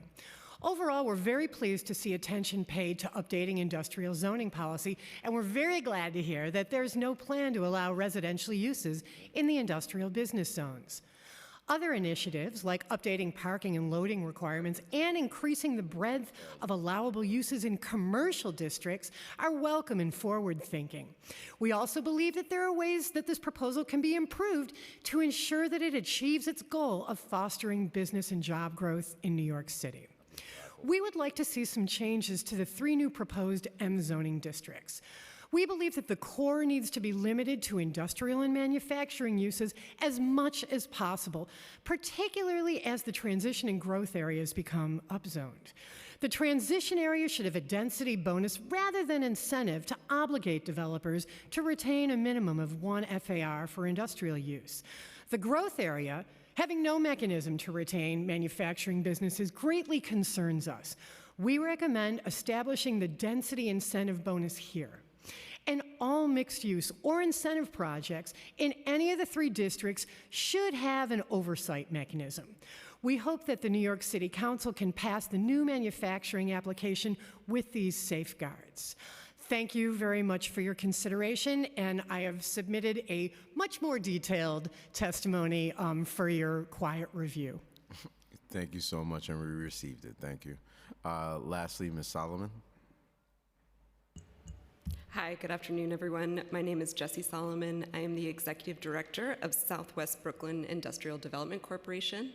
Our mission is to create equal opportunity for people, businesses, and communities in Southwest Brooklyn, which includes Sunset Park, Red Hook, and Gowanus. We're also a member of the Industrial Jobs Coalition with my partners here today, so you will hear, apologies for the repetition, you'll hear a lot of the same testimony and recommendations. So as my colleagues have shared, we are really glad to see that the Mayor's Office and DCP have limited this, have paid so much attention to manufacturing and industrial uses. We're largely very supportive of the new manufacturing district text amendments, and we think it's a forward-looking text amendment. Increasing densities and allowing for more flexibility in building layout and bulk will help grow local economies and commercial corridors. And as Leah said, importantly, this proposal has continued the city's commitment to put no residential uses within industrial business zones. However, again, we believe that there should be key modifications to this proposal. The first, as you've heard from my colleagues, is that we'd like for the core district to limit non-industrial uses to 10,000 square feet. The second is about the transition district. We propose an increase of the M2A industrial bonus to 25% of total FAR, more than currently proposed. Our recommendation is based on recent developments in Gowanus. During the recent neighborhood rezoning there, DCP gave Gowanus developers a bonus of 0.3 FAR for industrial space in the rezoned area, but we have yet to see any developers take advantage of this small bonus. The limited size of the bonus may have impacted those decisions. Finally, as my colleagues have also suggested, we do have concerns about the growth district because there is no current incentive bonus structure for industrial uses, and because this is a new district meant for manufacturing, we would like to see an incentive structure built into the growth district as well. Thank you. Thank you so much for your testimony. This panel is now excused. I heard the eclipse began, so we're going to take a 10 to 15 minute break. Hold on 1 minute. Oh, it starts at 3:50. Oh, I thought you said it started now. No, it did. But it's peaking again at 3:30. No, but they said it's like almost halfway through. Do you want to go time? It's okay. Because we won't film over here. Here in New York. I think what is it? I'll take the 2:10. I suppose yes. So supposedly going on right now. I don't see anything outside. Just hold on 1 second. Hold 1 second.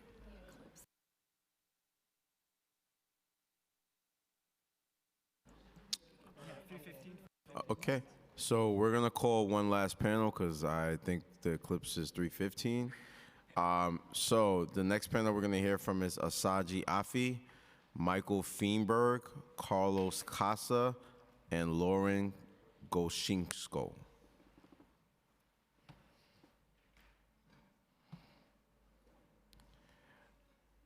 Once again, that's Osaji Afi, Michael Feenberg, Carlo Casa, and Lauren Goshinsko.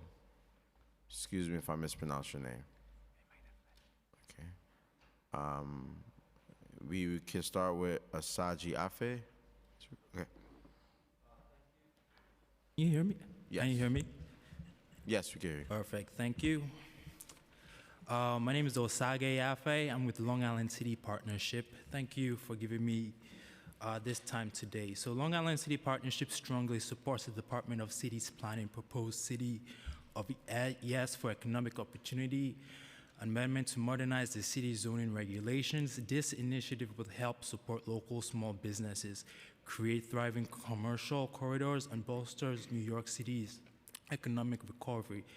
Founded in 1971, LICP is the Economic Development Corporation for LIC, and our mission is to advocate for economic development that benefits LIC's industrial, commercial, cultural, and residential sectors. The goal is to attract new businesses, retain those already here, and welcome new residents. The proposed zoning text amendment aims to eliminate confusing and outdated regulations that have hindered the growth of small businesses and limited their potential. It provides the flexibility local businesses need to grow and adapt as our local economies continue to evolve and create stronger foundation for the city's economic recovery. For our bid corridors, the amendment recognizes the importance of and support of vibrant, thriving commercial streets where communities gather, cultures converge, and neighborhoods are enriched. As the industrial business service provider under contract with the Department of Small Business Services, we also support the new manufacturing district text amendment with modifications that the Industrial Coalition is advocating for. 1, eliminate incompatible uses in core industrial districts.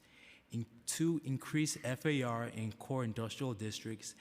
3, include incentive bonus for industrial uses for transition and growth districts. City of Yes of Economic Opportunity is a crucial step forward, reimagining the future of our local communities and giving businesses clear and sensible rules to follow. Thank you. Next, we'll hear from Michael Feenberg. Oh, I'm sorry. Carlo Casa. All right. Honorable members of the Subcommittee on Zoning and Franchises, my name is Carlo Casa, the Director of Policy and Research at the New York Building Congress. Thank you for the opportunity to speak today. The Building Congress represents over 500 constituent organizations and over 250,000 skilled tradespeople and professionals dedicated to the growth and prosperity of our city. We strongly express our support for the City of Yes for Economic Opportunity, a common sense initiative that holds the potential to reshape the landscape of small businesses and commercial corridors across all 5 boroughs. The post-pandemic shift in spending towards new residential economic hubs emphasizes the need for modern, sensible zoning reforms to meet and support local businesses and improved services. Outdated Byzantine zoning laws fail to meet the modern needs of New York communities. To put it in perspective, the 1961 zoning resolution was 8 whole years before Neil Armstrong first walked on the moon. Today, many businesses that were restricted then can be done now safely in office buildings or in the home. Yet, zoning rules restrict an interior decorator from holding a Zoom meeting in their living room, a small contractor from having a team meeting in his garage, or a state-of-the-art laboratory from taking over a vacant office building. The City of Yes for Economic Opportunity is a necessary and long overdue fix. We support eliminating antiquated rules that dictate how a business's own space can be used. We support eliminating inflexible, arbitrary distinctions that restrict where certain types of businesses can be located. We support simplifying and streamlining regulations that contribute to storefront vacancies, which do nothing to help New Yorkers. This initiative makes it easier for businesses to flourish, and it paves the way for companies to grow responsibly, including a provision that second-story commercial space can't displace residential use. Thank you for your consideration. Thank you so much. There being no questions, this applicant panel is excused. Thank you so much for your patience and for testifying. I just want to announce we've been joined by Councilman Mara Morado online. The next panel that I'm going to be calling up is going to be Zenip Tarvin, Rhonda West, Jack Bolenbark, Charlene Jackson Mendez, and Kevin Garcia.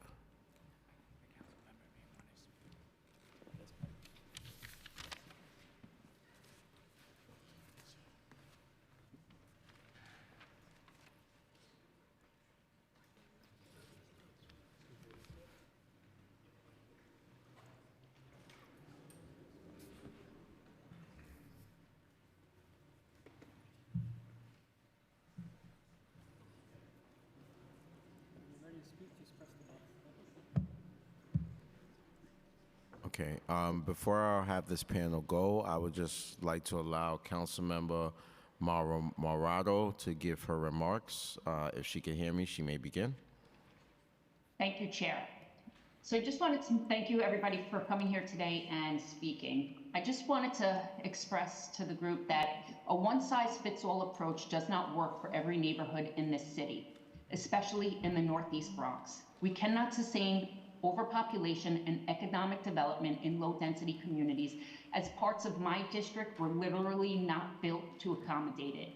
Our infrastructure in the Bronx is already facing challenges. Every rainstorm burdens us with flooding. Our police department is struggling due to insufficient staffing, leading to public safety concerns, and our public schools face overcrowding, hindering quality of education, and these are the issues that must be addressed urgently. Furthermore, lack of investment in essential services exacerbates these challenges. Our roads, parks, healthcare facilities are neglected, impacting residents' quality of life. Rather than focusing solely on expansion, we must improve and strengthen our current districts and communities. My constituents deserve better, and it is my job to make sure that I will advocate for them. I will always support the people of District 13, and when it is time to vote, I will continue to stand alongside my community and vote no to the City of Yes economic development. Thank you. Thank you, Councilman Marmorato. Thank you, Chair. No problem. We'll be starting with I'm so sorry if I mispronounced your name. Zainab Tehran. You may begin. Yeah, my colleague will be reading our testimony. Rhonda. Rhonda West? Yes. Oh, you sure? Yes, I am sure. Thank you. Okay. So are you, I just want to clarify. We work for the same. Okay. Do you, I'll combine your times then. So go ahead. Thank you. Glad this moment has come. Good afternoon, Chair Riley, and any members of the subcommittee. Yeah. Oh, sorry, thank you. Thank you, Ms. West. Good afternoon, Chair Riley. I'm Rhonda Wist, board member of Friends of the Upper East Side Historic Districts, and previously I was director of land use at City Planning and also the executive director of the Landmarks Commission. Of course, Friends supports updating the city zoning resolution. However, we're concerned that the piecemeal approach taken by this version of City of Yes will have unintended consequences. For example, increasing the square footage for home occupations as well as the number of employees could cause unnecessary conflicts between residential and commercial occupants. Transient foot traffic could adversely affect the safety of residents. Owners may prefer to convert apartments to commercial uses, leading to a loss of available apartments, further straining the housing market. By allowing businesses to operate within apartments, City of Yes reduces opportunities for reopening empty storefronts, making it even more difficult to refill vacant spaces. We note that longstanding protections for residents from noise, odors, and disruptions will disappear if the city allows commercial spaces to be adjacent to or above apartments. While zoning can facilitate conflicts, zoning cannot create any useful way to regulate them. Rather than strengthening the few manufacturing districts, this proposal allows manufacturing uses in commercial zones. Since these uses are not required to be open to the public or produce goods that are locally needed, how can this help commercial streets? Strangely, City of Yes allows rooftop restaurants and bars atop residential buildings, as well as nightclubs, to be located in residential neighborhoods. These uses bring noise, sanitation, and safety concerns that will further reduce the quality of life in our neighborhoods. We urge the City Council to reject the proposals that could inadvertently work against strengthening our communities and businesses. New Yorkers need solutions that revitalize our commercial corridors and support the well-being of residents. In short, a real City of Yes that works for all New Yorkers. Thank you for your consideration. Oh, wow. Thank you. Next, we'll hear from Jake Bolenbach. Jack. Sorry, Jack. That's okay. Yeah, I'm from the Coalition of Civic Associations. Okay. I'm from the Coalition of Civic Associations, and we're around the different boroughs, and particularly on Staten Island. And we're a residential community, as Camilla Hanks mentioned. And I want to thank the two representatives, Vicky and Joan, for what they said. They're right on target. Residential areas is not the place for this to be changed. This zoning was back, I think, in 1961, most of the zoning that exists now. There might be things in it that's worthwhile keeping for residential. I think there should be. As far as industrial, a lot of the changes have taken place. There should be some modifications made. So in that part, I might agree with that.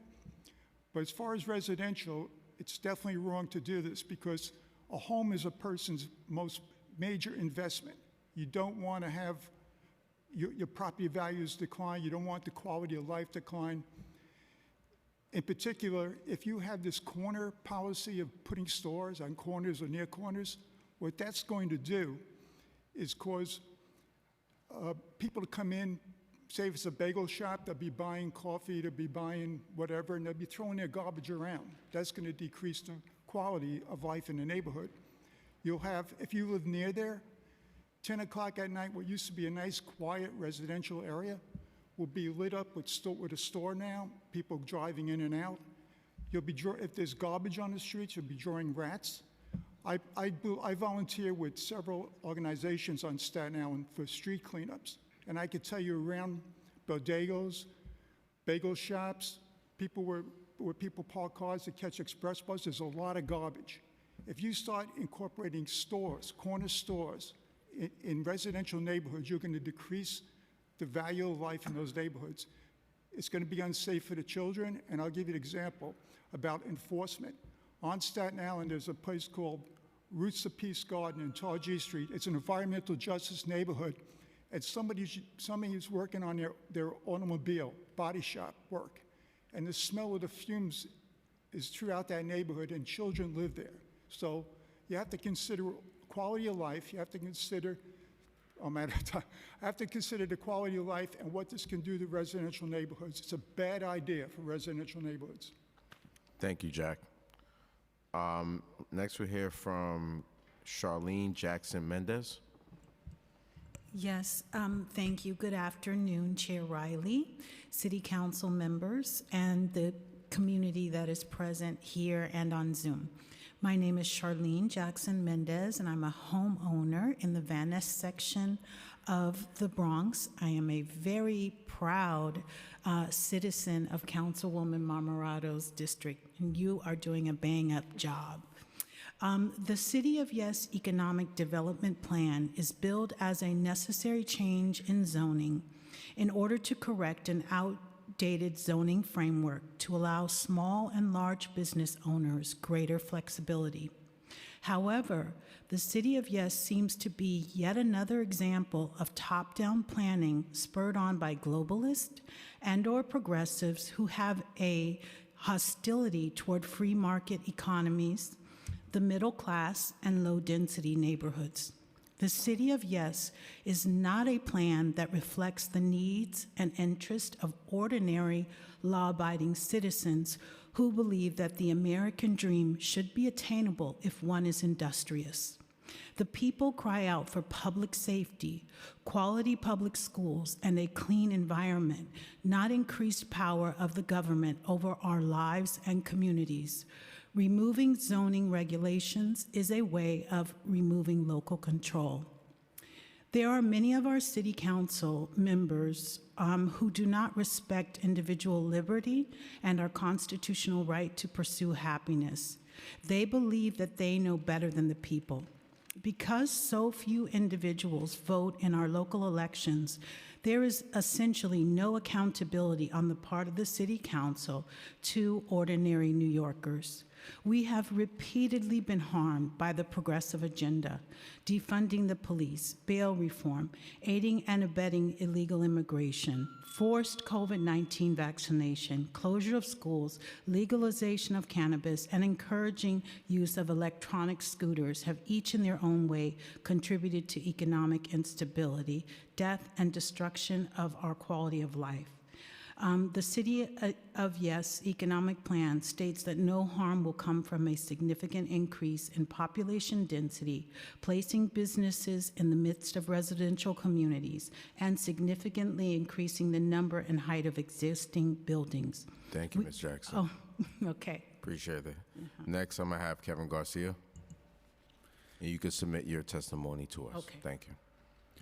Good afternoon, Chair Riley. My name is Kevin Garcia. I'm the Senior Transportation Planner with the New York City Environmental Justice Alliance. Thank you for the opportunity to speak today and for all the support of you and the other council members.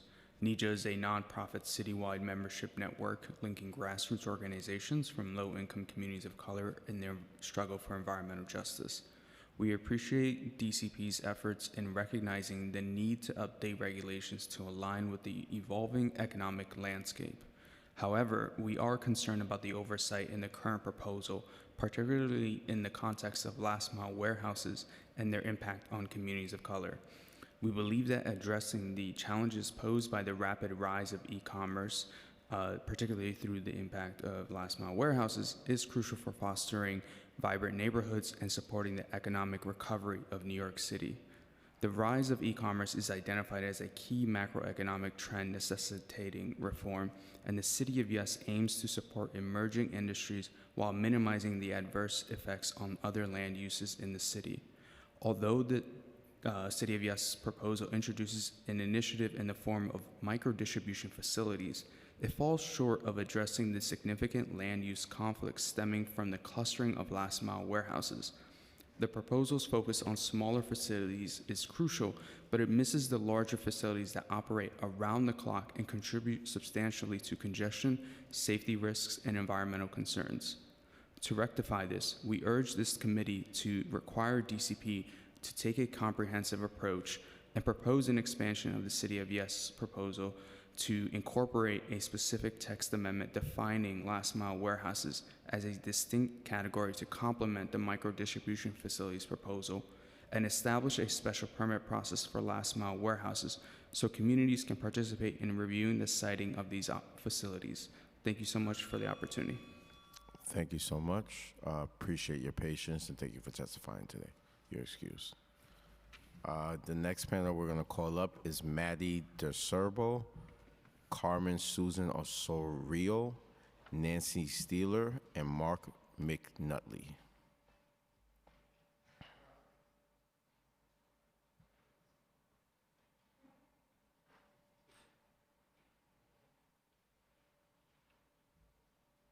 Once again, that's Maddie DeCerbo, Carmen Susan Osorio, Nancy Steeler, and Mark McNutley. Okay. We can start with Maddie DeCebro. Yes? Okay. Hi, I'm Maddie DeCerbo. I'm representing the Real Estate Board of New York. REBNY is the city's leading real estate trade association representing commercial, residential, and institutional property owners, builders, managers, investors, brokers, salespeople, and other organizations and individuals active in the New York City real estate. REBNY is pleased to testify in support of City of Yes for economic opportunity. We strongly support the goals of economic opportunity to make it easier for businesses to grow and locate throughout New York City by providing increased flexibility in our zoning regulations. The consolidation and reorganization of use groups is among several common sense changes proposed in the text, which will modernize the zoning resolution and provide simpler and clearer rules for businesses citywide to follow. This is not an easy undertaking, and the department should be commended. Beginning prior to referral of the text for public review, our zoning design committee, comprised of the city's top land use attorneys, practitioners, architects, engineers, and development firms with decades of experience in zoning matters, did flag 3 key areas for further work and consideration: the provisions governing life sciences, the proposed streetscape regulations, and the need for vesting provisions. We appreciate the diligent work of the department staff to address these concerns. As drafted in the referral text, the proposal imposed new ground floor restrictions and requirements to vast swaths of the city. These regulations would make it more difficult to plan and program new buildings and run counter to the stated goals of the text amendment. Fortunately, the modifications adopted by the City Planning Commission reduced these proposed onerous requirements, so they only apply to 50% of the ground floor frontage, allowing for greater flexibility in building design. The city's stated goals for Economic Opportunity Initiative highlight the importance of flexibility in our zoning regulations. REBNY supports zoning for economic opportunity as an important effort to modernize the zoning resolution and provide greater clarity for businesses to grow and expand. The modifications adopted by City Planning Commission are appropriate, and work done during the public review process now ensures that the proper vesting provisions are in place to ensure a smooth transition with such sweeping changes to the zoning resolution. We encourage the City Council to adopt this proposal as modified. Thank you. Thank you, Maddie. You're now excused. We're going to take a slight break and adjourn until 3:30. We're just going to give everyone the opportunity to go outside if they want to check out the eclipse. And please be back here by 3:30 sharp so we can start. Thank you. Oh, yeah, I didn't have no glasses anyway. No.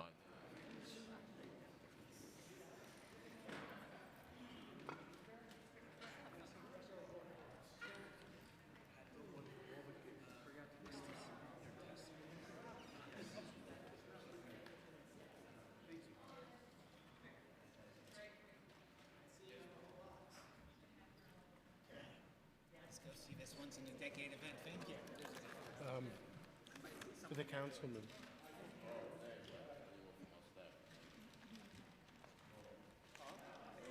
I'll take a pair for sure.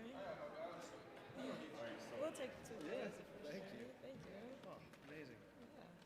Thank you so much.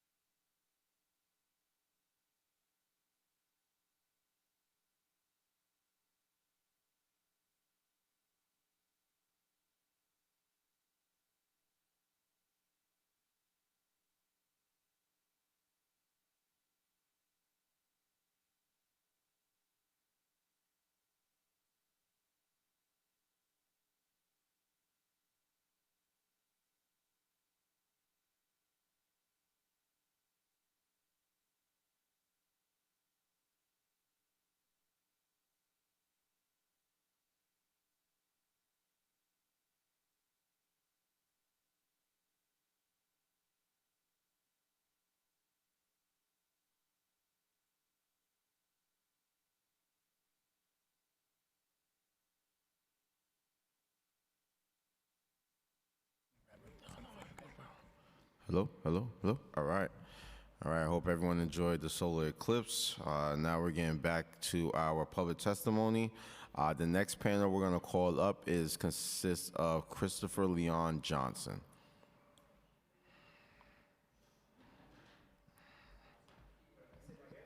Yeah, you can sit right there, Chris.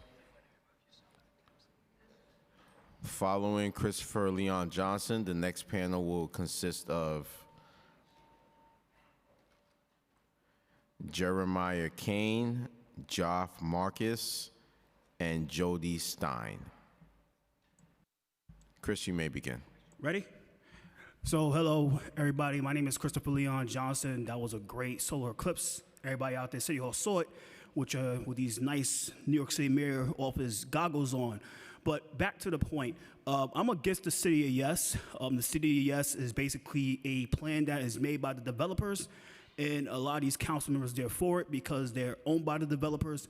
This is nothing but a plan just to get rid of community board input and let them put as much zoning they want to put into. Now, I'm not expecting the city council to say no to the City of Yes because, like I said before, again, majority of your members are for the City of Yes, and all we need is a majority to get this passed through.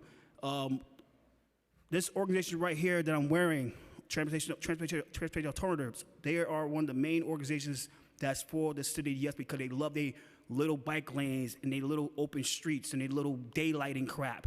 I'm gonna say this right now, New York City, we have to say no to the City of Yes. We have to be opposed to this plan. This plan will not benefit New York City at all. All it will do is benefit the lobbyists like Kathy Paul Price and Kevin LaChera of Transportation Alternatives, the 7-time stalker. And it will benefit the open plans. It will benefit all these nonprofits that are all getting paid by these developers to push the City of Yes. And I'm gonna say this right now to the people. People gotta be careful of these organizations that are popped by the New York Working Families Party, like the Met Council on Housing, that I saw their executive director today, standing in the back with the Black Institute shirt, supporting the City of Yes. You people got to be real careful of the nonprofits that are propped by the Working Families Party that are pushing this plan. Just because they are so-called getting arrested, like Jumaane Williams, that should be arrested for being a phony public advocate, doesn't mean that they're fighting for the people. So people in New York City have to be really awake and open to this plan of the City of Yes. This will never benefit the poor. It will never it will never benefit the little guy. And people got to stop being like these glasses blind to the stuff that is happening to the community. Just because they act like they dress like us and they so-called fighting for us by being arrested doesn't mean they're for the plan. So I'm gonna say this right now, guys. I'm against the City of Yes. I know I gotta go. Thank you, Kevin Riley. We gotta be awakened. Thank you. Take care. Thank you, Chris. Appreciate your testimony. Thank you.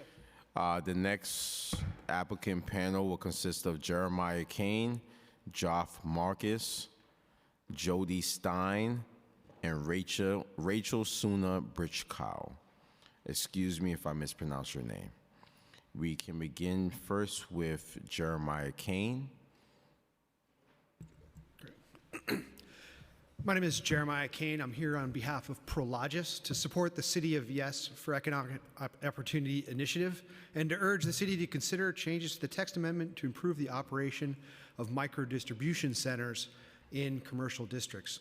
Prologis is a developer and owner of logistics facilities worldwide, handling the movement of goods equal to about 3% of global domestic product. Our local team develops and holds a range of property types in the New York metropolitan area. Prologis leases these sites to a variety of customers, from small to medium-sized businesses to the world's largest brands, ensuring that products and materials arrive when and where they are needed. This unique role provides us with an insight into understanding the industry's current and upcoming needs. We commend the City of New York on its forward-looking action to provide greater clarity and certainty under zoning. The proposed text amendment will support growing industries by reducing impediments for a range of business types. Among the helpful clarifications in the proposal is language about micro-distribution uses in commercial districts. Micro-distribution facilities serve an important function for neighborhood-level distribution, allowing for off-hours truck unloading to facilitate daytime deliveries by lower-impact modes of transportation like electric cargo bicycles. Micro-distribution centers play an important role in the ongoing work of the city to reduce truck traffic by providing for efficient movements of goods, including New York City's commercial cargo bicycle pilot in 2021 and the DOT's microhub pilot in 2023. To support the city's efforts to ensure development of sustainable and efficiently operated microdistribution centers, we urge that the plan controls for microdistribution centers in the text amendment allow for the proposed 15,000 square feet allowance to be entirely at grade. As currently proposed in the C4 through C7 districts, 5,000 square feet would be permitted on the ground and 10,000 square feet above the ground floor. This restriction does not accommodate the support space necessary to allow for microdistribution centers to completely remove staging and vehicles from the street. We urge you to amend the text to allow for this efficient operation and to have all 15,000 square feet be allowed on the ground floor. Thank you. Thank you, Mr. Kane. Next, we'll hear from Jeff Marcus. I'm sorry if I mispronounced your name. Jeff. Okay. Thank you, council members and Chair Riley, for providing us this opportunity today. I'm Jeff Marcus, chairman of AMPT, the Association of Electronic Music Producers and DJs, a nonprofit association dedicated to supporting the artists, performers, and venues that make up the broader dance music community. We're here today to support the City of Yes initiative, specifically Proposal 9. This proposal represents a unique and all too rare opportunity for the City of New York to support the arts without the requirement of any fiscal outlay. In just the last couple of days alone, we have received word from over 100 of our community members that have asked us to come here today and advocate on their behalf to open up more venues for dancing and DJing music. Smaller venues are the art gallery of the electronic music producers and DJs community. Allowing dancing will widely increase the opportunities for our community to share their music, their art. New York is currently an epicenter of a growing and burgeoning segment of the music industry. In order for the city to maintain this leadership position and the commensurate business opportunities that come along with that, we have to open more venues up to dancing and DJs. Please help remove these outdated, antiquated, and anachronistic restrictions that are of dubious origin and help keep New York a global center for artistic expression and, frankly, just let New York dance. Thank you. Thank you, Jeff. Next, we'll have Jody Stein. Good afternoon, Chair, Council members. My name is Jody Stein, and I am a land use attorney with the law firm of Shepherd Mullen in New York City. We represent developers, landlords, and tenants of distribution facilities throughout the country. I'm here to testify on the proposal for micro-distribution facilities. I support and applaud the city's proposal for micro-distribution facilities, but as I submitted to the City Planning Commission, this text amendment unduly restricts the size of these facilities. As currently drafted, the text places a limitation of 2,500 square feet per establishment in C1 and C2 districts, and a limitation of 5,000 square feet on the ground floor, with 10,000 square feet above in C4 through C7 districts. I would like to take a moment to explain some of the basic components of a safe, efficient, and worker-friendly micro-distribution facility. First, an FDNY battery-approved charging station would require a minimum of approximately 1,000 square feet. At least one bathroom with one office would require approximately 600 square feet, and an area for maintenance and repair of cargo bikes would require approximately 500 square feet. And let me pause here because those components alone total over 2,000 square feet. And this does not even include a cargo bike storage area, a loading area, or temporary storage of actual packages. Additionally, this square footage limitation leaves no room for an employee break room, a training facility room, or additional bathrooms for delivery workers. To that end, I respectfully request that the following modifications be made. An increase in the size restriction to 5,000 square feet in C1 and C2 districts, and to allow for the proposed 15,000 square feet in C4 through C7 districts to be located entirely on the ground floor, or perhaps in the alternative, exempting cargo bike storage and necessary ancillary structures or equipment from the zoning floor area limitation. Thank you so much for your time. Thank you so much, Ms. Stein. Lastly, Rachel Suna. I can't pronounce your last name, I'm sorry. Britchko, you got it pretty close. Britchko, okay, thank you. Good afternoon, my name is Rachel Suna Britchko, and I am a Vice President of Silver Cup Studios. I want to thank the Council for the opportunity to testify today. The following is my testimony in support of the City of Yes for Economic Opportunity text amendments. I want to commend the Mayor and the New York Department of City Planning for taking the initiative to create the innovative framework for the City of Yes zoning text amendment changes. The zoning text changes, which are contemplated, will help to create more housing, more jobs, and an overall better as well as nimbler New York, positioned to tackle the challenges we face today as well as those that will arise in the future.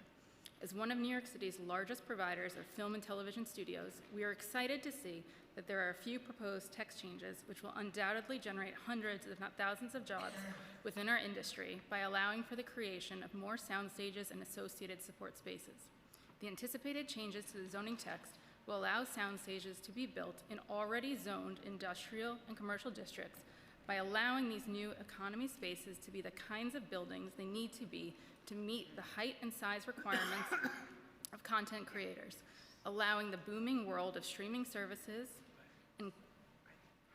and scripted series to do more business in New York.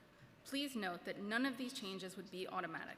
Owners would still need to go through an application and approval process with the New York City Department of City Planning, who will ensure that the sites in question will not negatively impact the M districts in which they reside. These text amendments would simply make this process more navigable for the industry. Overall, the City of Economic Opportunity simplifies the zoning resolution to treat similar uses the same, allows businesses to locate in more commercial districts, and provides avenues to mixed-use neighborhoods. These proposed text amendments bring businesses closer to consumers, makes rules clearer for businesses citywide, all without truly doing a rezoning in the city. These are simply amendments to existing zoning text that does not rezone neighborhoods. This is the kind of forward thinking that will enable our city to grow and prosper in the future and years ahead. Thank you. Thank you so much. Councilmember Shulman has a question for this panel. Yeah, to the woman from Silver Cup Studios, hi. Because there are a lot of amendments and proposals. Is there one in particular that you're in favor of? Because that would help. Yeah, so the one that we're most in favor of is the one that reduces setbacks. Because You don't now- remember the number, right? I don't remember the number. 17. Oh, 17, okay. Because I'm asking because there are some that we have issues with that wouldn't affect what you're trying to do, so that's why we want to see how we can strike a balance. I appreciate that. It would thank really you. help us to build a clean box and Right. not a wedding cake. Understood, and I'm very supportive. In my previous life, I worked at Woodhull Hospital and worked with all the folks doing movies and all that kind of stuff, and so. Thank you. Yeah, so, thank you. Thank you so much. There being no questions, this panel is excused. The next panel I will be calling up consists of Greg Miller, Mai Kadi with her translator Joy Morton, Jerry Goldman, Jamie Schulfer, Karen Kriegel, and Ariel Palitz.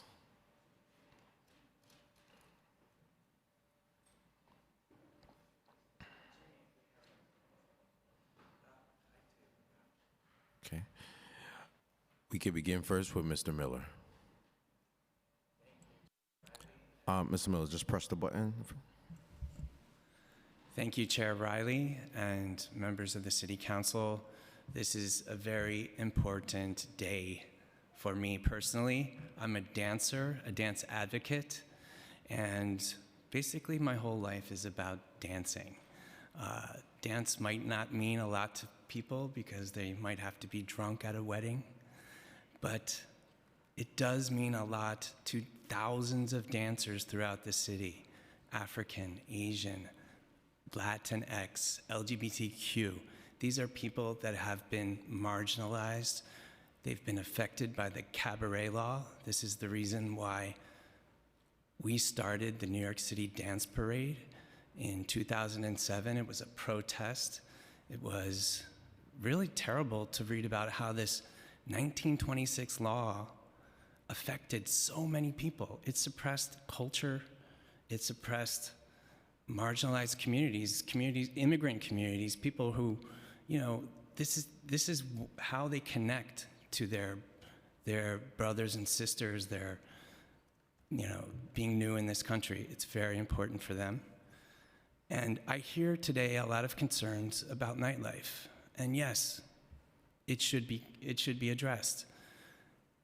But we have some of the most stringent fire safety, building codes, and noise codes in the nation. And what's going to happen? Well, the Department of Buildings has 600 inspectors. That's what we learned from the City Planning Commission. And we need them, you know.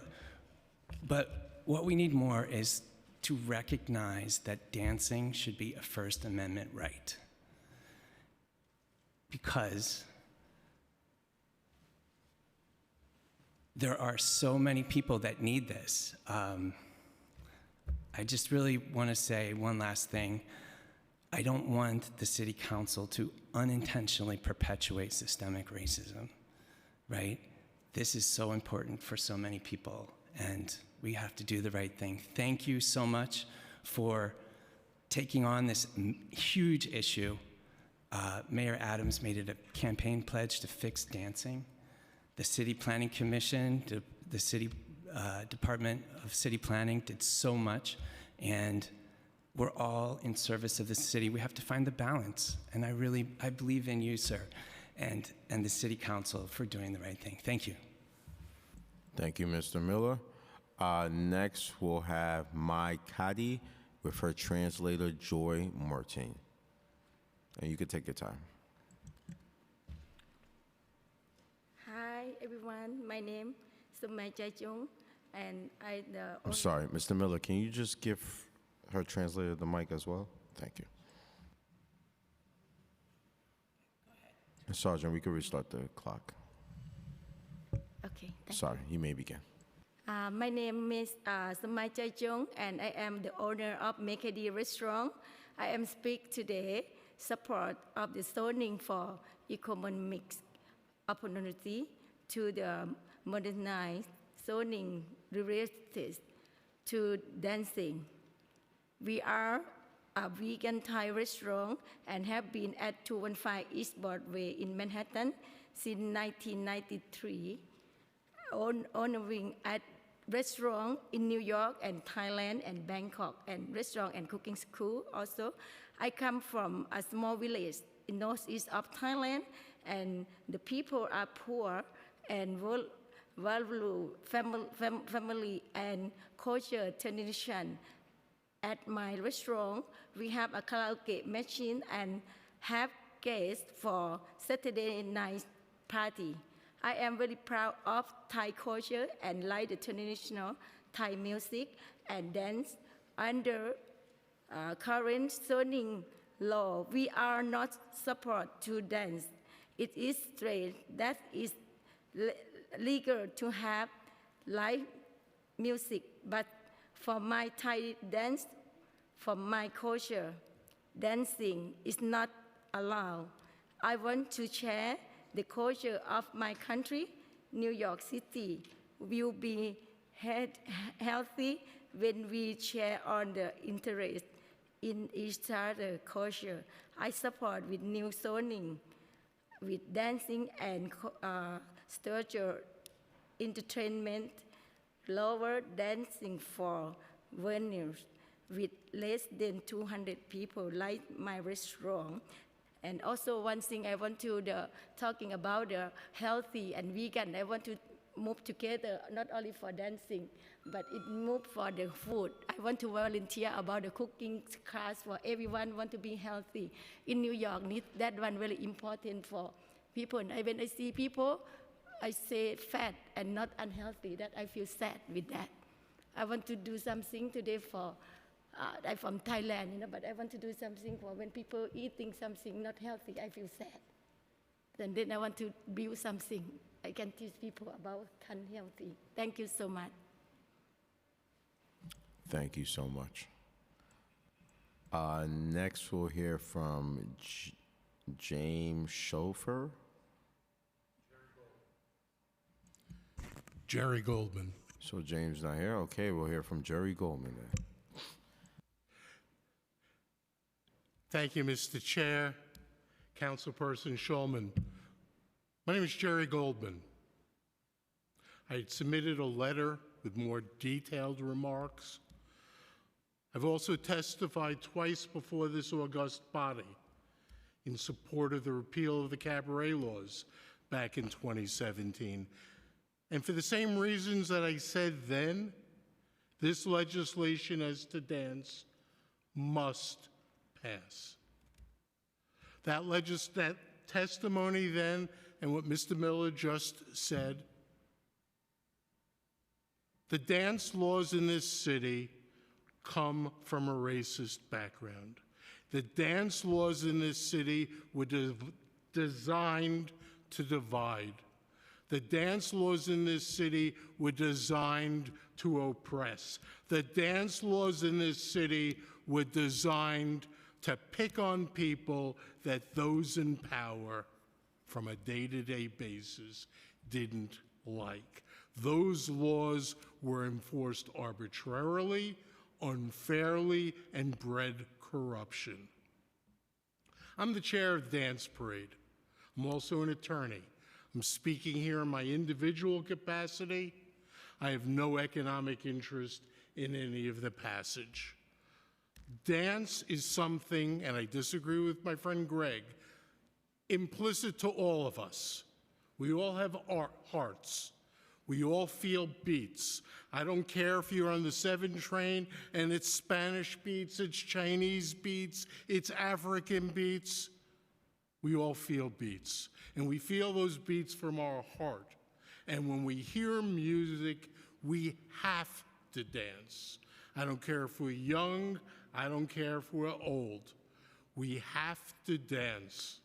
And when we dance, we communicate. And that is speech. And that communicative speech is protected speech under the First Amendment. 2 really quick points, if you indulge me.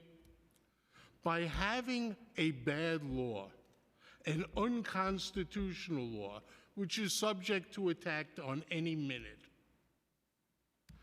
we're breeding disrespect for the law. When a bar owner is allowing dance that he can't, we're breeding disrespect. If, God forbid, he has a fire, his insurance company may deny coverage because of an illegal action. That can't be right.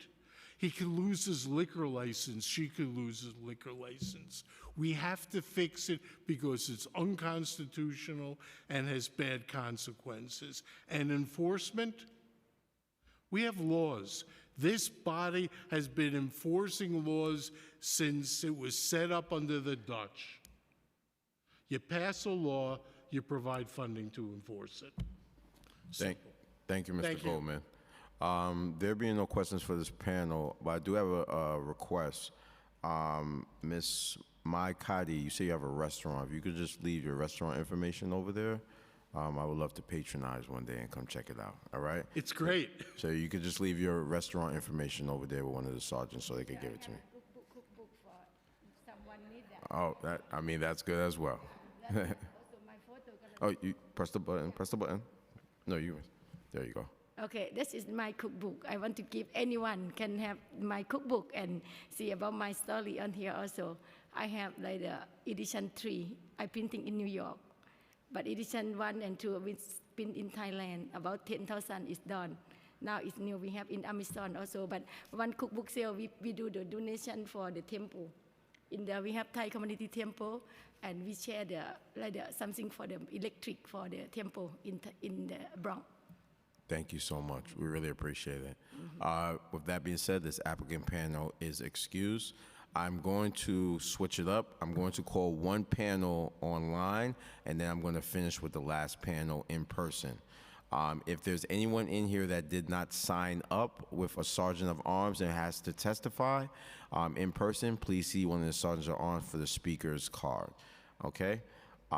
We only have one more group in person in here. I will call you right after the online group that's going next, okay? The next group that I'm going to call from online consists of Claudia Valentino, Mark Anderson, Barbara McNamara, and George Calderara.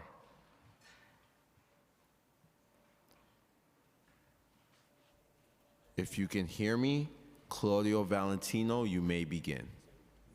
Okay, thank you. Can you hear me? Yes, we can hear you. Okay, thank you so much. Thank you so much for your attention today. I appreciate it. My name is Claudia Valentino, and I am the president of the Forest Hills Community and Civic Association. Lynn Schulman is my councilwoman. I am a decades-long resident of my neighborhood. In past years, I served on Queens Community Board 6 on the Land Use Committee, and I was, a bit more than 20 years ago, the person who took on the task of preparing all the paperwork and documentation for our down zoning. Our zoning does not date back to the 1960s, nor to 100 years ago, as is the case in many places around the country. I know precisely why we knew it was necessary to downzone, and my own community board, my then elected officials, including Melinda Katz, Queens City Planning, and Manhattan City Planning, agreed.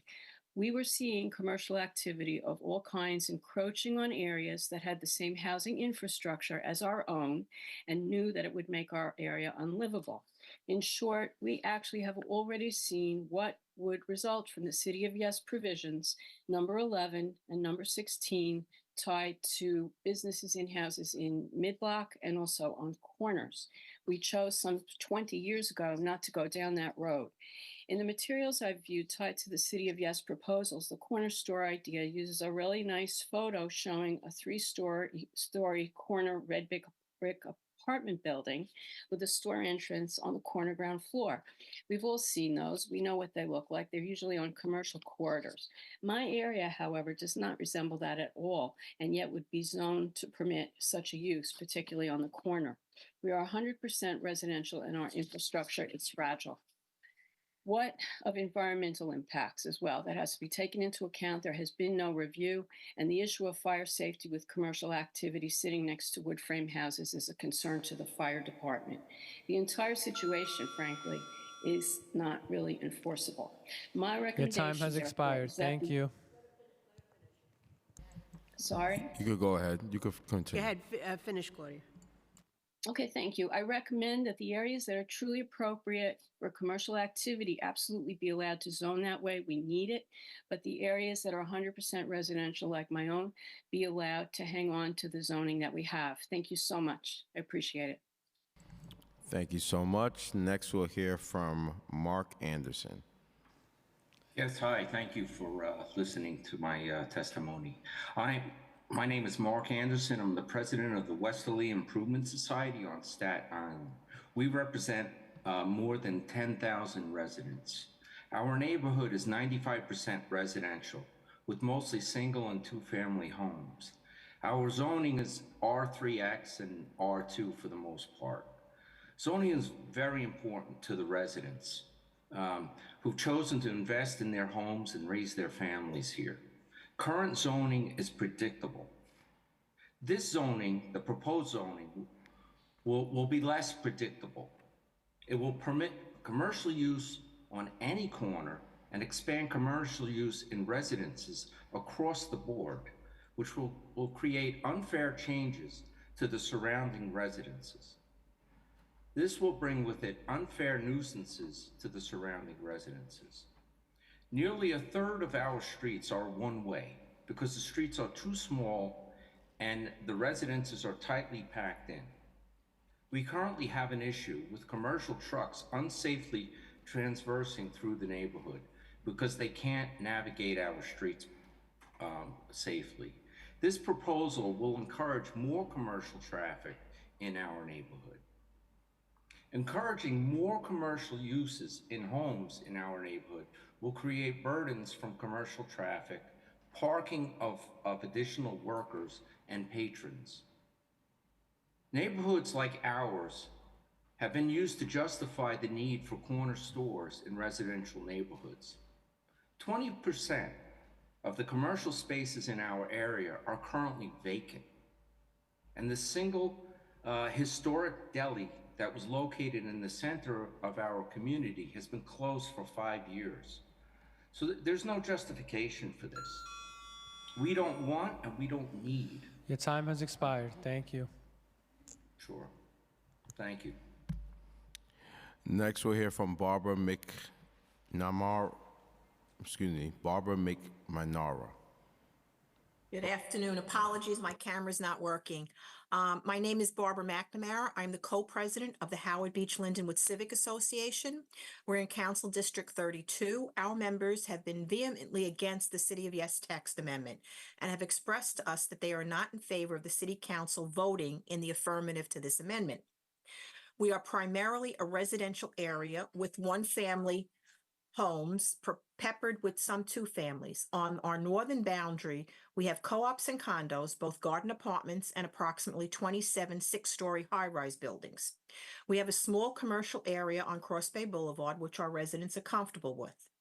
Our neighbors bought here because of the tree-lined streets, the feel of suburbia, while being close to everything the rich cultural Manhattan has to offer: museums, theater, restaurants, our beaches in Rockaway. They did not buy here to have businesses opening next to their home where their children play and they enjoy a quiet neighborhood. We are not a community that needs corner stores popping up throughout our neighborhood or any businesses for that matter. Our community is made up of residents whose grandparents lived here, then they were born and raised here, and now they're raising their children here. We do not want to force them to move to Nassau and Suffolk to keep that sense of community for their family. This should not be a one-size-fits-all, the text amendment. I would be curious as to where the individuals who wrote the text amendment live. We would urge all the council members to really look at what your constituents want and vote on their behalf. I urge you to vote no on this text amendment. Thank you for your time. Thank you. Lastly, we'll hear from George Calderano. George, if you you may begin.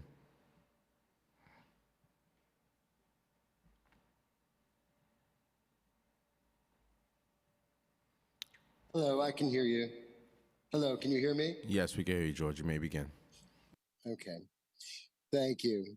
I'm George Calderaro, a member of the board of 6 New York City civic organizations. Some of the proposals in the thousands of pages of proposed zoning text amendments positively update zoning related to old uses no longer relevant. However, many of the proposed changes would negatively impact communities in all 5 boroughs and flout the city's zoning regulations in favor of business interests, notably the powerful real estate industry. We've already heard from REBNY and the New York Building Congress moments ago, which supports the City of Yes and other efforts to deregulate the city and development. Before I continue, I must ask that my and others' criticism of parts of City of Yes not be branded and dismissed simply as, quote, NIMBY for criticizing this and other policies. My and others' concerns for our communities and how they look and function are not minor concerns, and they should be yours too. NIMBY is an insult developed, promulgated, and abused by the real estate and business community, abetted by the media and politicians. With regards to the City of Yes for economic development, the expansion of the commercial activity into residential buildings is not only harmful to housing in a housing crisis, but will negatively affect on the quality of life for many communities. Regarding manufacturing in the districts, the City of Yes proposals would allow most manufacturing uses to be located in any commercial district. With this proposal, I'm just editing as I go along to keep for time.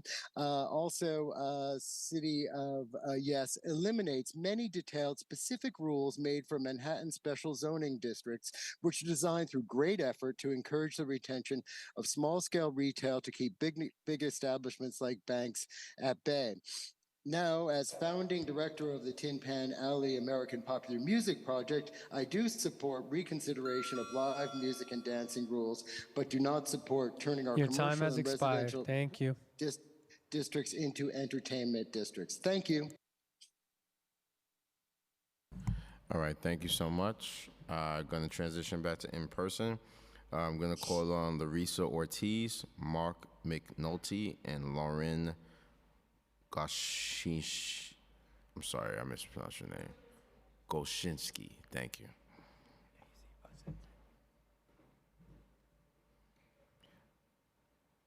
First, we could begin with Larissa Ortiz. Hi, good morning. Good afternoon. I have been here since 9 this morning, and I had to leave, but I came back because this is such an important issue. I'm Larissa Ortiz. I'm testifying today as a Jackson Heights, Queens resident, urban planner, a retail strategist with over 30 years of expertise and experience advising cities around the country on zoning issues, and a former New York City Planning Commissioner. I served for 7 years under de Blasio. This is probably the single most important thing that we can do to help small businesses, especially coming out of the pandemic. We do acknowledge it is an ambitious proposal, but it's one that we have to pass. Pre-pandemic, the city's retail sector paid $16 billion in wages, contributed $55 billion in taxable sales, and we're still not at full recovery. And I will say one thing: if we fail to pass this proposal, we squander the opportunity to get to full recovery. It will be years, if not decades, before we get another swing at the bat. It's hard to be a small business in this city. It's hard to run a business. Businesses want predictability. Our current zoning code does not give them that. Small businesses operate on razor-thin profit margins.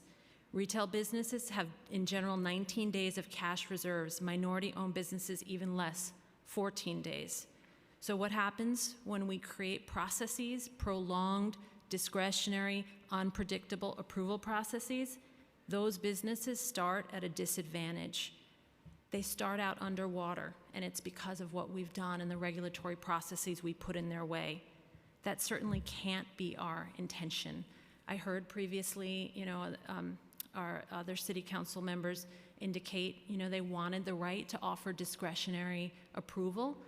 We have to find a balance, because the more discretionary processes you put in front of businesses, small businesses, retail businesses, minority-owned businesses, the more we create failure for them. So I hope that you will consider voting in favor of this proposal. Thank you. Next, we'll hear from Mark McCulty.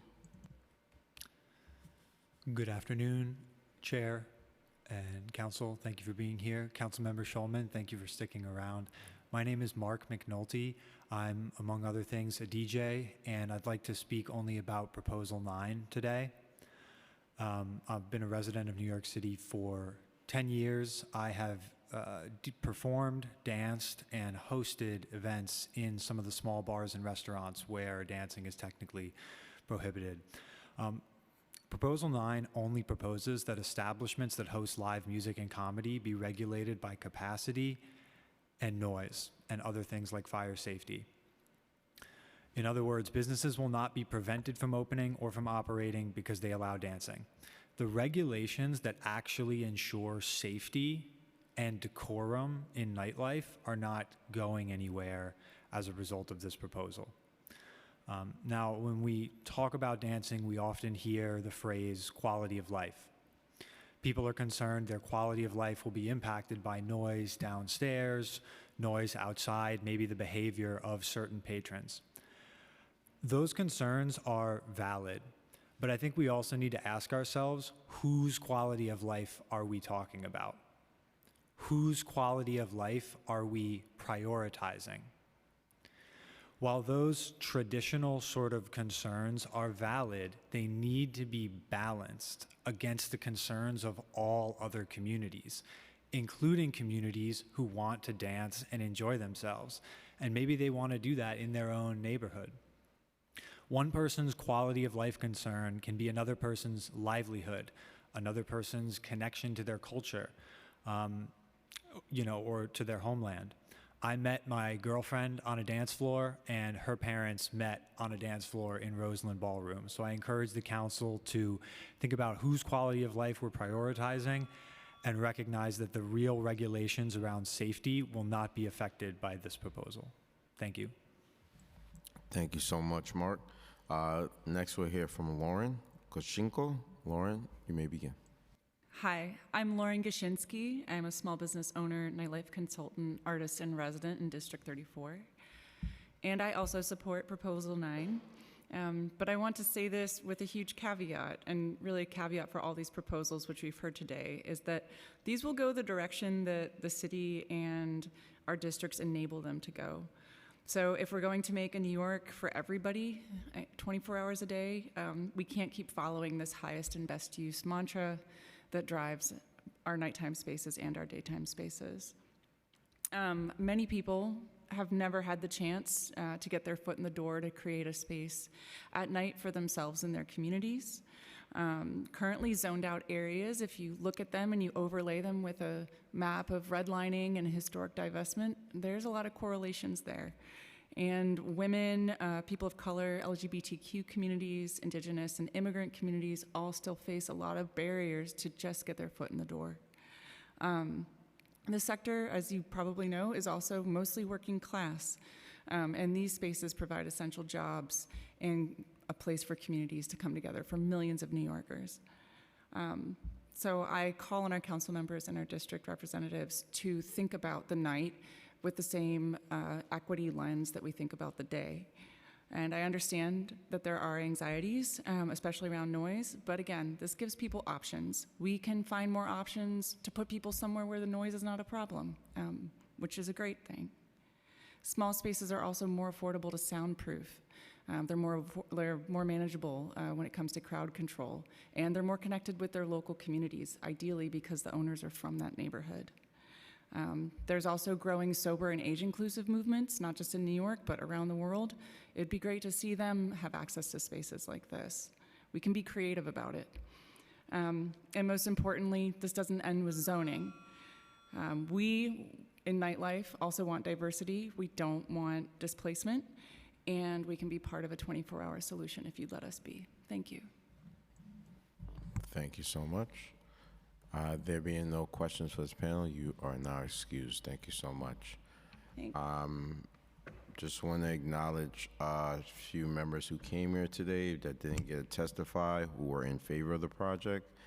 Ms. Candace Thompson, Andrew Mackmore, Julie Stein, Regina Moore, Megan Pickerson, Kara Ekholm, Randy Pierce, Howard Platkin, Michael Feenberg, Nancy Steeler, Carmen Susan Osorio, James Schulfer, Karen Kriegel, Ariel Politz, Brenda Castelmos, Anna Prince, Sandra Jaquez, and Millie Salzar. They were here today but weren't able to testify, but if they do come back, we'll allow them to testify, and please submit your written testimony online if you are still listening. I will now turn it over to our online testimony. The next panel I will be calling is Ray Moore, Robert Press, Derek Pitts, and Quincy Eli Kate. The following panel after that will be Eva Hanhart, Gina Caladindo, Grace Moreo, and Karen Argenti. We will begin first with Ray Moore. Hello, can you hear me? Yes, we can hear you. Great, good afternoon. My name is Ray Moore and I'm a Senior Quality Research and Training Specialist at Safety Partners. We create environmental health and safety programs for the life science companies working with hazardous materials. And in the past 30 plus years, we have implemented programs for more than 900 companies in Massachusetts, New York, and throughout the United States. Safety Partners is providing this testimony about lab safety and regulations in support of the City of Yes zoning for economic opportunity, Proposal 8. Life science work involves hazardous materials, and there are risks associated with it. On the other hand, there is oversight from all levels of government to keep the workers, environment, and public safe, and a regulator can inspect a facility at any time. The FDNY requires a lab unit permit and certificates of fitness in order to store and use chemicals. The permit involves a thorough review of DOB-approved floor plans to confirm that facility is constructed in accordance with construction and fire codes, and the certificate holder must demonstrate competency with safe chemical practices, and this requirement is unique to New York City. The DEP oversees the Community Right to Know program, which requires annual reporting of hazardous material that exceeds the reporting thresholds, which are much lower than federal thresholds, and the DEP conducts annual inspections. The DEP also regulates sewer use, and the regulations outline what is prohibited from discharge and can require pretreatment before it's discharged into the sewer system. The DSNY requires annual reports from generators of biomedical waste. At the state level, the DEC, or Department of Environmental Conservation, regulates biomedical waste generated in research labs, and along with EPA, regulates hazardous chemical waste. At the federal level, OSHA standards such as hazard communication, lab and bloodborne pathogens, cover specifics of hazardous material safety and include training and documented procedures. There's also OSHA's general duty clause, which require employers to provide a place of employment that is free from recognized hazards that can cause harm to employees. Excuse me. At the end of the day, employees want to go home at the end of each workday. They are at greatest risk to hazards in the lab, and by implementing safe and compliant work practices, they are keeping everyone safe. Your time has expired. Thank you. Thank you. Thank you. Next, we'll hear from Robert Press. Thank you, Councilman Riley. For your and other council members' comments, city planning went to community boards and did not get approval of this plan. So by the majority of the boards, thus city planning has revised many of the proposals, but has not gone back to community boards for their approval or not without wanting any more comments from community boards.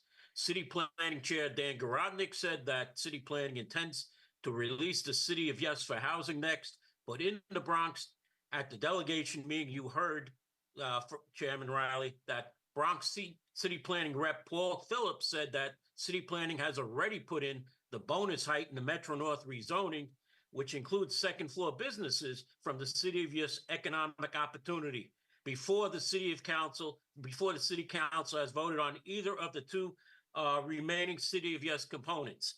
The mayor has already celebrated this morning that it's passing.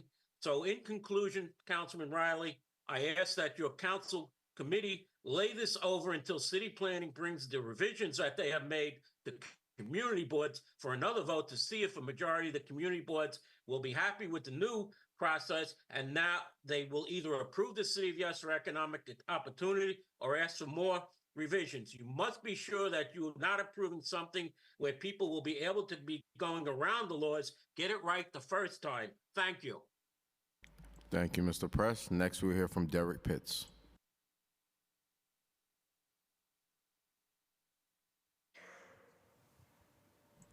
Mr. Pitts, if you could hear me, you may begin. Hello, can Yes. you hear me okay, everyone? Yes, we can. Okay, thank you for the opportunity to testify. My name is Derek Pitts. I own and operate Farm One, a relatively new 10,000 square foot indoor vertical farm located in Prospect Heights, Brooklyn. I'm testifying on behalf of myself and Farm One in strong support of the initiative, especially as it relates to fostering an environment that enables the growth of small businesses. We grow produce, specifically leafy greens, and sell direct to New York City chefs, restaurants, and consumers. We have 18 employees. We are located in a very small M1 zone that is literally surrounded by residential, commercial, and mixed-use zones. We are a quiet, clean manufacturing, hyper-local, sustainable business that relies heavily on local neighborhood foot traffic to survive, just like any other consumer-facing, retail-focused business. The fact that we can farm food indoors and offer it so close to the people who want and need it is largely fortuitous in our situation, but it should be a dynamic that can be easily repeated in commercial and mixed-use zones closer to the people and not strictly limited to manufacturing zones, which are generally much further away from the people. This is generally true for most of the sustainability-focused businesses that are so important for the city. This proposal takes a giant step in that direction.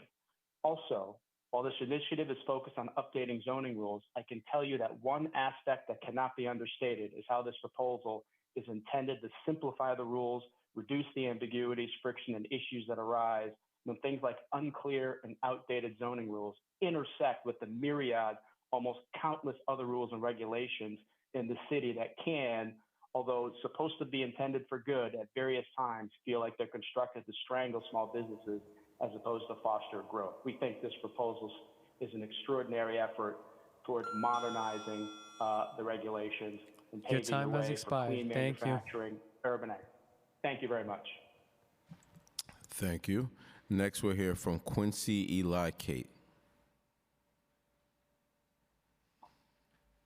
So good afternoon. Thank you. Can you hear me? Yes, we can hear you.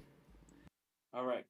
So good afternoon, Chair Riley. My name is Quincy Ely Kate. I'm Director of Industrial Business Development at the Business Outreach Center Bach Network.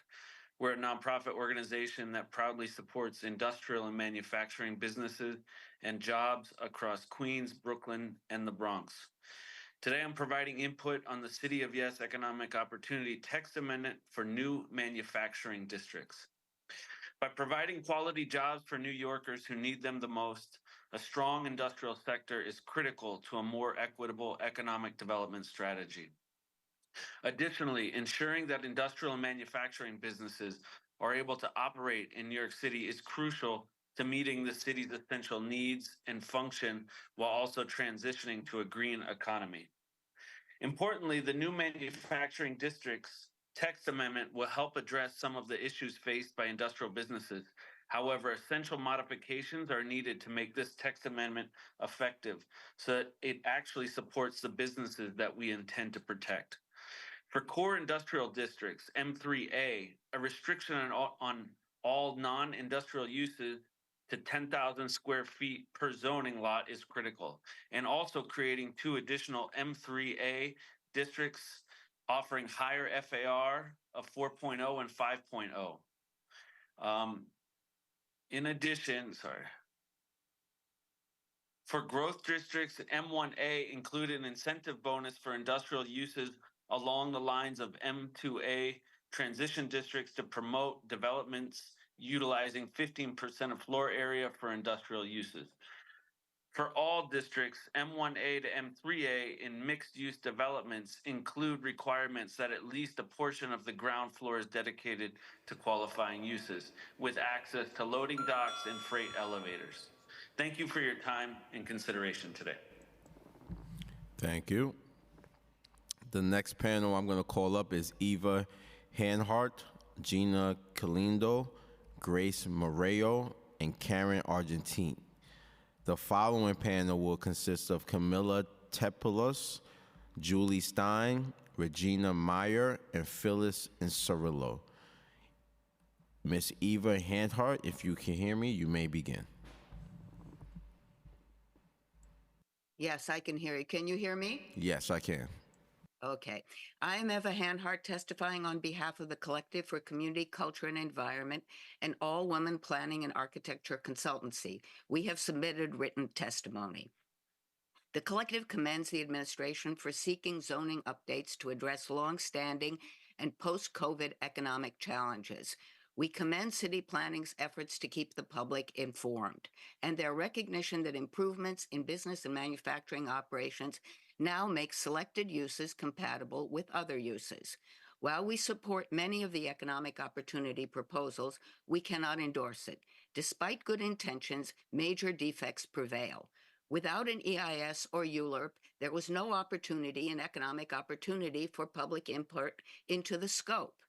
The proposed major changes to use groups and manufacturing zoning are much more than updates and should be treated as separate actions. Unfortunately, environmental justice concerns are not addressed. For example, there is no zoning proposal to regulate large last-mile fulfillment facilities that increase traffic, air pollution, and are clustered in environmental justice communities. Many of the zoning proposals are one-size-fits-all, disregarding local contexts. Commercial use proposals dilute the concept of local shopping streets, eroding neighborhood shopping and service areas that serve residents' daily needs, allowing the same retail and service uses in C1 and 2 as in the more general business districts by right or by permit, such as vehicle repair shops, micro-distribution facilities, and allowing in all residence districts retail and service uses on corner lots, greenhouses, racket courts, sand, gravel, or clay pits, laboratories on community facility campuses. Absent changes, the collective urges a no vote. Thank you very much. Thank you. Next, we'll hear from Gina Calindo. Gina, if you can hear me, you may begin. Yes. Okay, good afternoon. My name is Gina Caliendo, and I'm a lifelong Bronx resident. I stayed here to raise a family throughout the city's good times and bad times. I am not in favor of most of the proposed changes to the City of Yes proposition. While well-intentioned, it misses the mark and creates opportunities to further damage housing and reduce quality of life. allowing commercial use within 100 feet of corners in second floor apartments, and increasing the size and scope of existing home businesses will encourage absentee landlords to convert housing to unofficial commercial space. No matter what the intentions, this will effectively remove housing stock and create unsafe environments for neighbors by increasing traffic and the use of our already strained infrastructure. There are already so many empty storefronts, the need for new commercial space is really non-existent. We're unable to remove people who are illegally occupying homes, and we can't shut down shops selling illegal marijuana. How are we supposed to believe we'll be able to stop someone from inappropriately setting up a business in a home they aren't truly occupying? Allowing commercialization of space that's residential is a dangerous path that will negatively impact on an already difficult quality of life in the city. The changes to the nightlife regulations may sound small and simple, but in reality will result in dramatic impacts on quality of life in areas with small venues. Crowds, litter, and noise will be increased, and the allowance for dancing as presented will absolutely allow the creep of adult entertainment into residential communities. The City of Yes also effectively replaces community board input with centralized city planning approval. As eloquently stated by Councilwoman Hanks, Palladino, and my own Councilwoman Christy Marmorato, individual community needs are different. We are not all Manhattan or downtown Brooklyn. The City of Yes, as set up, should be called the City of Rubber Stamp because it's essentially eliminating any input, putting all decisions in the power of unelected city planners and activists. Let us instead be the city of what's best for our residents and put power in the hands of local community boards and elected council members. Thank you for allowing me to speak.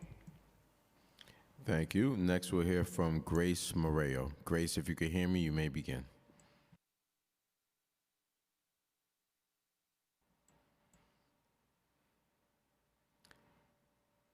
Pressing. Can you hear me? Yes, we can hear you. Okay. Yeah. Yes. It's Grace Marrero, not Mayeo. So appreciate the mispronunciation there. I tried Let my me just cut best. straight to the chase, Mr. Riley. All these things that were spoken about, the restrictions and yada yada, all that stuff, rezoning. The city council can do that. They can change these old dated laws if they want to. It has nothing to do with rezoning. I'm a constituent of Christy Marmorato. I'm the founder and chair of the Allerton Barnes Block Association and a member of the Coalition of East Bronx Community Associations. We're a group of community associations looking to make a bigger impact together as a group instead of just being individual. We don't approve of this. We are not for this plan. Like I said, the city council can fix these laws because that's what they're supposed to do. They can fix these laws to help the small business and do whatever needs to be done to fix the antiquated laws. What it doesn't do is, like Vicky Palladino took the words right out of my mouth, it's not one size fits all. What works in Manhattan does not work in the Bronx. We don't want these big buildings here. Okay, I know that this is a developer's dream to change the laws. This is also part of Mayor Adams' globalist agenda that he signed on to for the globalist mayors. He signed on to reduce the carbon of New York City by 2030. He's part of the 2030 agenda. That's a globalist agenda that looks to decrease the population and decrease our food supply and increase power and wealth to the ultra uber rich and leave us dweebs down here below if we live. Your time has through it. expired. Thank you. Thank you. Next, we'll hear from Karen Argenti. Karen, if you can hear me, you may begin. Yes, my name is Karen Argenti. I'm representing the Bronx Council for Environmental Quality, a 53-year-old community group in the Bronx that has protected the environment.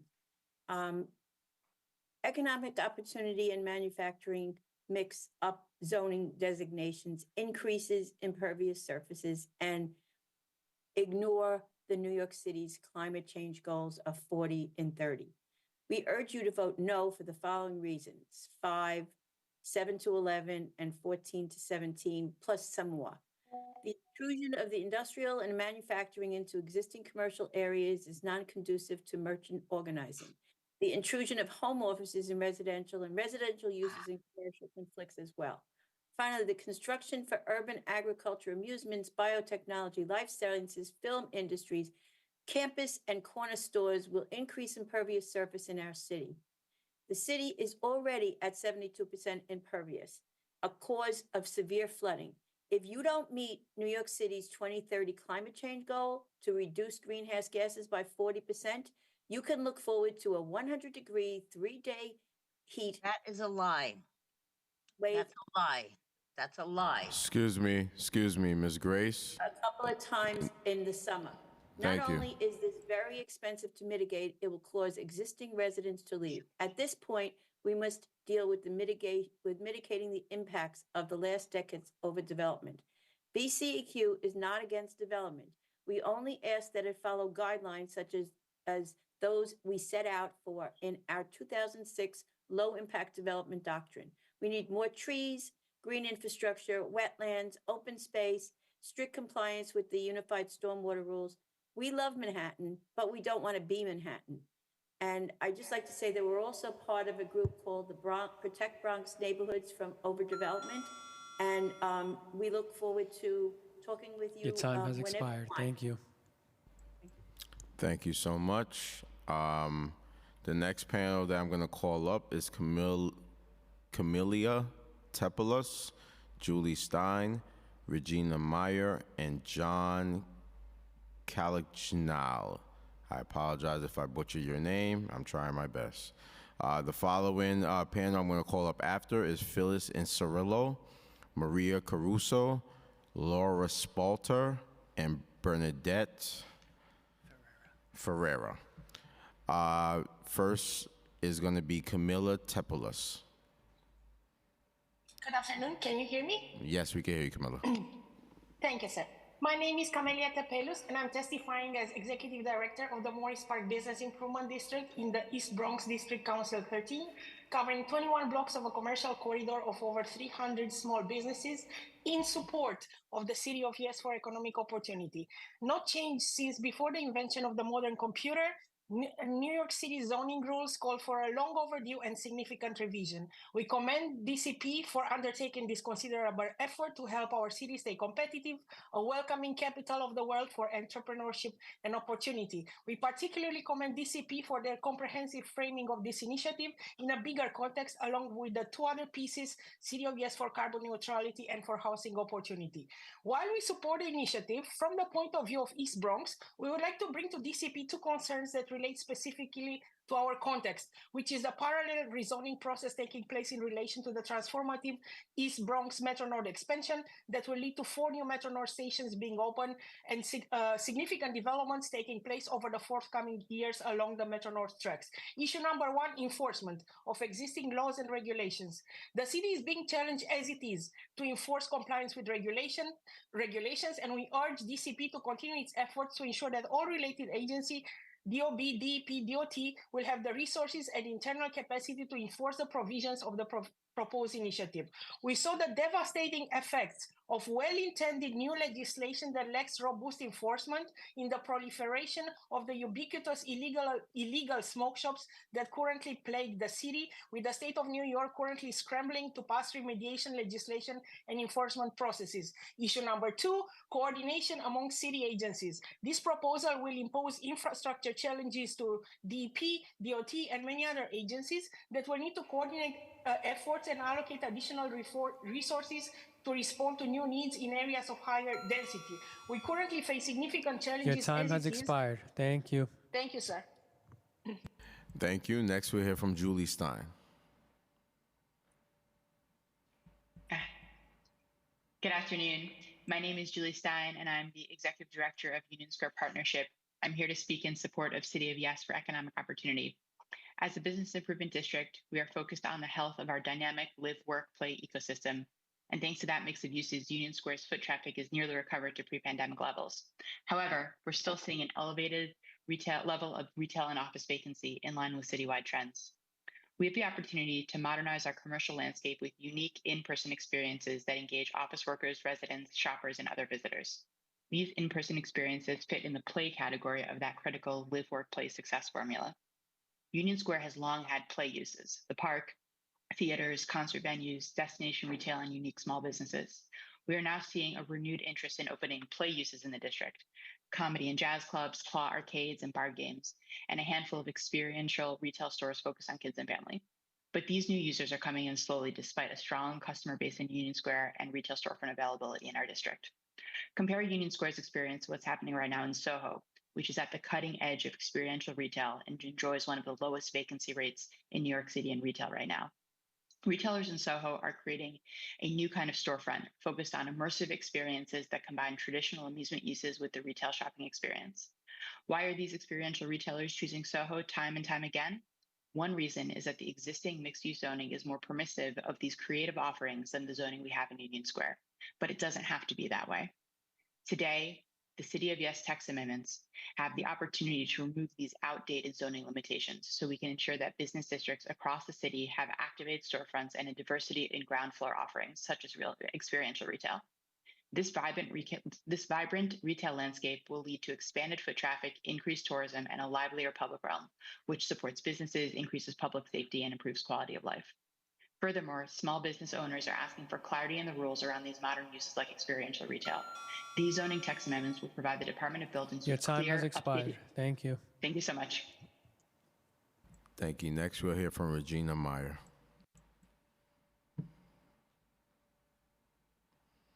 Regina, if you can hear me, you may begin.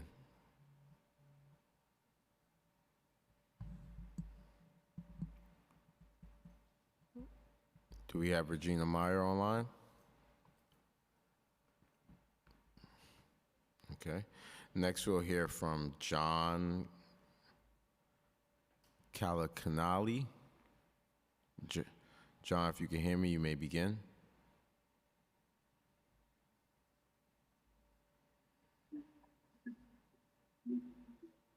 Yes, I'm here. Can you hear me? Yes, we can hear you, John.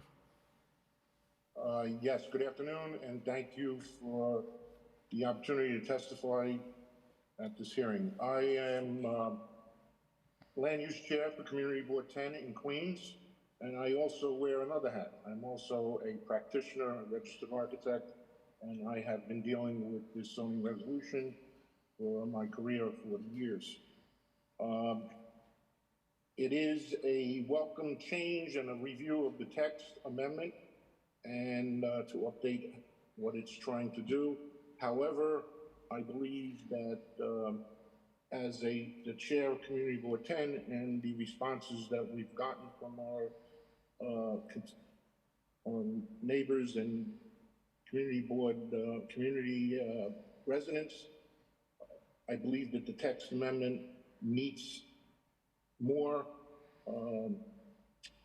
fine tuning, especially the way we responded from the community board after we reviewed this part.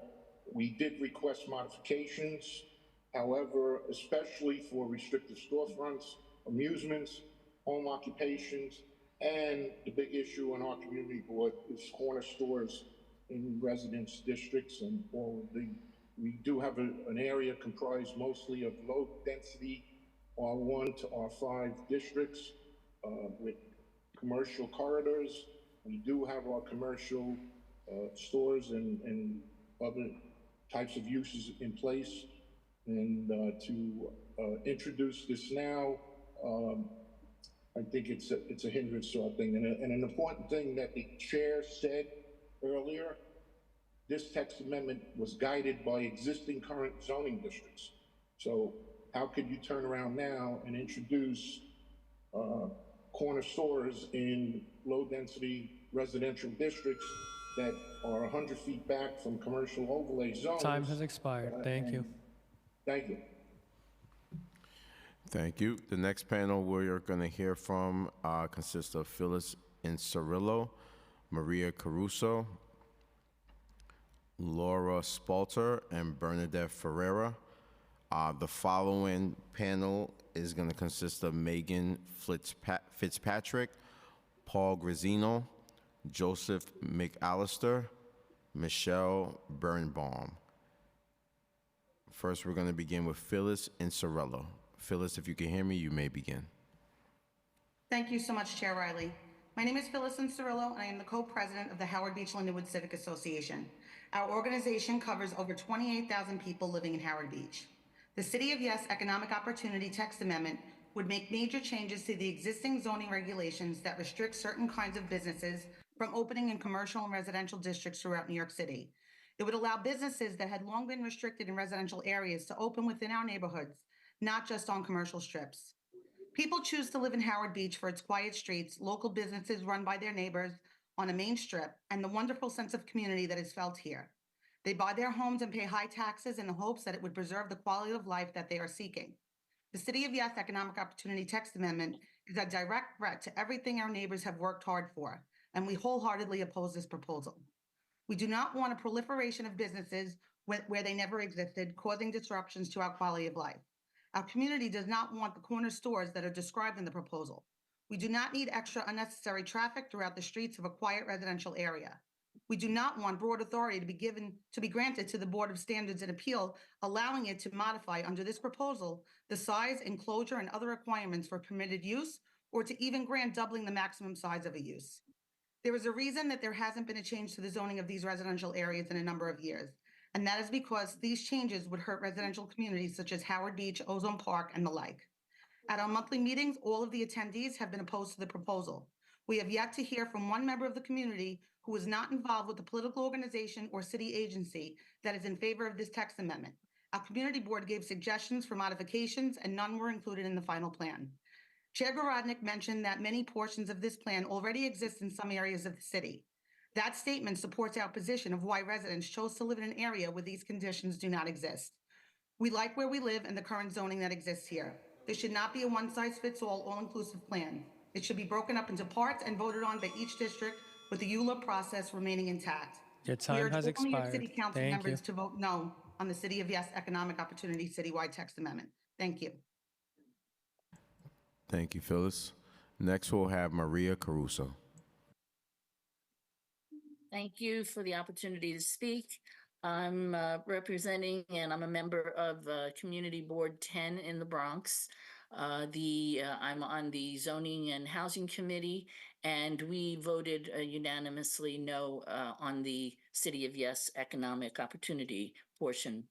Out of the 12 community boards in the Bronx, 3 voted an out-and-out yes, 4 voted an out-and-out no, and the rest were yes with conditions. I think that the community boards were a little bit misled, or maybe I want to say misled, with the fact that the ones that voted yes with conditions really did think that the conditions were going to be met, and if not, that they would then have the opportunity to vote no. But that is not happening. And hearing earlier from the Department of City Planning how the community board votes are non-binding, I think it's troublesome. I want to say that our community, I also sit on the City Island Chamber of Commerce, and Chamber of Commerce is also against this economic opportunity, where it would definitely affect our quality of life, having this kind of thing happen in our community. And in Community Board 10, in all the communities of Community Board 10 in the Bronx. So I implore the City Council to vote no for this economic opportunity. Thank you. Thank you. Next, we're going to hear from Laura Splatter. Hello, my name is, can you hear me? Yes, we can hear you, Laura. Okay. My name is Laura Spalter. I am speaking on behalf of the Broadway Community Alliance and Protect Bronx Neighborhoods from Overdevelopment, a coalition of 29 organizations united in our opposition to these one-size-fits-all zoning proposals. Our coalition spans unique neighborhoods from Allerton, City Island, Ferry Point, Marshallou Parkway, Parkchester, Pelham Parkway, Pelham Bay, Riverdale, Spuyten Duyvil, Mid-Concourse, Morris Park, Van Ness, Throgs Neck, Wakefield, Woodlawn, and Westchester Square. We oppose City of Yes for economic opportunity because it erases zoning protections by allowing 2,500 square feet of commercial development in residential neighborhoods where currently prohibited.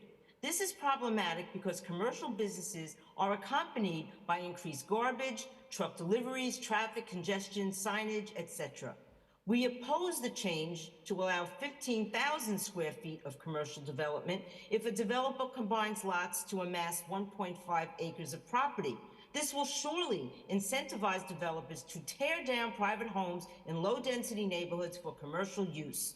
We question DCP's so-called process, including environmental and community board review. Inevitably, developers will issue a neg deck. Community boards are only advisory, and these developments will be rubber-stamped and forever negatively impact our community's quality of life. Why does DCP want to promote extending commercial businesses into residential neighborhoods when there's already a 12% retail vacancy rate? These new businesses will compete with our current shopping areas and hurt our small businesses, including mom and pop stores. Likewise, under the law of unintended consequences, allowing industrial and manufacturing uses into commercial zones increases the demand for space and will raise rents for our small businesses. The devil's in the details. Time has expired. But in many Thank instances, you. they are lacking. We urge the City Council to reject these proposals. Thank you. Thank you. Next, we have Bernadette Ferreira.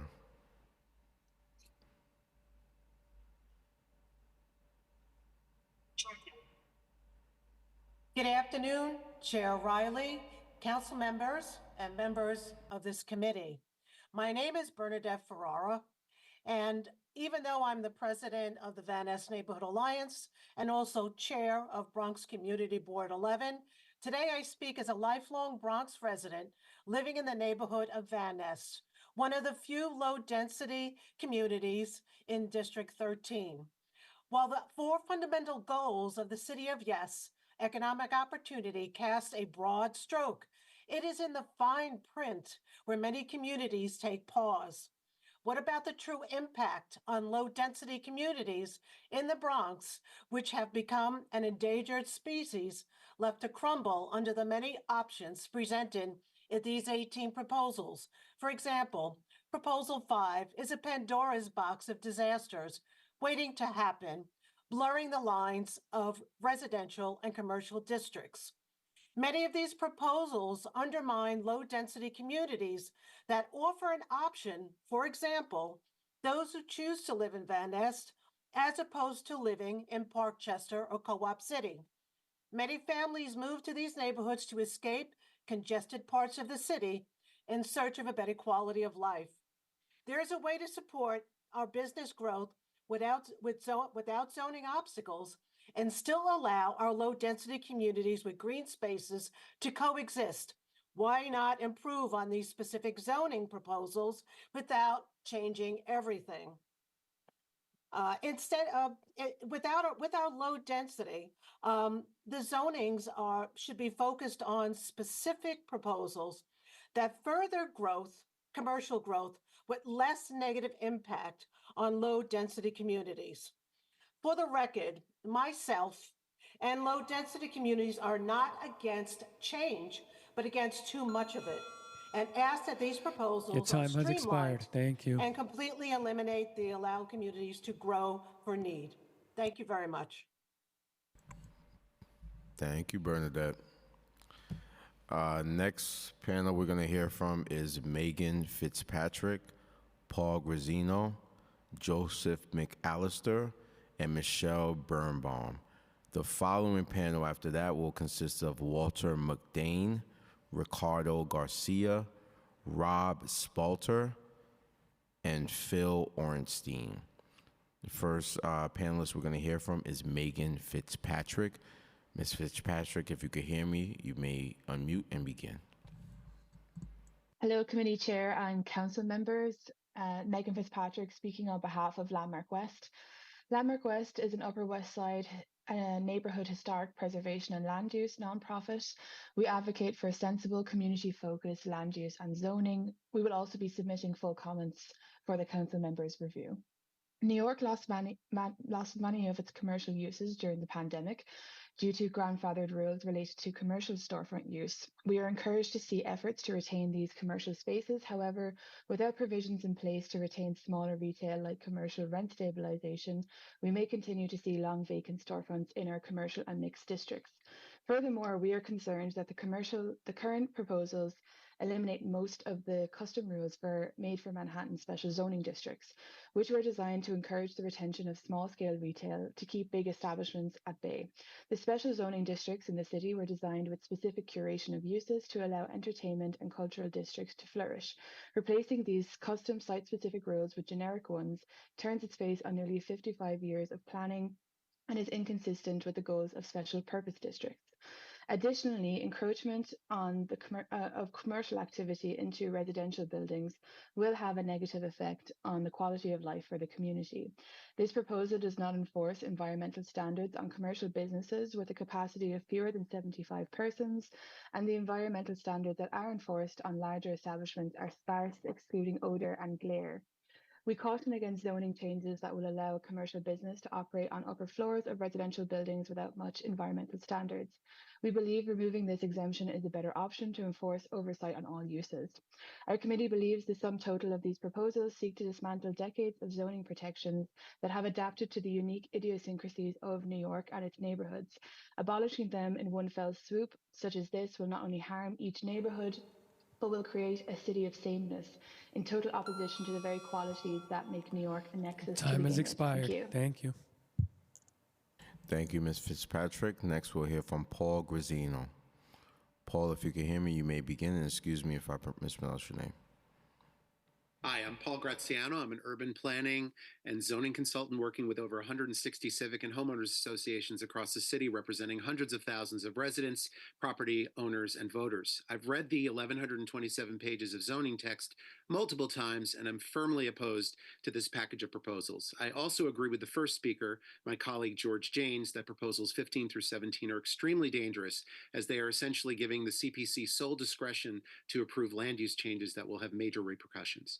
I'll be submitting specific and detailed testimony with visual examples by email for council members to see the actual impacts of what some of these proposals will have on some communities around the city. Contrary to what DCP is saying, this is a one-size-fits-all set of proposals. As Councilmember Hanks noticed, most of the slides that were shown used Manhattan streets as examples. On the public timeline slide that was shown, there was a purposeful omission noticed by several subcommittee members of the fact that a 2/3 majority of community boards voted against or refused to vote on this package of proposals. All of the boards in Staten Island, more than 2/3 of the boards in Queens, a large majority in Brooklyn, and all of the boards in the North and East Bronx voted against this. After the fact, several other boards that voted in favor stated that had they actually known and understood all of the details, they would have voted against instead of in favor. Having presented my findings at a dozen boards in Queens, Brooklyn, and the Bronx, I would be happy to go into detail with the subcommittee today as to why so many boards voted unanimously against these proposals and why they specifically refused to give feedback. Throughout this entire process, DCP has not been forthright with the public or the community boards. Even today, they have left out vital information that may influence the council members on their vote. Finally, many of these proposed changes may not have as much impact in higher density neighborhoods, but again, as Councilmember Hanks mentioned, in lower density areas, including 1 and 2 family zones, but also lower density multifamily R3 through R5 zones, the effects will be catastrophic, particularly proposals 1, 5, 11, 15, 16, and 17. We urge the council to oppose this package of proposals in its entirety. Thank you. Thank you, Paul. Next, we'll have Joseph McAllister. Joseph, if you can hear me, you may begin.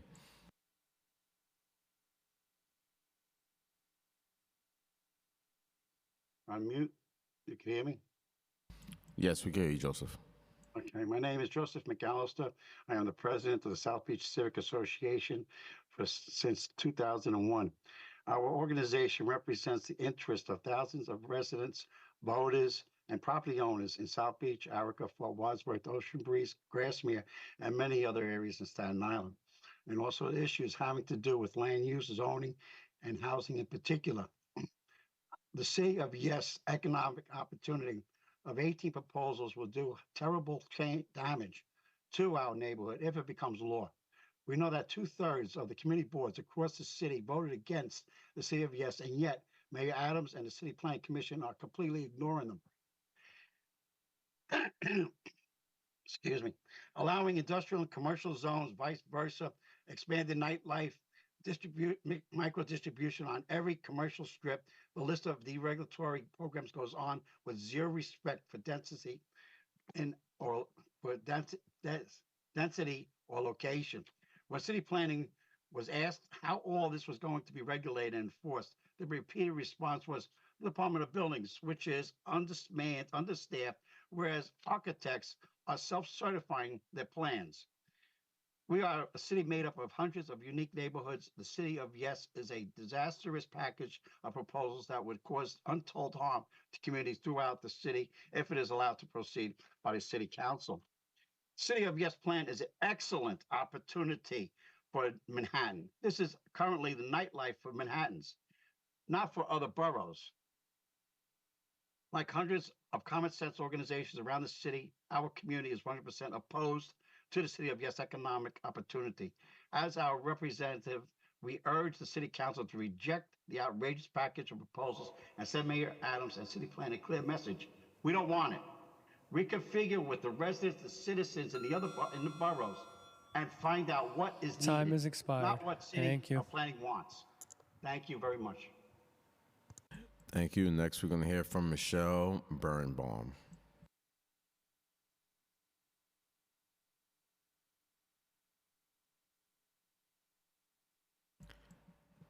Do we have Michelle Birnbaum?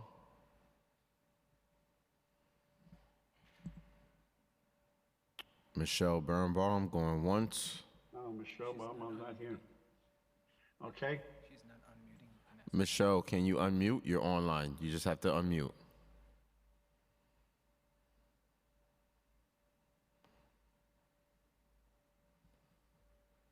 Michelle, if you can hear me, please unmute and you may testify.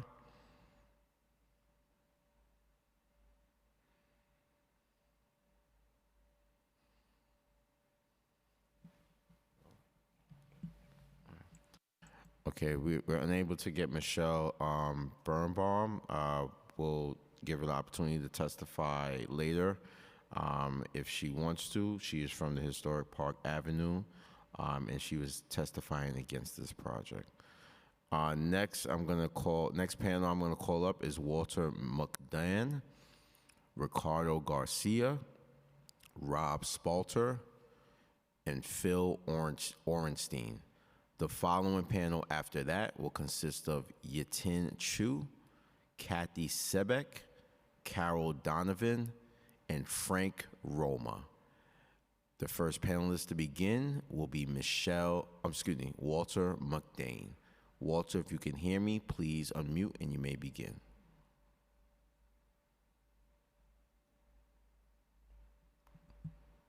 Thank you. Can you hear me? Yes, we can hear you, Walter. Good. My name is Walter Mugden. I'm president of the Westmoreland Civic Association, representing a portion of Little Neck in Northeast Queens. We strongly oppose two provisions of the Economic Opportunity Package. One authorizing corner stores and offices in residential areas, and the other authorizing stores or offices on large-scale sites in residential areas. In our residential communities, we do not need stores and businesses like barber shops, beauty parlors, nail salons, each with several employees and with signs outside. Even more damaging would be large-scale stores and offices that could be built if a developer assembles a 1.5-acre parcel. Now, the language of these proposals include purported safeguards, such as requiring the commission to determine that these otherwise non-conforming uses will not, quote, produce objectionable effects or, quote, alter the essential character of the neighborhood. But these are all highly subjective standards. It'll be nearly impossible for residents to successfully oppose the approval of such uses. And these standards are essentially self-fulfilling. Approval of the first such non-conforming use in a community will likely be approved as not violating these standards. The same will happen for the second and the third. And pretty soon, the essential character of the neighborhood will indeed have been significantly altered, but this will be an example of the law of cumulative impacts. Each individual action has only a small impact, but taken together, the actions have a profound impact. More importantly, even, the commission that will be evaluating whether or not these subjective standards are or are not being met is an entity, an agency that has explicitly said it seeks to encourage commercial development in residential communities. So commercial uses belong in and should be encouraged in appropriate commercial zones, but not in residential zones. Time has I urge the expired. council to Thank you. reject these elements of the economic opportunity package. Thank you. Thank you. Next, we'll have Ricardo Garcia. Ricardo, if you can hear me, please unmute and you may begin. Yes, can you hear me? Yes, we can hear you. Very good. My name is Ricardo Garcia. I'm speaking on behalf of the City Island Civic Association. And we strongly urge New York City Council to vote no on the Department of City Planning's City of Yes for Economic Development. In its desire to offer new opportunities for business to grow, the Department of City Planning has blurred the common sense lines between commercial and residential neighborhoods, all in the name of progress. This is problematic because the very nature of commercial businesses are accompanied by increased garbage, deliveries, traffic, and signage. The City of Yes creates a process for constructing commercial developments, 2,500 square feet in size, and corner properties of every single residential neighborhood where the current zoning prohibits it. While city planning extends to expand commercial business into residential neighborhoods, there are already vacant stores that are willing and able to facilitate these needs. Another radically zoning change allows a process for commercial development up to 15,000 square feet in residential neighborhoods if the owner has a minimum of 1.5 acres of property. This zoning change will encourage developers to tear down private homes for low-scale buildings in residential neighborhoods. We oppose the zoning changes developed by the mayor's office for the nightlife to promote live music, dancing, and entertainment bars. Although this proposal does not apply to residential districts, our concern is the music, noise, and commercial districts carrying over into adjacent residential neighborhoods. We are currently living through cuts to the police and enforcement agencies like DOB, and we fear that the unintended consequences of this change will impact those agencies and our quality of life. We also oppose the proposed zoning changes to allow home businesses in residential neighborhoods to increase square footage from 25% to 49%. Increase employees from 1, 2, 3. Expand business Time categories. has expired. Thank you. When complainants... Oh, thank you. Do not usurp the ULER. Please. Thank you. Thank you for your testimony, Mr. Garcia. Next, we have Rob Spalter. Rob, if you can hear me, please unmute and you may begin. My name is Rob Spalter. I'm co-chair of the Broadway Community Alliance and speak on its behalf. We are a civic association formed to address land use and quality of life issues in and around the Broadway corridor in North Riverdale. We urge the City Council to vote no on City of Yes. These zoning proposals reflect the wish list from the Mayor's Blast Committee, which was comprised of real estate, construction, big business industries, and their lobbyists. These massive zoning changes will permit manufacturing and industrial uses to be permitted for the first time in commercial areas and commercial uses permitted in residential areas under a process that sounds good on paper but is fraught with unintended consequences in implementation. City planning's one-size-fits-all approach will destroy the unique character of our residential communities while ignoring the struggles facing our commercial areas. Clearly, the small business community is besieged with serious problems, including failure to prosecute retail theft, high rents, competition from illegal vendors who pay no rent or taxes, and a myriad of confusing city regulations. None of these issues are addressed by the City of Yes. In fact, allowing industrial and manufacturing uses previously prohibited, such as urban agriculture and life science labs, may increase demand for space, causing rents to rise, further displacing our mom and pop stores. Another troubling change allows home businesses in residential neighborhoods to increase their square footage from 25 to 49% and increase employees from 1 to 3, while eliminating a list of prohibited occupations. Complaints from neighbors will fall on the Department of Building Enforcement. Seriously? We also oppose the expanded nightlife provisions where noise issues will spread problems into residential areas as enforcement agencies experience cutbacks. There simply has not been adequate opportunity to address the impacts of this radical Your time one-sided has expired. zoning. Thank you. Please reject these proposals. Thank you. Thank you for your testimony, Mr. Spalter. Last person on this panel consists of Phil Orenstein. Phil, if you can hear me, please unmute and you may begin. Yes, my name is Phil Orenstein. I'm the president of the Queens Village Republican Club, America's oldest Republican club, and I thank you for the opportunity to testify against these economic City of Yes proposals. I live in a beautiful residential community here with my wife in Eastern Queens. Folks in this community are from every race, every religion, every ethnicity under the sun. We are friendly and amicable towards one another. We live and work together in harmony and friendship. We are members of the middle class. We are members of the working class in America. Some of us retired, but all of us have achieved a measure of the American dream, which is owning a piece of property which we could call our own. This is the American dream. I'm speaking on behalf of nearly everyone I know in this neighborhood, as we are opposed to the destruction of our 1- and 2-family zone neighborhoods to transform them into busy commercial zones, which would destroy the character and quality of life of our communities. As we become more aware of the ramifications of these destructive City of Yes proposals for economic change in our neighborhoods, this is a massive economic expansion into our residential communities, and we say no. We see it as a free-for-all for big developers and corporations to profit and plunder our communities, which we regard as our own. We, in one voice, say, not in our life. Vote against this. We urge all city council members to vote against this. Time has expired. Thank you. Our neighborhood. Thank you. Thank you. The next panel I'm going to call up consists of Yatin Chu, Kathy Sebic, Carol Donovan, and Frank Roma. The following panel after that will consist of Eileen Miller, George Haverneck, Mario Bavaggio, and Lovan Der Valk. The first panelist to present will be Yatin Chu.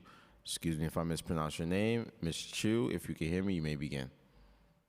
Thank you very much, Chair Riley. My name is Yatin Chu, and I'm president of Asian Wave Alliance. Our organization represents the interests of thousands of residents, homeowners, and voters in Queens and Brooklyn. The City of Yes economic package will do terrible damage to our neighborhoods if it becomes law. We are not alone. 2/3 of community boards across the city oppose the City of Yes. We are outraged at what this will do to our neighborhoods. We don't need or want every corner of every residential block to potentially have commercial or office development. And we certainly don't want every residential unit in the city, apartment or private house, to become a business with up to 3 employees. Why do we need this when we have existing vacant storefronts to prioritize in our business strips? We already have a huge problem in residential areas of Bayside, Flushing, Bensonhurst, and Gravesend with the lack of street parking for residents and visitors. Bringing more businesses into these areas is irresponsible and short-sighted. The congestion and infrastructure demands on more suburban areas cannot be supported without major investments in sewer lines, electrical capacity, roadwork, schools, and more. Many in our community bought their American dream in these neighborhoods for tranquility, great schools, and a quality of life a bit farther from the hustle and bustle, including traffic congestion and noise of commercial areas. The City of Yes would bring all of this to our front doors. We are a city made up of hundreds of unique neighborhoods. The City of Yes is a package of one-size-fits-all that would bulldoze over our diverse neighborhoods throughout the city if allowed to proceed by the City Council.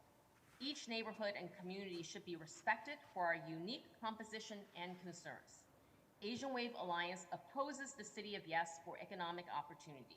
We urge the City Council to reject this harmful package of proposals from Mayor Adams. Thank you very much. Thank you. Next, we'll hear from Kathy Sebick.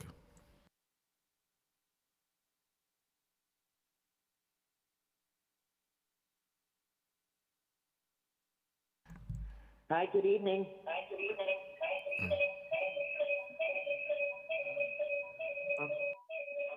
I don't know what that is. Hello, Ms. Sebick. We can hear you, but I think you have an echo. Okay, I'll leave. I'm not sure. I'll leave that. Do you want to phone back in, Ms. Sebick? No, can you hear me now? Is the echo gone? Yes, it's gone. You're good. Okay, thank you so much. Thank you for the opportunity to express my concern regarding the City of Yes Economic Opportunity Plan. My name is Kathy Seebeck. I'm a resident of the Bronx, City Island. I'm a board member of the City Island Civic Association. I'm testifying today as a resident, and I'm an active member of my district. I have attended meetings, information centers, sessions, viewed videos, and voiced my opinion to our community board council members. At each meeting, residents are welcomed as their input. Our Community Board 10 voted no after hearing from many civic associations and businesses. Please do not eliminate the voices of the residents of New York City. This is a blanket zoning change that will eliminate our voices on future projects in our neighborhoods. It's undemocratic. The train has not left the station. The council members could vote no to pull the brakes on this till it is more comprehensible and your questions are answered. I would like to thank Councilman Marmorato for listening to our district with a no, to Councilman Palladino and Councilman seated next to her, forgive me, I don't remember her name, for their direct and common sense remarks. I don't cast votes for city planning, but for elected officials to represent us. So with that, City Island is, City Island at this time has special district zoning. It is a low-density residential community. We have one road in, one road out. Our infrastructure is outdated, services have been cut, and we are a flood zone. City Island has been called the New England Seaport, the gem of the Bronx. We are known for our seafood restaurants and welcome tens of thousands of visitors from spring to fall to dine and stroll our beautiful community. It is unique, and that is why New Yorkers come to visit. People come to enjoy the quaint, charming, and nautical village atmosphere. Why would you destroy that with out-of-character building and no parking? Our community business generates many tax dollars for New York City. Do you think people want to come here to look at apartment buildings and no place to work? Our Main Street has some empty storefronts, and I cannot understand Time why has you would want expired. to add more. Thank you. Our residential dead-end streets cannot fit more stores and buildings without parking. Are you planning to build an evacuation site here to house people during hurricane storms, flooding, Thank you, and Ms. blackouts? Seebeck. Not just factor. I urge you to vote no and use a common sense approach to zoning in each community. Do not eliminate our voices or input. We are residents of New York City and voters. We are the people that vote for you, hear our voices, and represent us. Thank you so much for allowing my testimony. Thank you. Next, we'll hear from Carol Donovan.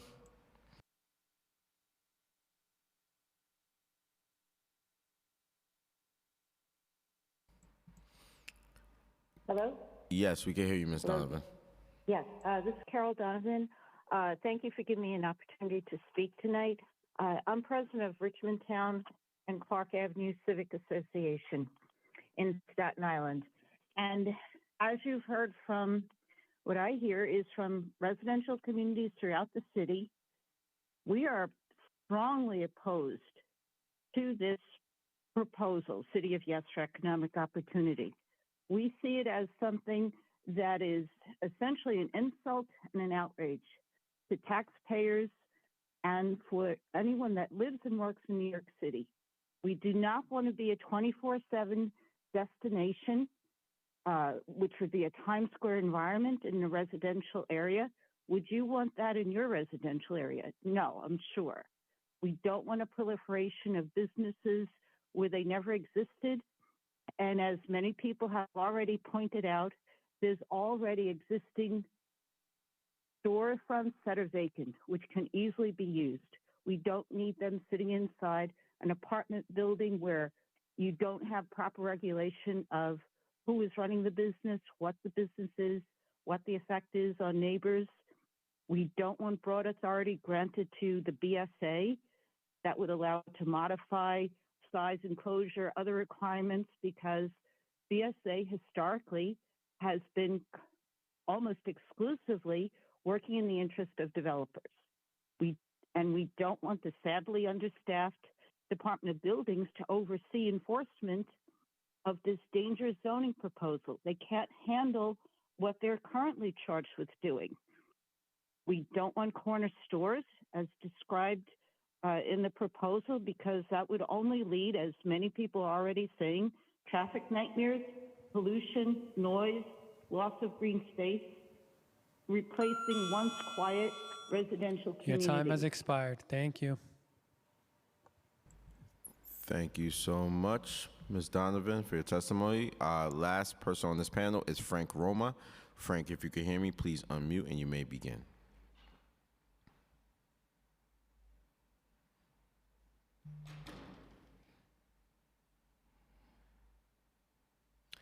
Frank Roma, if you can hear me, please unmute and you may begin.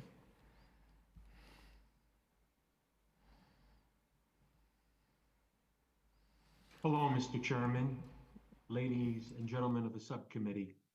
My name is Frank Roma, and I am a Queens resident and a business owner. I am opposed to the City of Yes proposition. Firstly, and most obviously, there is no lack of vacant commercial space anywhere in New York City, and this residential conversion measure is completely unnecessary. Also, the measure is very dangerous to community residents because the buildings in Queens where these new businesses would be established in existing residential neighborhoods would not be suitable for the commercial use because they have not been built to commercial standards for building or fire safety. The lack of sprinklers, fire exits, floor loading requirements, and handicap access would be incompatible with the existing construction. The noise and traffic would also be a burden to residents and families living in these residential communities who fully expect their standard of living to be respected and remain peaceful. Traffic in these neighborhoods would also be negatively impacted and lower resident standards of living. There likely would not be adequate parking. Traffic control devices like stop signs and traffic lights would be inadequate to maintain the increased flow of traffic. The streets and sidewalks are also probably undersized to handle these increased loads of traffic. If this new zoning resolution is passed to permit any new commercial uses in residential areas, it would cause chaos in an otherwise peaceful group of neighborhoods throughout New York City. Thank you for hearing me. I would like to thank everyone here for their time. Have a good day. Thank you, Mr. Roma. The next panel we're going to call up is Ellen Miller, George Haverneck, Mario Bonviaggio, Lovan Dervalk, and the final panel that's online is Richard Moses, Phil Koinsenberg, Laura Sewell, and Gregory Morris. If anyone else is online and I did not just call your name, please just raise your hand so we can make sure that you testify. The first panelist to begin will be Ellen Miller. Ms. Miller. Eileen Miller, that's fine. Eileen? All right, sorry. Yes, thank you so much for allowing me to speak. My name is Eileen Miller. I am speaking on behalf of the Bayside Hills Civic Association, an organization that is in Bayside, Queens. This package of zoning text amendments will drastically blur the lines between commercial and residential zoning districts across New York. Manufacturing will be permitted within retail areas. Commercial business can operate within residential homes, including nail salons, barbershops, and illegal smoke shops. Corner stores and high-density multifamily buildings will be allowed on the corners of residential blocks. Low-density commercial zoning districts will be changed to high-density ones with residential housing and commercial real estate. 1 and 2 family zoned areas comprise a very tiny proportion of New York City, and they are the unique gems within the thriving metropolis that makes the city it is. They are the American dream. City of Yes will destroy these neighborhoods by drastically changing their character and population density. Many people who now reside in the lower density areas will flee for more desirable neighborhoods outside of New York City. Many of our areas do not have the infrastructure to support these increased densities. Property taxes and tax values will likely decrease. We, the Bayside Hills Civic Association, oppose the City of Yes proposal, and we are imploring all of our city council people to understand what we're saying, because you're living in the same American dream that we are. Thank you so much. Thank you so much, Ms. Miller. Next, we'll hear from George Habernick. George, if you can hear me, please unmute and you may begin. Good evening, council member. Can you hear me? Yes, I can hear you, George. It's good to see you again, Chairman Riley. Excuse my video, it's not working. I'm sorry for that, although that might be beneficial to others. Anyway, this plan is much too assertive and aggressive. We live in a very diverse city, and you're putting a blanket over something that really is more warranted of a sort of a patchwork quilt. I mean, each neighborhood, each community board should be dissected to see what would fit and what doesn't fit, because this one glove fits all plan just is not going to pass muster.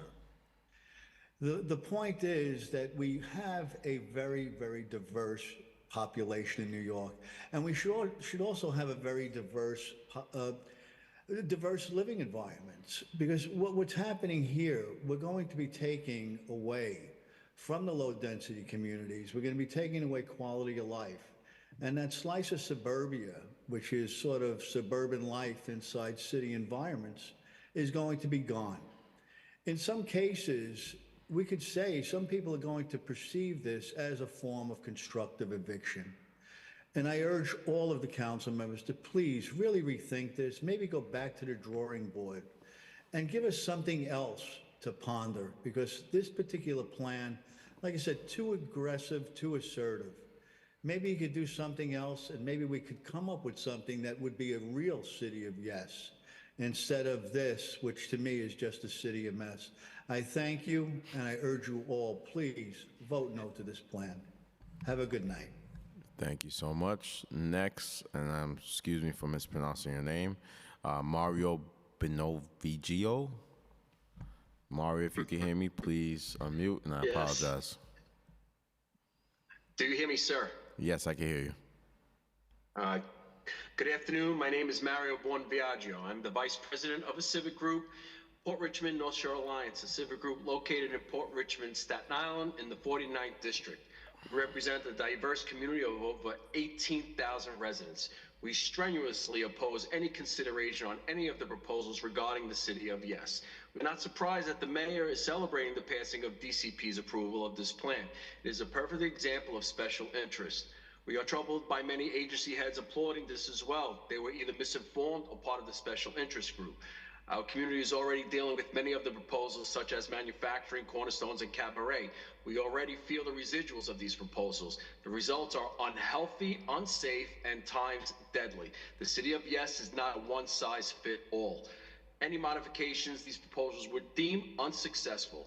They already strain enforcement branches of these city agencies, such as the Health Department, State Liquor Authority, and New York City Department of Buildings, are mostly ineffective as they are now. None of the modifications would benefit on these proposals. Any individual or group which supports these proposals are part of the same of the old.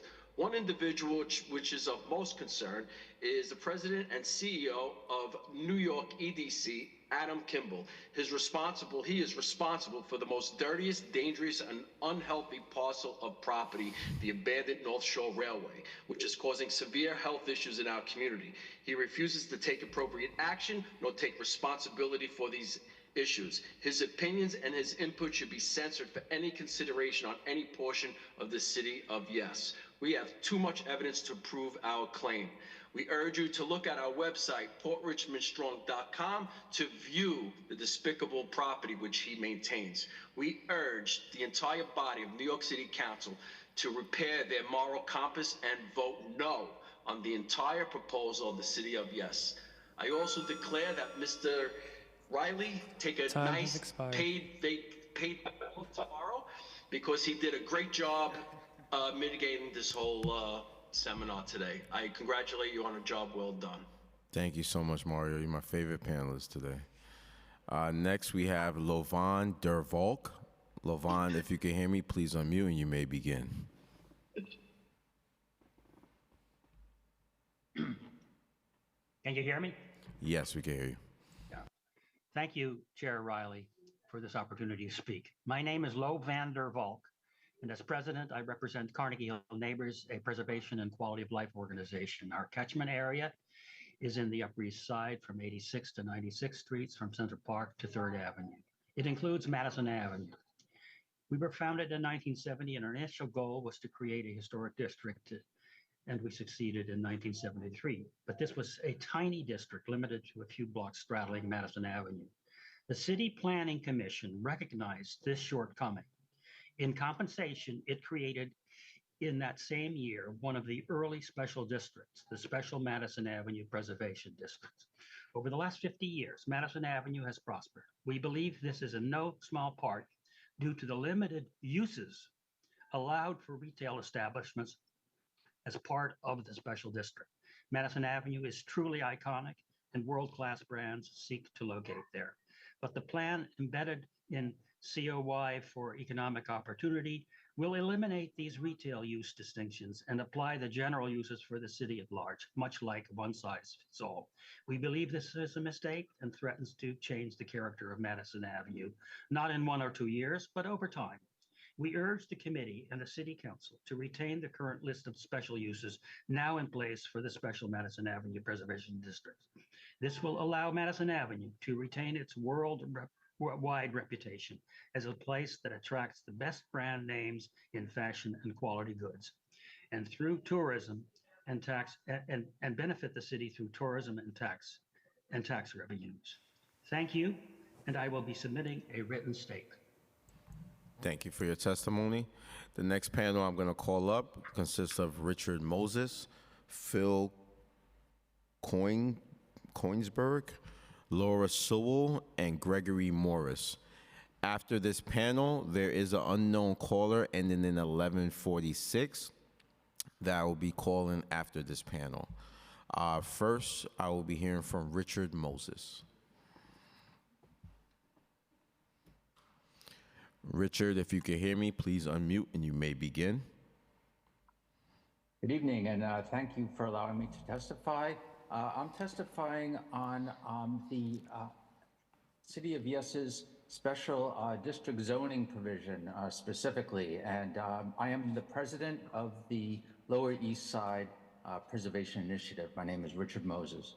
Lower East Side Preservation Initiative opposes the current City of Yes for economic opportunity proposal to, quote, create consistent ground floor design requirements, unquote, to replace the individualized design treatment currently stipulated by New York City's special district zoning.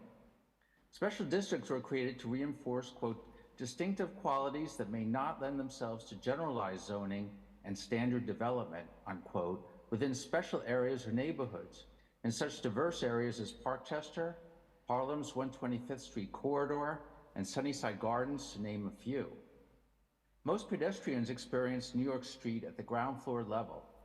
Therefore, the proposed ground floor unified design requirements will in effect nullify a major aspect of the intent of the special district zoning.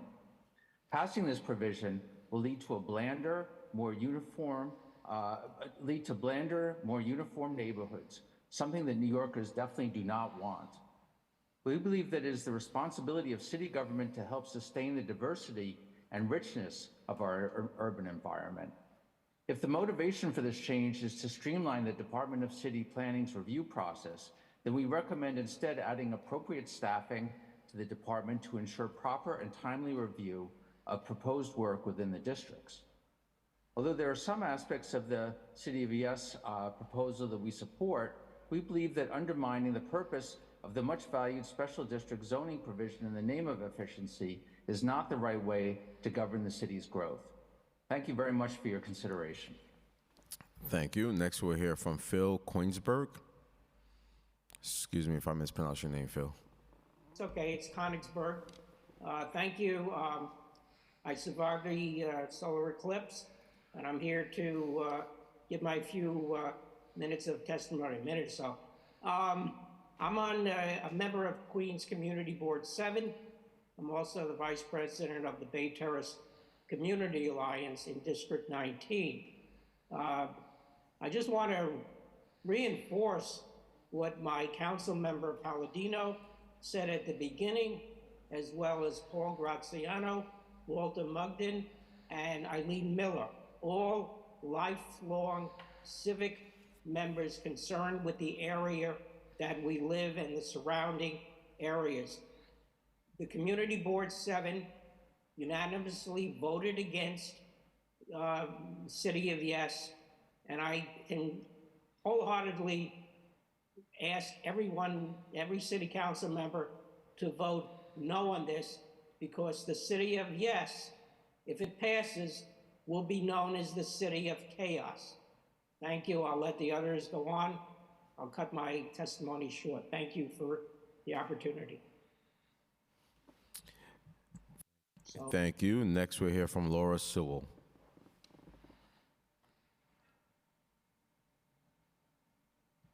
Good afternoon. I'm Laura Sewell. I'm the director of the East Village Community Coalition, who has long worked with SBS to form the East Village Merchants Association, and we continue to collaborate on small business initiatives in our area. We do not believe that the proposed changes in the City of Yes for economic opportunity will solve the commercial vacancy issues in our mixed-use neighborhood, and we're concerned that some proposals will result in the loss of affordable housing. Given that the East Village has an exceptional density in eating and drinking establishments and non-conforming eating and drinking establishments, the cumulative effect of policy changes must be considered. We support CB3's recommendation that time limits on reactivation should not apply to non-conforming eating and drinking establishments, and that use group 3 community facilities should be encouraged as an alternative where conversion back to residential use is not practical. We appreciate the desire to memorialize non-conforming storefronts in certain areas, but the East Village is in no danger of losing flourishing side street retail to aggressive enforcement. Rent pressures and inadequate protections for good operators are a far greater concern. There should be no exemption for small spaces, less than 75 person capacity, again, because of the effect of multiple establishments like this that are often 20 to 40 within one neighborhood, within 500 feet, according to the SLA. In addition to the size of the premises, the size of the adjacent side streets must be considered. 200 people entering or exiting a corner building would create overwhelming congestion in the alphabets, where an avenue is really a narrow side street. Can only be 2 lanes. And I think that's it on my time. So I will just say, appreciate your hanging in here to hear us at the end. And we really hope that some of the changes recommended by the community boards will find their way into the final proposal. We're counting on this council to help with that. Thank you. Thank you, Ms. Sewell. Next is Gregory Morris.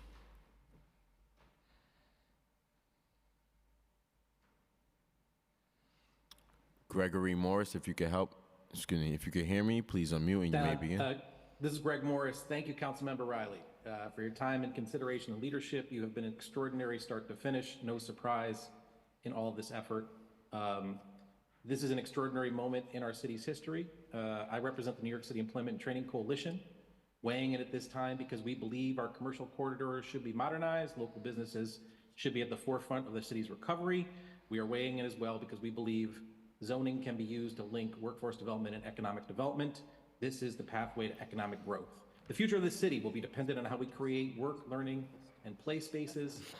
We champion entrepreneurship, grow industry, and find good jobs, especially in manufacturing.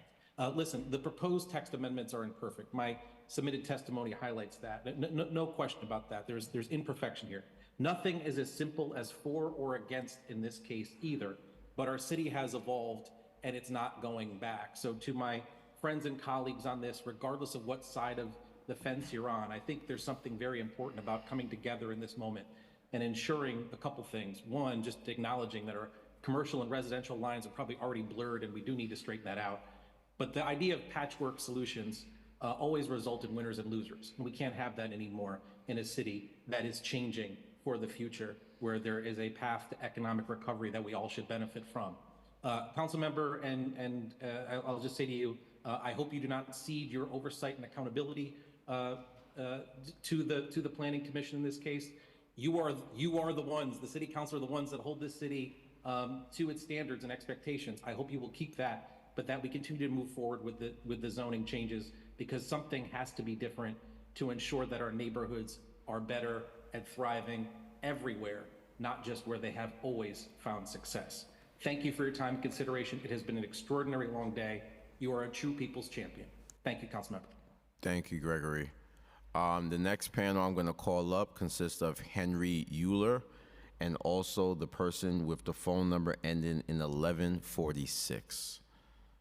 If there's anyone else online that wishes to testify, please use the raise hand function and the team will make sure that we acknowledge you. I'm going to call Henry Euler to begin. Henry, if you can hear me, please unmute and you may begin.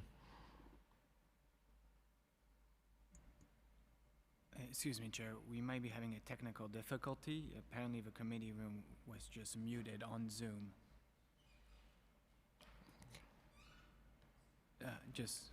We're going to pause the hearing just for 30 seconds while we sort this out.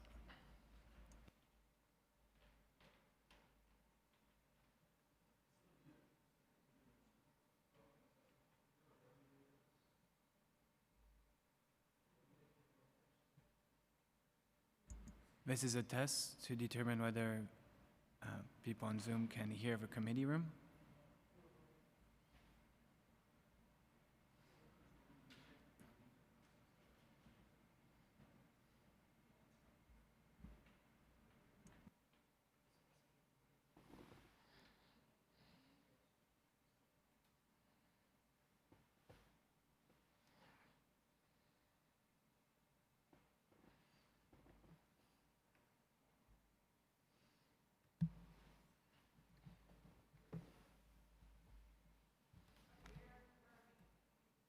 We're good?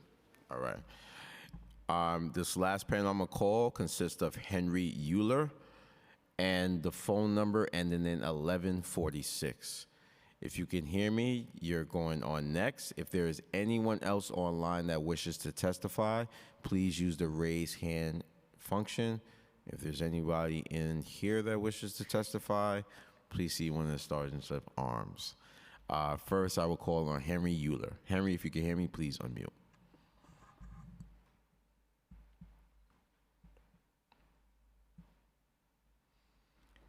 Henry, if you could please hear me, you may unmute.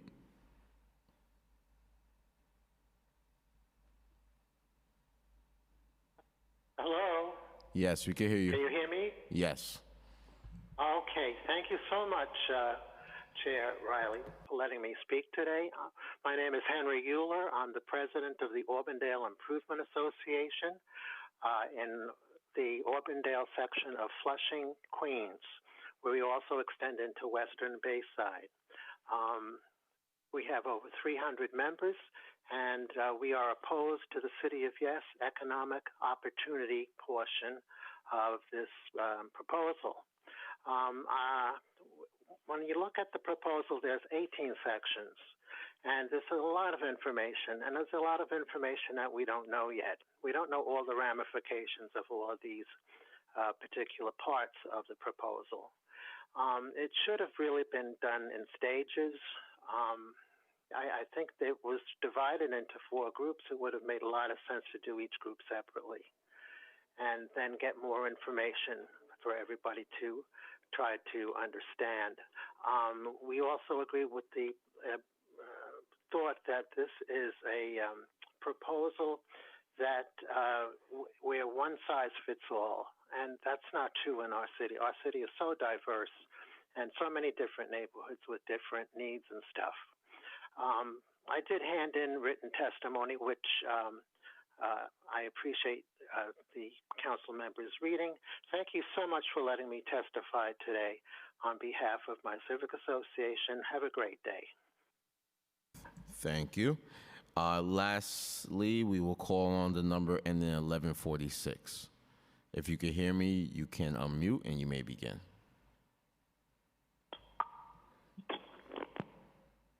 Hello? Yes, we can hear you. Thank you, Mr. Riley. My name is Agnes Bandina, and I am an officer of Oakwood Civic Association on Staten Island. Can you? I'm so sorry. Can you repeat your name one more time? Agnes, A-G-N-E-S, Bandina, B like Victory, A-N, G like David, I-N-A. And I'm an officer with Oakwood Civic Association on Staten Island. Thank you. You're welcome. The City of Yes Economic Opportunity Package of 18 proposals will do damage to our community if it becomes law, and we oppose it. I have been listening to DCP's public presentation since September of 2023. My impression is that DCP is using the COVID epidemic of 2020 as an excuse to take a sledgehammer and radically change our zoning laws. I have attended community board hearings, and there is legitimate concern about the proliferation of legal non-medical cannabis, both farming under urban agriculture plans and in retail stores under the number 16 corner properties. And even though a community board votes no, it means nothing because the cannabis stores are still opening up all over Staten Island. EPA, federal EPA, the Environmental Protection Agency of the federal government, has recently put out an alert against the secondhand smoke coming from marijuana. American Academy of Pediatrics has put out an alert because of the legalization of the cannabis and the edible cannabis. There is an increase of pediatric accidental ingestions and hospitalizations of edibles. And the more stores that are going up, the more these tragedies can occur. And speaking of federal agencies, I do have a concern that if the city council votes yes to this, that they may be jeopardizing federal dollars. For instance, Thank you. Your time has cannabis expired. is still illegal. Cannabis is still illegal under federal law. So how is the United States Department of Agriculture going to give grants out to agricultural programs in New York City if you're including cannabis in your urban agriculture plan? Thank you, ma'am. Your time has expired. Okay, thank you. Thank you, Ms. Agnes. Next panelist I'm going to call up is Rochelle Mandina. Rochelle, if you can hear me, please unmute and you may begin.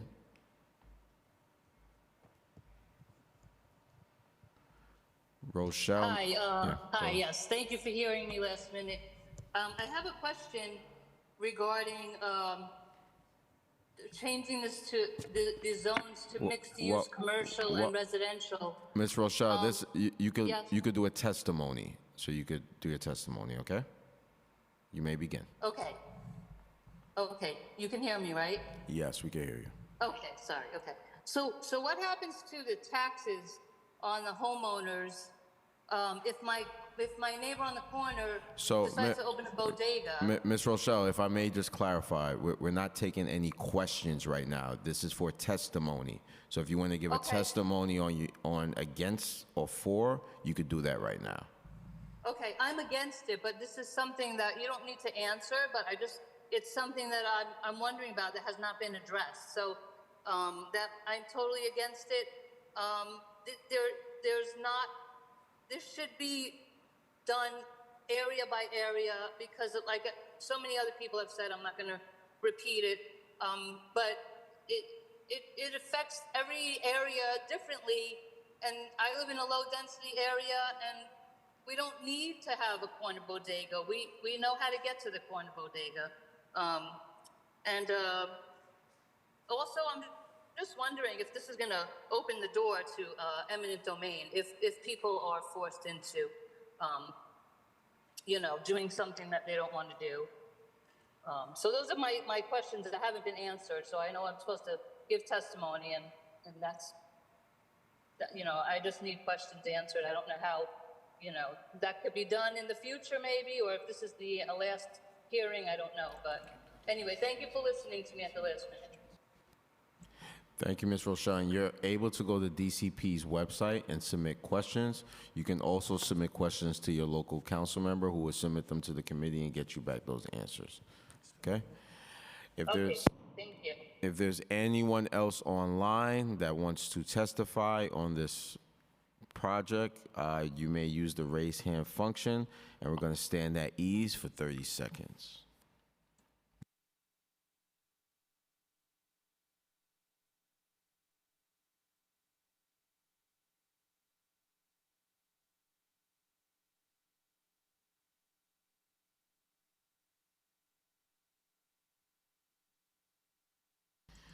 All right, thank you. There being no other members of the public who wish to testify on preconsiders LU relating to the zoning for economic opportunity text amendment, the public hearing is now closed and the item is laid over. That concludes today's business. I would like to thank the members of the public, the Department of City Planning, my colleagues, Subcommittee Council, Land Use, and other council staff, and especially the Sergeant at Arms for participating in today's meeting. This meeting is hereby adjourned. Thank you.